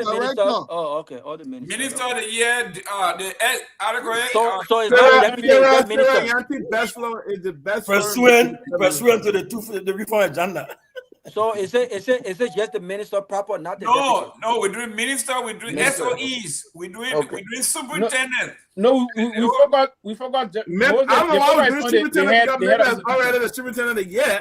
Man, Peabody, just stop that thing, man. So we should encourage the people to participate. I think it'll be a great thing. Let me ask a question, Tomalin. Who the opposition leader of the year? Musa Belete. So Tomalin. Oh, you have to give it up gold. So no, that one no competition. Musa is the opposition of the year. No active opposition is Musa. Even Seleke Kromah will vote for Musa. That was Chairman Peabody. I think what Fonati went through, he deserved to be considered too. So Tomalin, no, hell no. So it's not about what somebody went through. That it don't matter what you went through, what you did before you started going through what you went through. but why we Okay, who the represent? Who they want to be representative of the year? Kehleboe? Kehleboe is not in government. He's not in I said government. representative want to be representative of the year. That has no category. But Tomalin, though, why we have to start the show at 3 a.m. because the inspector general coming on? No, there are sometimes we'll go to some. No, we're wrong. Sometimes we go 3 in the morning at 5 o'clock, at 8 o'clock in the morning, Liberia time. Sometimes, to get people involved. We are makes the show spicy, bro. Sometimes we get up and sleep. We're trying to see whether we can get a morning show and let's try to do it, Robert. We're making Okay. Yeah. All right, cool. Not every time I leave. Once in a while, if you're in US ambassador, but we have to put it out there early though, so we all can prepare. If you have a morning show, that means you will not have it on the radio. No, we haven't radio. It'll be on the radio. No. The point is, if that time is now, you understand the True Breakfast show will come on from 7 after the news up to 10 a.m. Liberia time. Okay, we're not on OKF. I'm talking about the True Breakfast show. Yeah, but it will do nothing. There's not an OK Money Rush. The OK Money Rush is the OK Money Rush different thing. The True Breakfast show will be arranged. So that we're arranging. Okay, good. Okay. I just want us to consider that because 2FM got from 7:30 to 10 a.m. is the True Breakfast. So that's not impursuant to the brief of him. I mean, y'all take your joking plate. One of y'all can understand what's going on. They came from Monrovia with all this stuff. The people told you what happened in Monrovia stays in Monrovia. Trust me on that. So I came back early. I wanted there for 1 week. I came back. That's right. I want a free time. You got nothing here. I want a free time. I came back. I get I know that's right, that'll be about it. We met with some business partner. We're talking about TCA in the business lodge. We're back. When you organize you got both of y'all left BSC. Oh, I saw that picture. We met with some, and I received a call and the invitation. My trip in 3 weeks to Accra is going to be on that also. It's basically about the new progressive. In pursuant to the president to section 1.4-A. Sarah, what are you doing about the reunion? She's talking about the No, reunion. I'm saying I did post in the chat room for us to to get some suggestions about the reunion. I need some. What reunion? The TCA reunion. Oh. Okay. Why you want to do that in Newcastle? Yeah, Newcastle, Delaware. Newcastle, Delaware. Yeah. But no. Wait. Y'all can't be so. No. It doesn't work that you way. See? Y'all can't. Yeah. I'll open the door for suggestions. Y'all can't be picking state. Y'all don't do reunion because y'all picking state. That's you want host? Robert.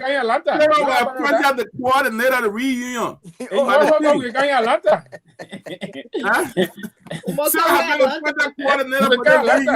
Robert, you want to host?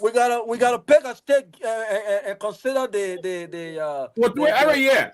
Yeah, we talk about Voya now. If we talk about Voya now, we gotta go to Delaware, my man. We gotta go to Delaware. Everybody will agree with Delaware. As a matter of fact, that's the first state. You're right, that'll be about you. That's the first state. That's the first state. That's right. So we'll if start you from look the at first the chat room, all right, definitely posting my SOE for the year. Okay. But Sarah, if you're hosting us, you'll be the host. Then that thing you have to do. Yeah. All kind of in the morning to help. Listen, when it comes to organizing, Sarah is the queen. You can't tell her nothing. She know how to do her stuff. No, I will organize it, but y'all have to get your hotels and stuff because I don't have to be play for anybody. Yeah, everybody will. Everybody get a lodging place. Yeah. Don't let him worry about this. I see what I'm just saying Delaware. What are you emphasizing Delaware? I'm emphasizing Delaware. What Delaware? I know. No, everybody will get the lodging place. I'm emphasizing Delaware. I know what my parents can do. Oh, okay. You got some kind of chamo in Delaware? I know what our policy can do. Everybody get a lodging place. In pursuant to the reform reform agenda. the weekend, Friday, Saturday, and leave on I thought CDC guy had to I don't take this serious. That was take this serious. Just a meet and greet, just to get together, chat. Yeah, I think we got supporters around here. Many times I go out here in the Philly area and people, of course, they do know me. But the people that wear the T-shirt though. Abu Akin, you feel the Bama beer. You are just drinking a beer. But we should definitely have a meet and greet, some question, some Q&A with our audience. I think a nice little. But Raul, even with today in Delaware, you gotta organize the stuff for us, bro. We can't. I got you, my brother. I got you. So y'all gotta get the TCA T-shirts on board too. We gotta get those. Yeah, the T-shirt will be on board. But I think we need a good sweater now. If we have, you gotta get T-shirt, you gotta get sweater, you gotta get mugs for sale. Yeah. All of those exactly. Yeah, But we gotta also send a invitation letter to Seleke from Rwanda, so he can get a visa and come. No, that was kind of low. That party. But yeah, but Sarah, I'm gonna Dr. Peabody, 1 minute.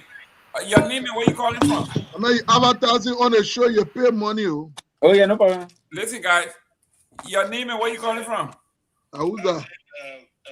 That Ben Sanvee. Who's the Reverend of the year? I can tell you who the Reverend of the year. Peabody. No, that President Baga Pastor Tomalin.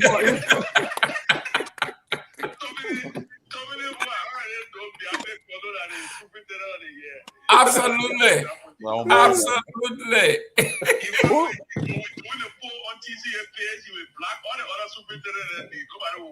No, he will vote 10 times. But which we didn't go on and then that there's only what I do. I think maybe that's the best, man.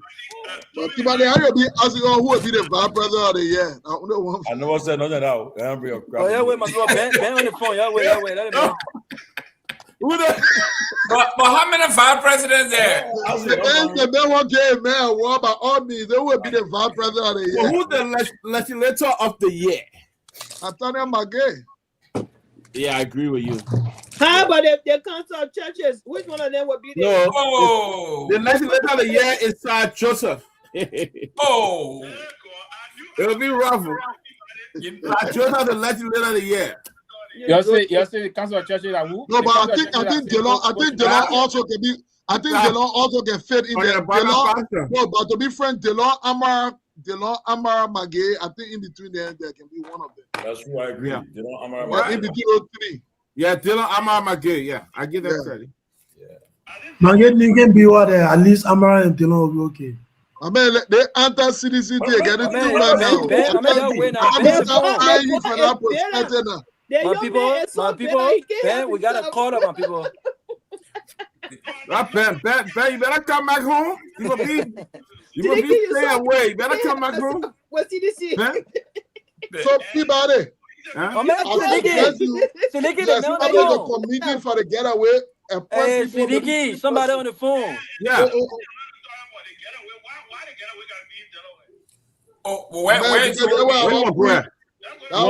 You want kind of shout out? The man say he won't go to Georgia.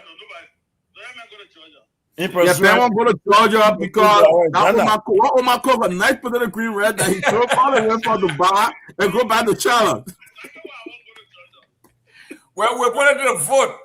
But the code is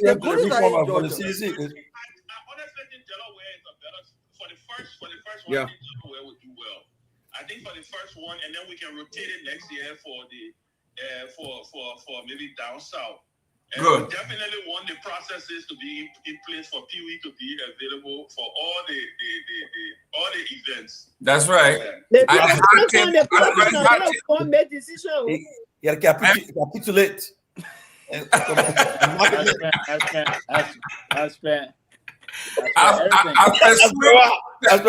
Section 4. Yeah, but we got to plan that program. I mean, Seleke will be on that committee. Sarah, where's this letter for? We haven't come out with a date yet, though. But what's your thinking? Well, I think it should be around the summer. Someone a busy town. No, that's fine. That's not busy. Listen, we got Seleke. Somebody calling Seleke. Let's play this summer. No problem. I'll be LeBron summer. I'm taking my kids to LeBron summer, so I don't know. But you say you want 3 months and be back at 3 months. So the time you'll be back at, like maybe you'll be around that time. Okay. I think we should do it. I think we should do it the first time, so I will work around to be here for that if I can leave. Yeah, but I think we should do it the first week of March. You think about it. March? It would be hot. Then I mean that's spring. But it would still be cool. If anything, then let's do April then. Yeah, that would be. April, yeah. I mean, last weekend April will be okay. Last weekend April, there you go. April, yeah. As well as a petition in March. Yeah, then preparing for the summer, that time will be coming in. And after we getting warmer. That's a good time. You're right. We gotta plan a deadline and start working towards it. Because in June the World Cup starts in June and it's gonna be busy. Okay, so April will be fine. Okay. Yeah, the World Cup is coming up in June also. Yeah, absolutely. In pursuant to our agenda. Okay, so we'll discuss that in the chat room. Yeah, no, but Sarah, you gotta. I think you should open a separate chat room for this. Lord. No. Separate chat room again. Let's do it right there. Let's do it with politics and all that other stuff. Because people be confused with the politics. HC the thing you put in the chat room, nobody pays attention. You'll see them jumping on the street. I'm telling you, that's true. Yeah, they follow anything that ain't got politics and they don't look at it. But if you have our consultant, because she will be my assistant. Yeah, good. And then you got Sylvester and Seleke can be on the team. Sure. I'm here too. I mean, I can also. Tomalin Joy, who the busiest man? Yeah, Tomalin is freaking around the table. What my brother Ben Sanvee say? The businessman of the year. Ben missing us, man. Ben missed us. I'm not still waiting for that to That Moda. Who is the president? Who is the what do you call it? Yeah, the president friend of the year. Benjamin Sanvee. You're begging again. So that's a good one. But what are you leaving my brother Tomalin? Who is the vice president?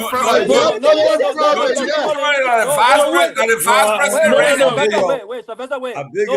Don't compare Tomalin with Ben. Tomalin is local. Ben is international. Yeah. So when it comes to president friend of the year, not just Nigeria. Tomalin is the state trooper of the year. There you go.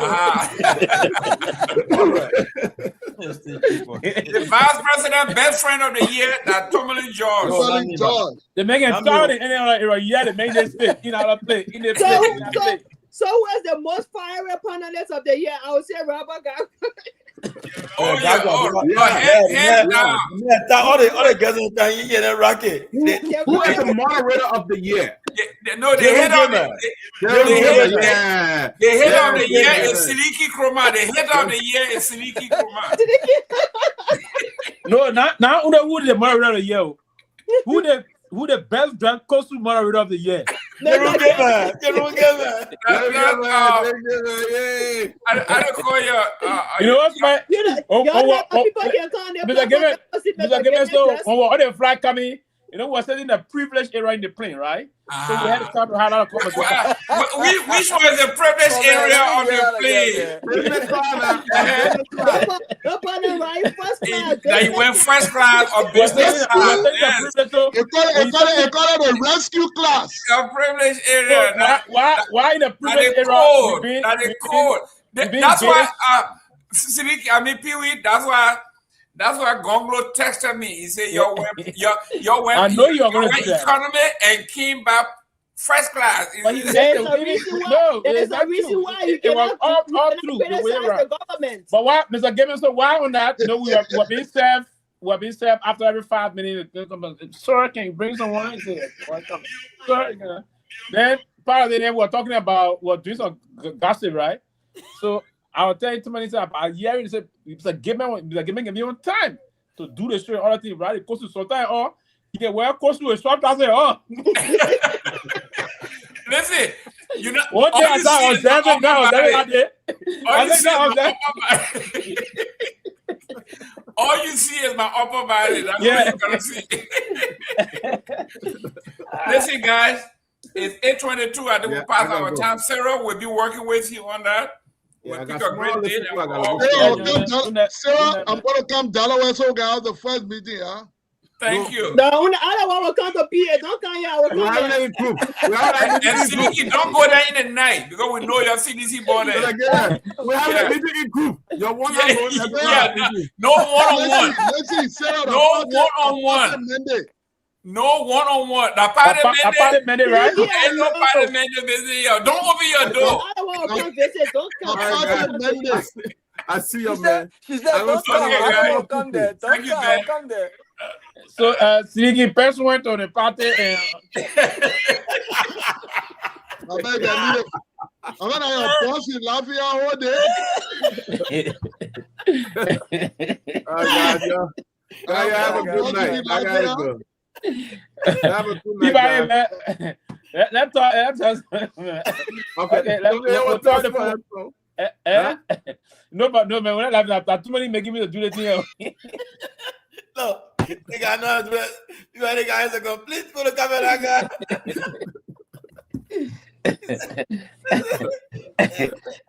Person, we are agenda.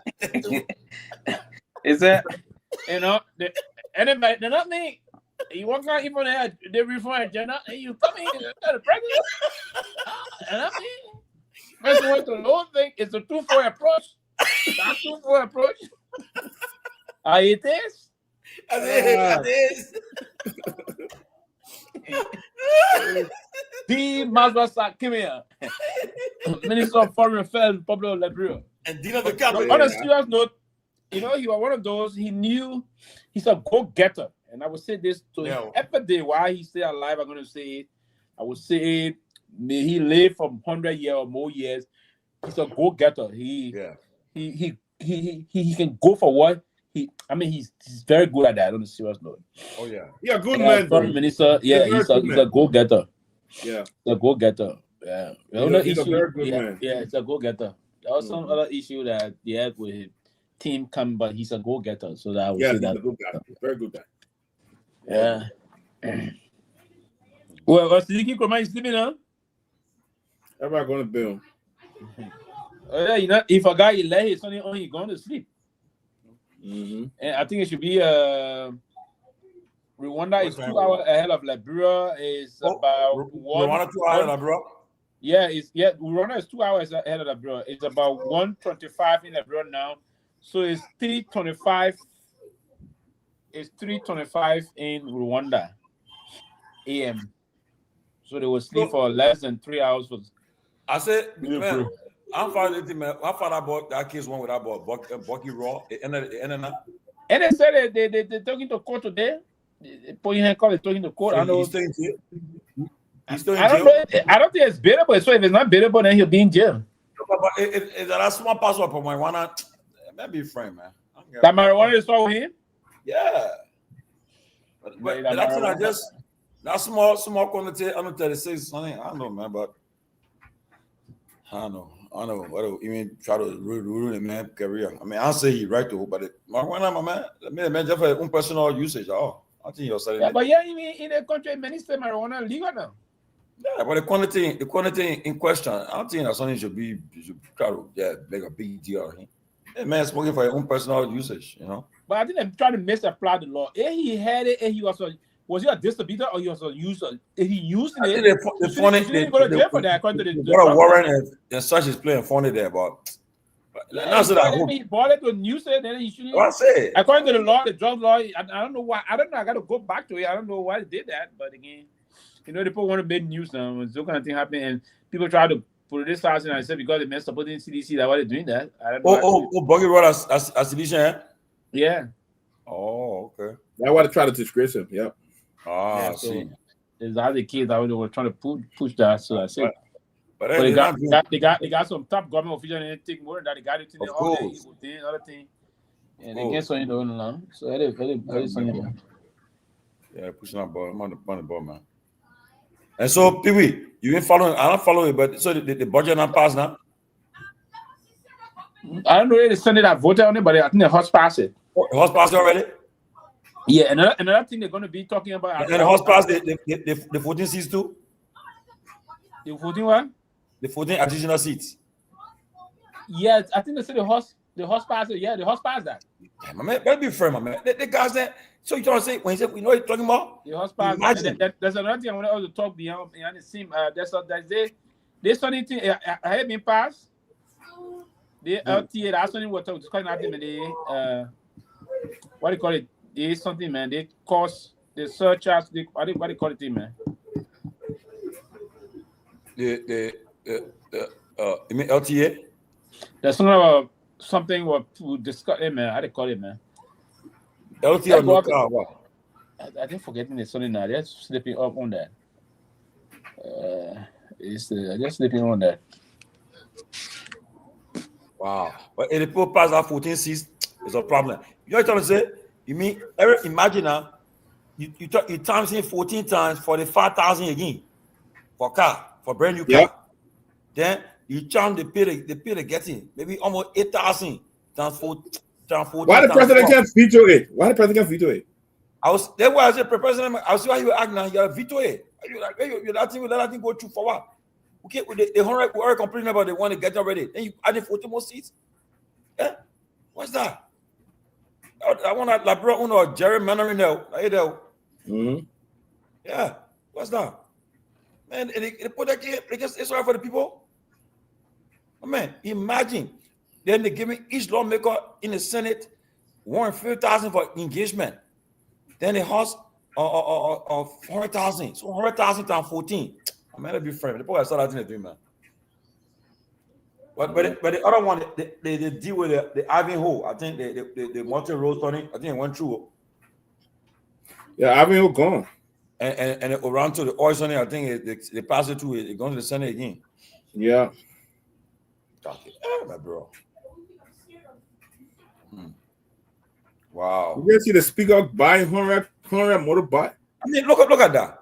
When he wouldn't buy it a few months ago. Now he buy 100 motorbike.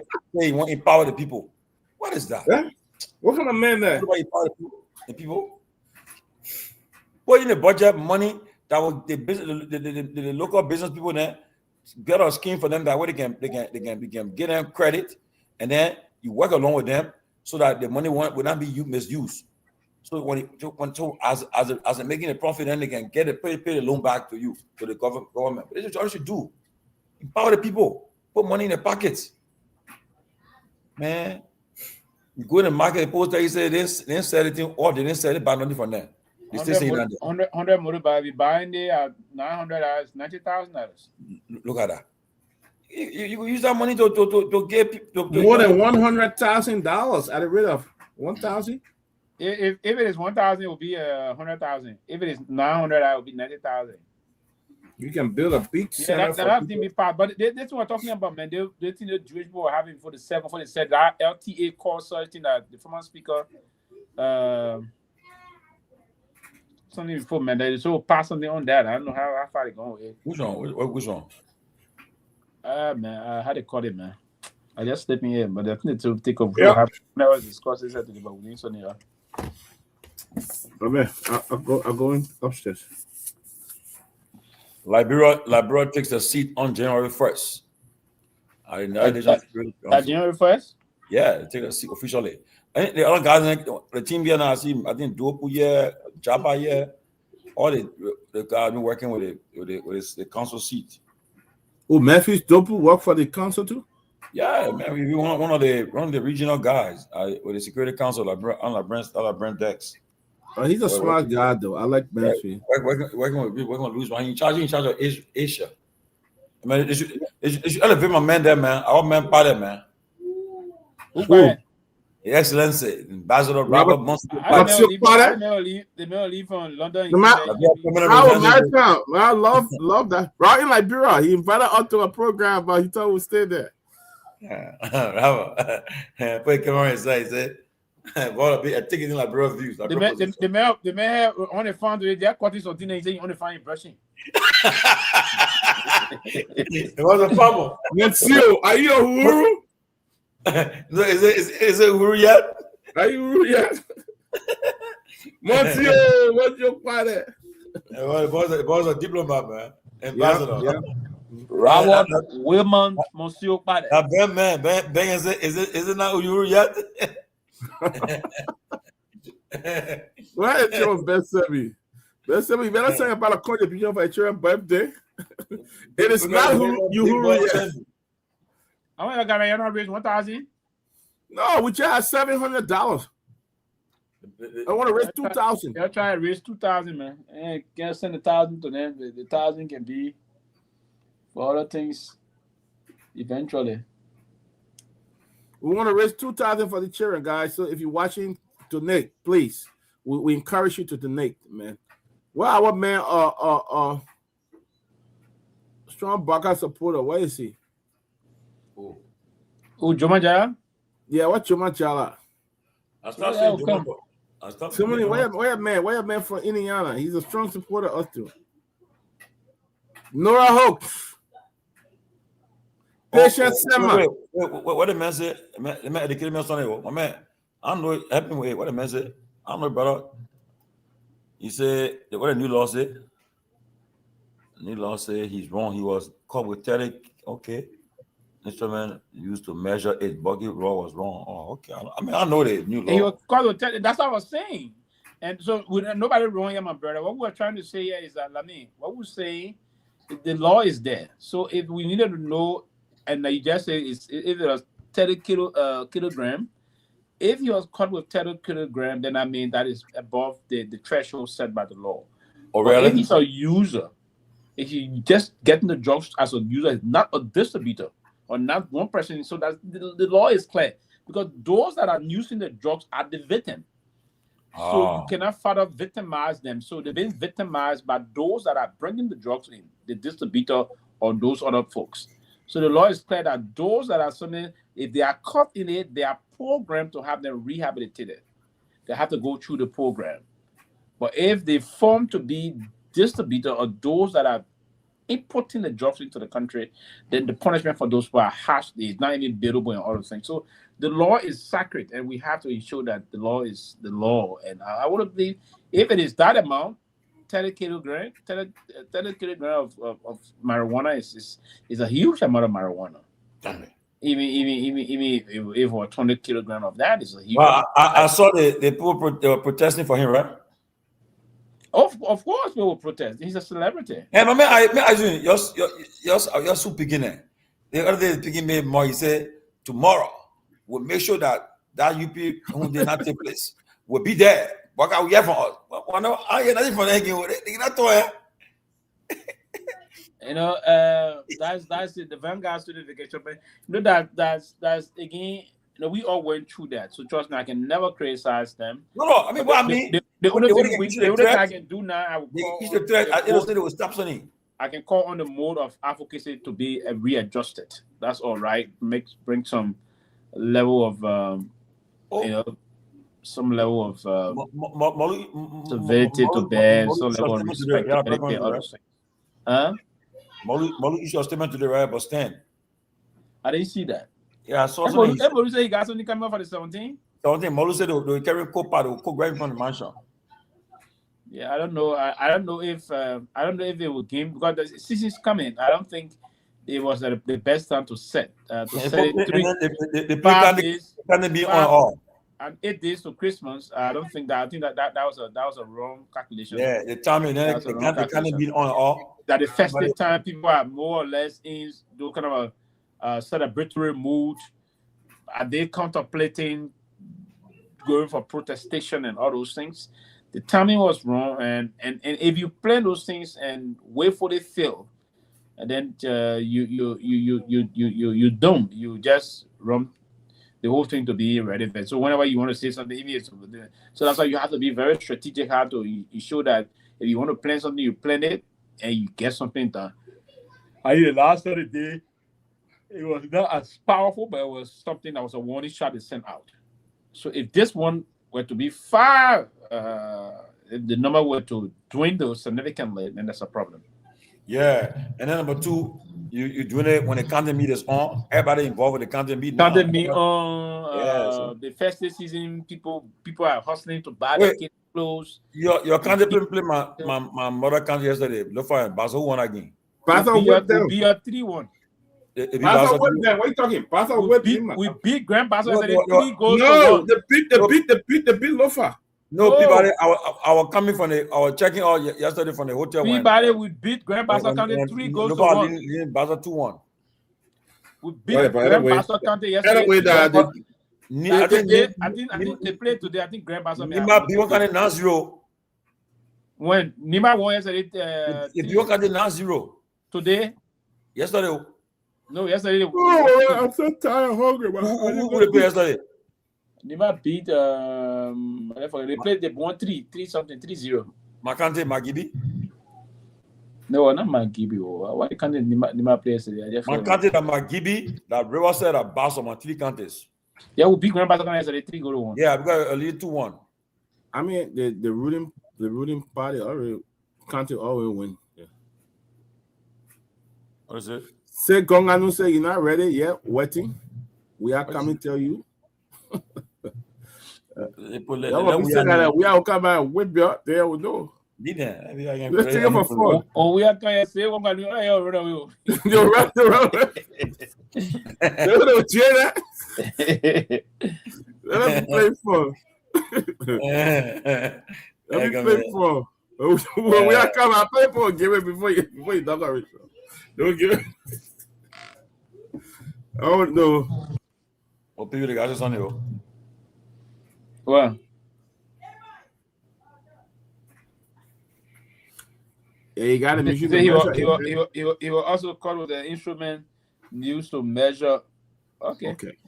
If he caught with that, then I mean, if he caught with the instrument used to do that, then he's beyond just a mere drug user, right? So that means he's in the category of distributing the drugs. But when it says if they get finding a house, does it mean if they're finding a house that he has? Punishment for those people can be more harsh, and they should not be built. They should not be on a bail bond if arrested until the whole litigation process is over. So that's it. But again, we have to verify this side of the information and the court system. I want to believe he's going to take a lawyer. But the whole thing about, I don't know, it's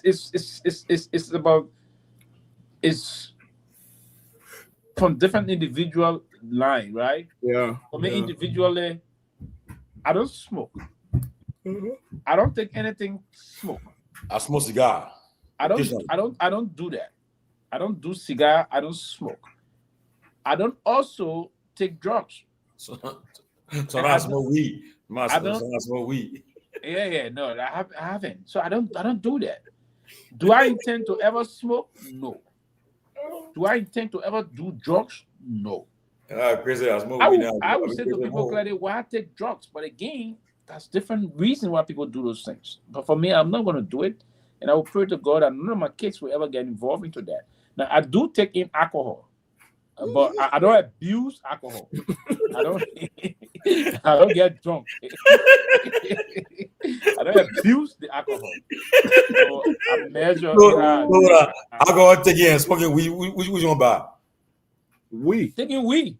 What mean we buy? Why you coming up to money? Why you think? Listen, why you think taking weed in certain area in here is a crime? No, yeah, that thing, but we now not crying again. No, it's in some states. It's still illegal. No,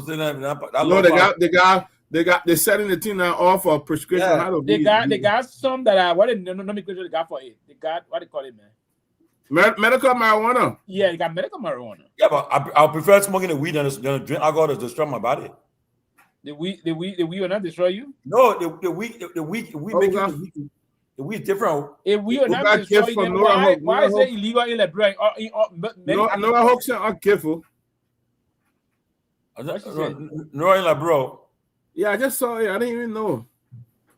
It's at 1:30 a.m. in the morning. No hope. What she said? No, it's $50. That's nice of her. Oh, that's nice. No, thank you. And she went like, bro. And she went in Liberia on vacation, and she still using her. But Pewee, the alcohol can destroy the weed by the weed and make you think faster. We are making was why is legal in many places. Because yes, why they get medical marijuana. They compare to the drink what can just destroy your body or your liver and things. Hey, give me. I'll first bring the weed and the drink alcohol to spoil my body. It will make things faster. Trust me, we can be friendly to the last school. And one thing I can never take weed. No. I mean, you take weed, my man. You always want to take it. You need to do the process as well, my man. You always want to take it. The process. I remember a long time ago, I keep the American Union. I go jump here. I want to get who go on date. I see the trailer too. I want to be American. I grab that weed. I turn that thing. I fell down. Then my whole head was bust. The thing you mean that's on your ear. One. That's it. No, I would never do that to in my life again. No, but you have a choice. I'll take you to do the weed and till I dread and go to that alcohol. Destroy yourself. My man, that thing. Yeah. No, but alcohol depends the kind of alcohol you drink, like hard liquor. That one can that one worse than weed. Modelo can affect you too, buddy. No, Modelo will affect you, PP. Every second you easy. You got it, man. You see, that root bottle. That the one there. That the one you don't play with. When that root bottle. You that root bottle. You that root, right?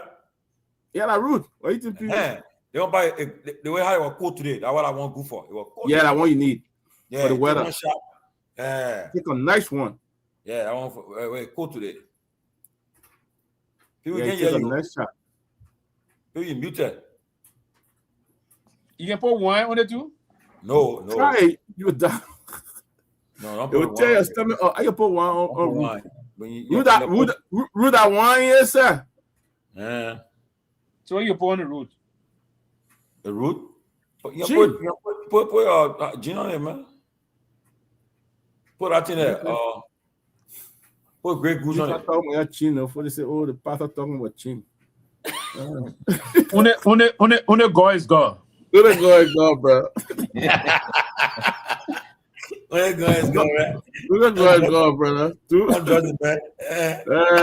Une go is go. Une go is go. Yeah, going to buy and say, yeah, go to me to go.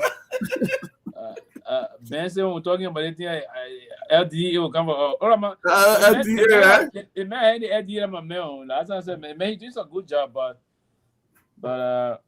no, this thing, a bucket raw when they violated the law of the country, the law have to take a course. But my point is that we should not politicize the fight against drugs. That's all. But I think the guy been doing some good job. So Pewee, that okay. Let me and before we leave the show, the issue about the U.S. government will sign out $124 million for our data. You support it? What data? Our records, our medical record, mainly. 124 million. Yeah, to have access to our data. Now we got to be clear. What kind of, because people are trying to confuse us first and foremost. What Remember, medical? I thought about you in the foreign side. You already read that thing. You read the thing, yeah? No, I read it. So my question to you now is, people are trying to misinterpret it, or trying to give different account of it. So it's not basically getting your medical data or trying to expose access to it. Yeah, the HIPAA under the HIPAA law in this country is also clear. They will not go and violate.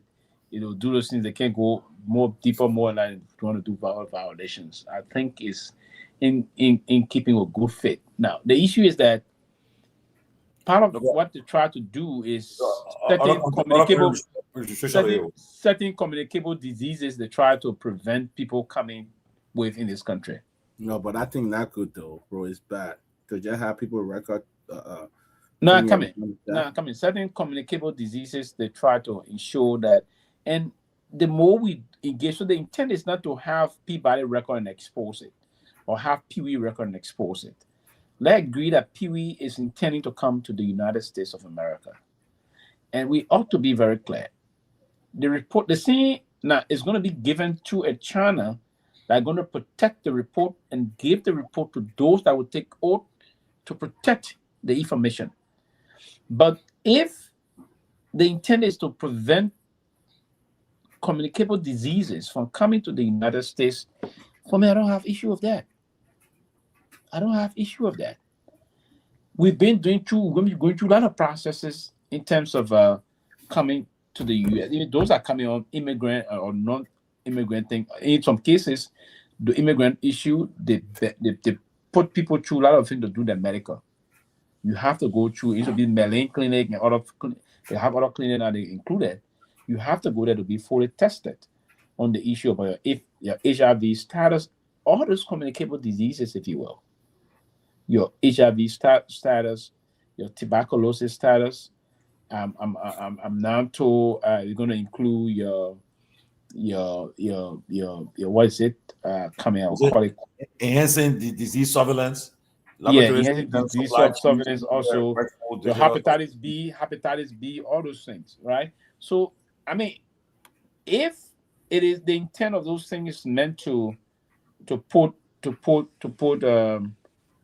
some regulation in place that will avoid the transportation of these diseases to the United States, it's meant. I don't think it's going to be deliberately meant to deny people or to expose people medical record. No, it's going to be held in the most sacred way, and it will be protected by those that will have the authority to do the interview or so. So if that is clear, let's say, okay, Pewee got this now, and he's not saying that he deliberately or intentionally, probably he don't know. But he knew that, but they're saying, okay, before you, now they're coming to a line, but we have to understand here. So the question you asked me, I read it. I wanted to feel the fun because people looking at it now.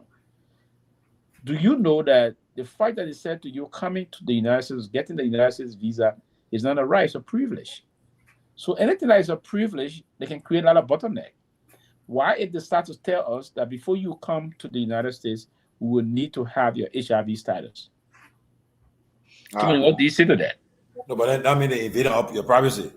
Got too much invasion, man. Yeah, you ain't got to. Too much. But you saw what happened. You saw what? Look at what happened. The press secretary to the president of America. I think her brother used to go out with this lady. Yeah. Now they're being in jail for 4 weeks. They're free the lady last week. I mean, she went up. The lady said, "How can they find my house? How do they know my address? Because address not published." You know. So I mean, they invaded her privacy to do another one. But unfair to her. Yeah, it was not. Yeah, and Caroline took in the spotlight for that thing. Yeah. They were saying how she was looking to her own nephew face and other things. So yeah, man. No, but she got privilege. I mean, her boss can say, you know what? You get her one green card. I mean, that she got privilege. Yeah, the president can make you a citizen. By you a citizen, man. Do that one. Yep. Yeah. And your boss Zelensky's agreed now to drop a bid for NATO. No, he didn't agree. He said if the condition, if it will bring peace. If it will bring peace, then Ukraine is willing to drop a question. And that condition is for the U.S. to give security guarantee that when Russia attempt to attack, they will defend Ukraine. Yeah. That's Article what? I don't see that happening with Russia. Yeah, so that's the point he gave. It's just waiting. That ball just waiting for that thing to go in. I mean, Putin, then he will start his invasion of the people. But the man attacking heavy every day. Man attacking. But that should be a point that should cool off issue, because one of his major contention, one of the reasons why he brought the war on Ukraine was he said Ukraine was trying to join NATO. If they will say they will give up their quest to join NATO and request for security guarantee, I think that would be a way that should be part of the way for peace. But I think President Trump is really committed in bringing peace. And I thought he should be given some time to do that. Maybe that deal from Trump after they got all the power, Maduro all the power. Like Trump he put it to the ground. Yeah, come on, all the power. Maduro, he said it, man. Maduro says a nonsense, man. You're gonna push it up. The people said the Liberian diaspora said they're having a business forum and they would like TCA to be there tomorrow. Where? In Liberia? In Liberia. When the Liberian diaspora is different from the same one with Erasmus, eh? I think so. They got the one who returned in January, then they got the one who did a host in DC. Our men there, our men starting to say something Liberia LRBFS. But that one part that the pleasure that the other part. Yeah. It's starting the 17. Yeah. Yeah, I got it from Jackie. Jackie sent me this flyer here. Oh, Jackie in Liberia? Yeah. Jackie. Bro.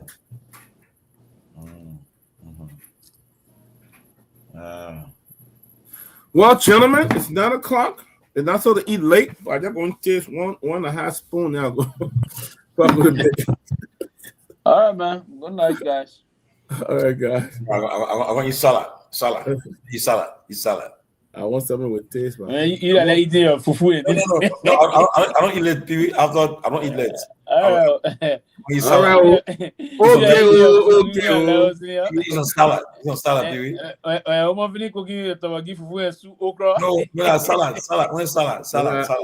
I'm about to see you, man. Yeah, you eat salad. I want to eat salad, Pewee.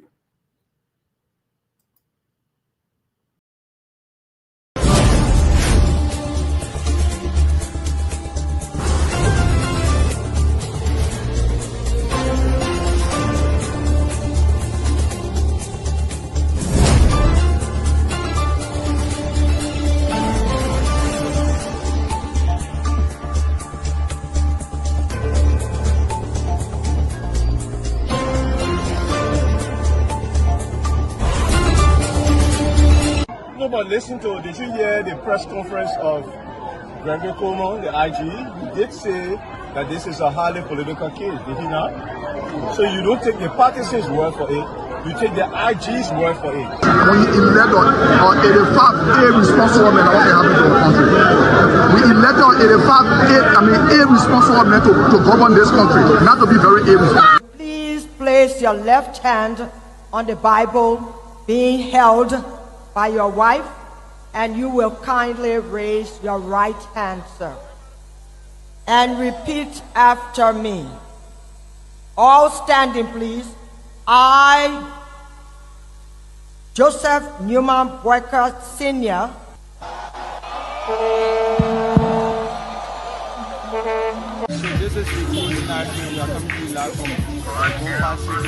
No secret now that your friend and former boss will be a candidate in 2029. With all of that you experience, all of that you know, and everything that you see unfolding in the country now, will you support him? Will you be part of the process? Will you give him the support? Do you think he can be a better president? So why you want to bring political men in it or not? Oh, but you political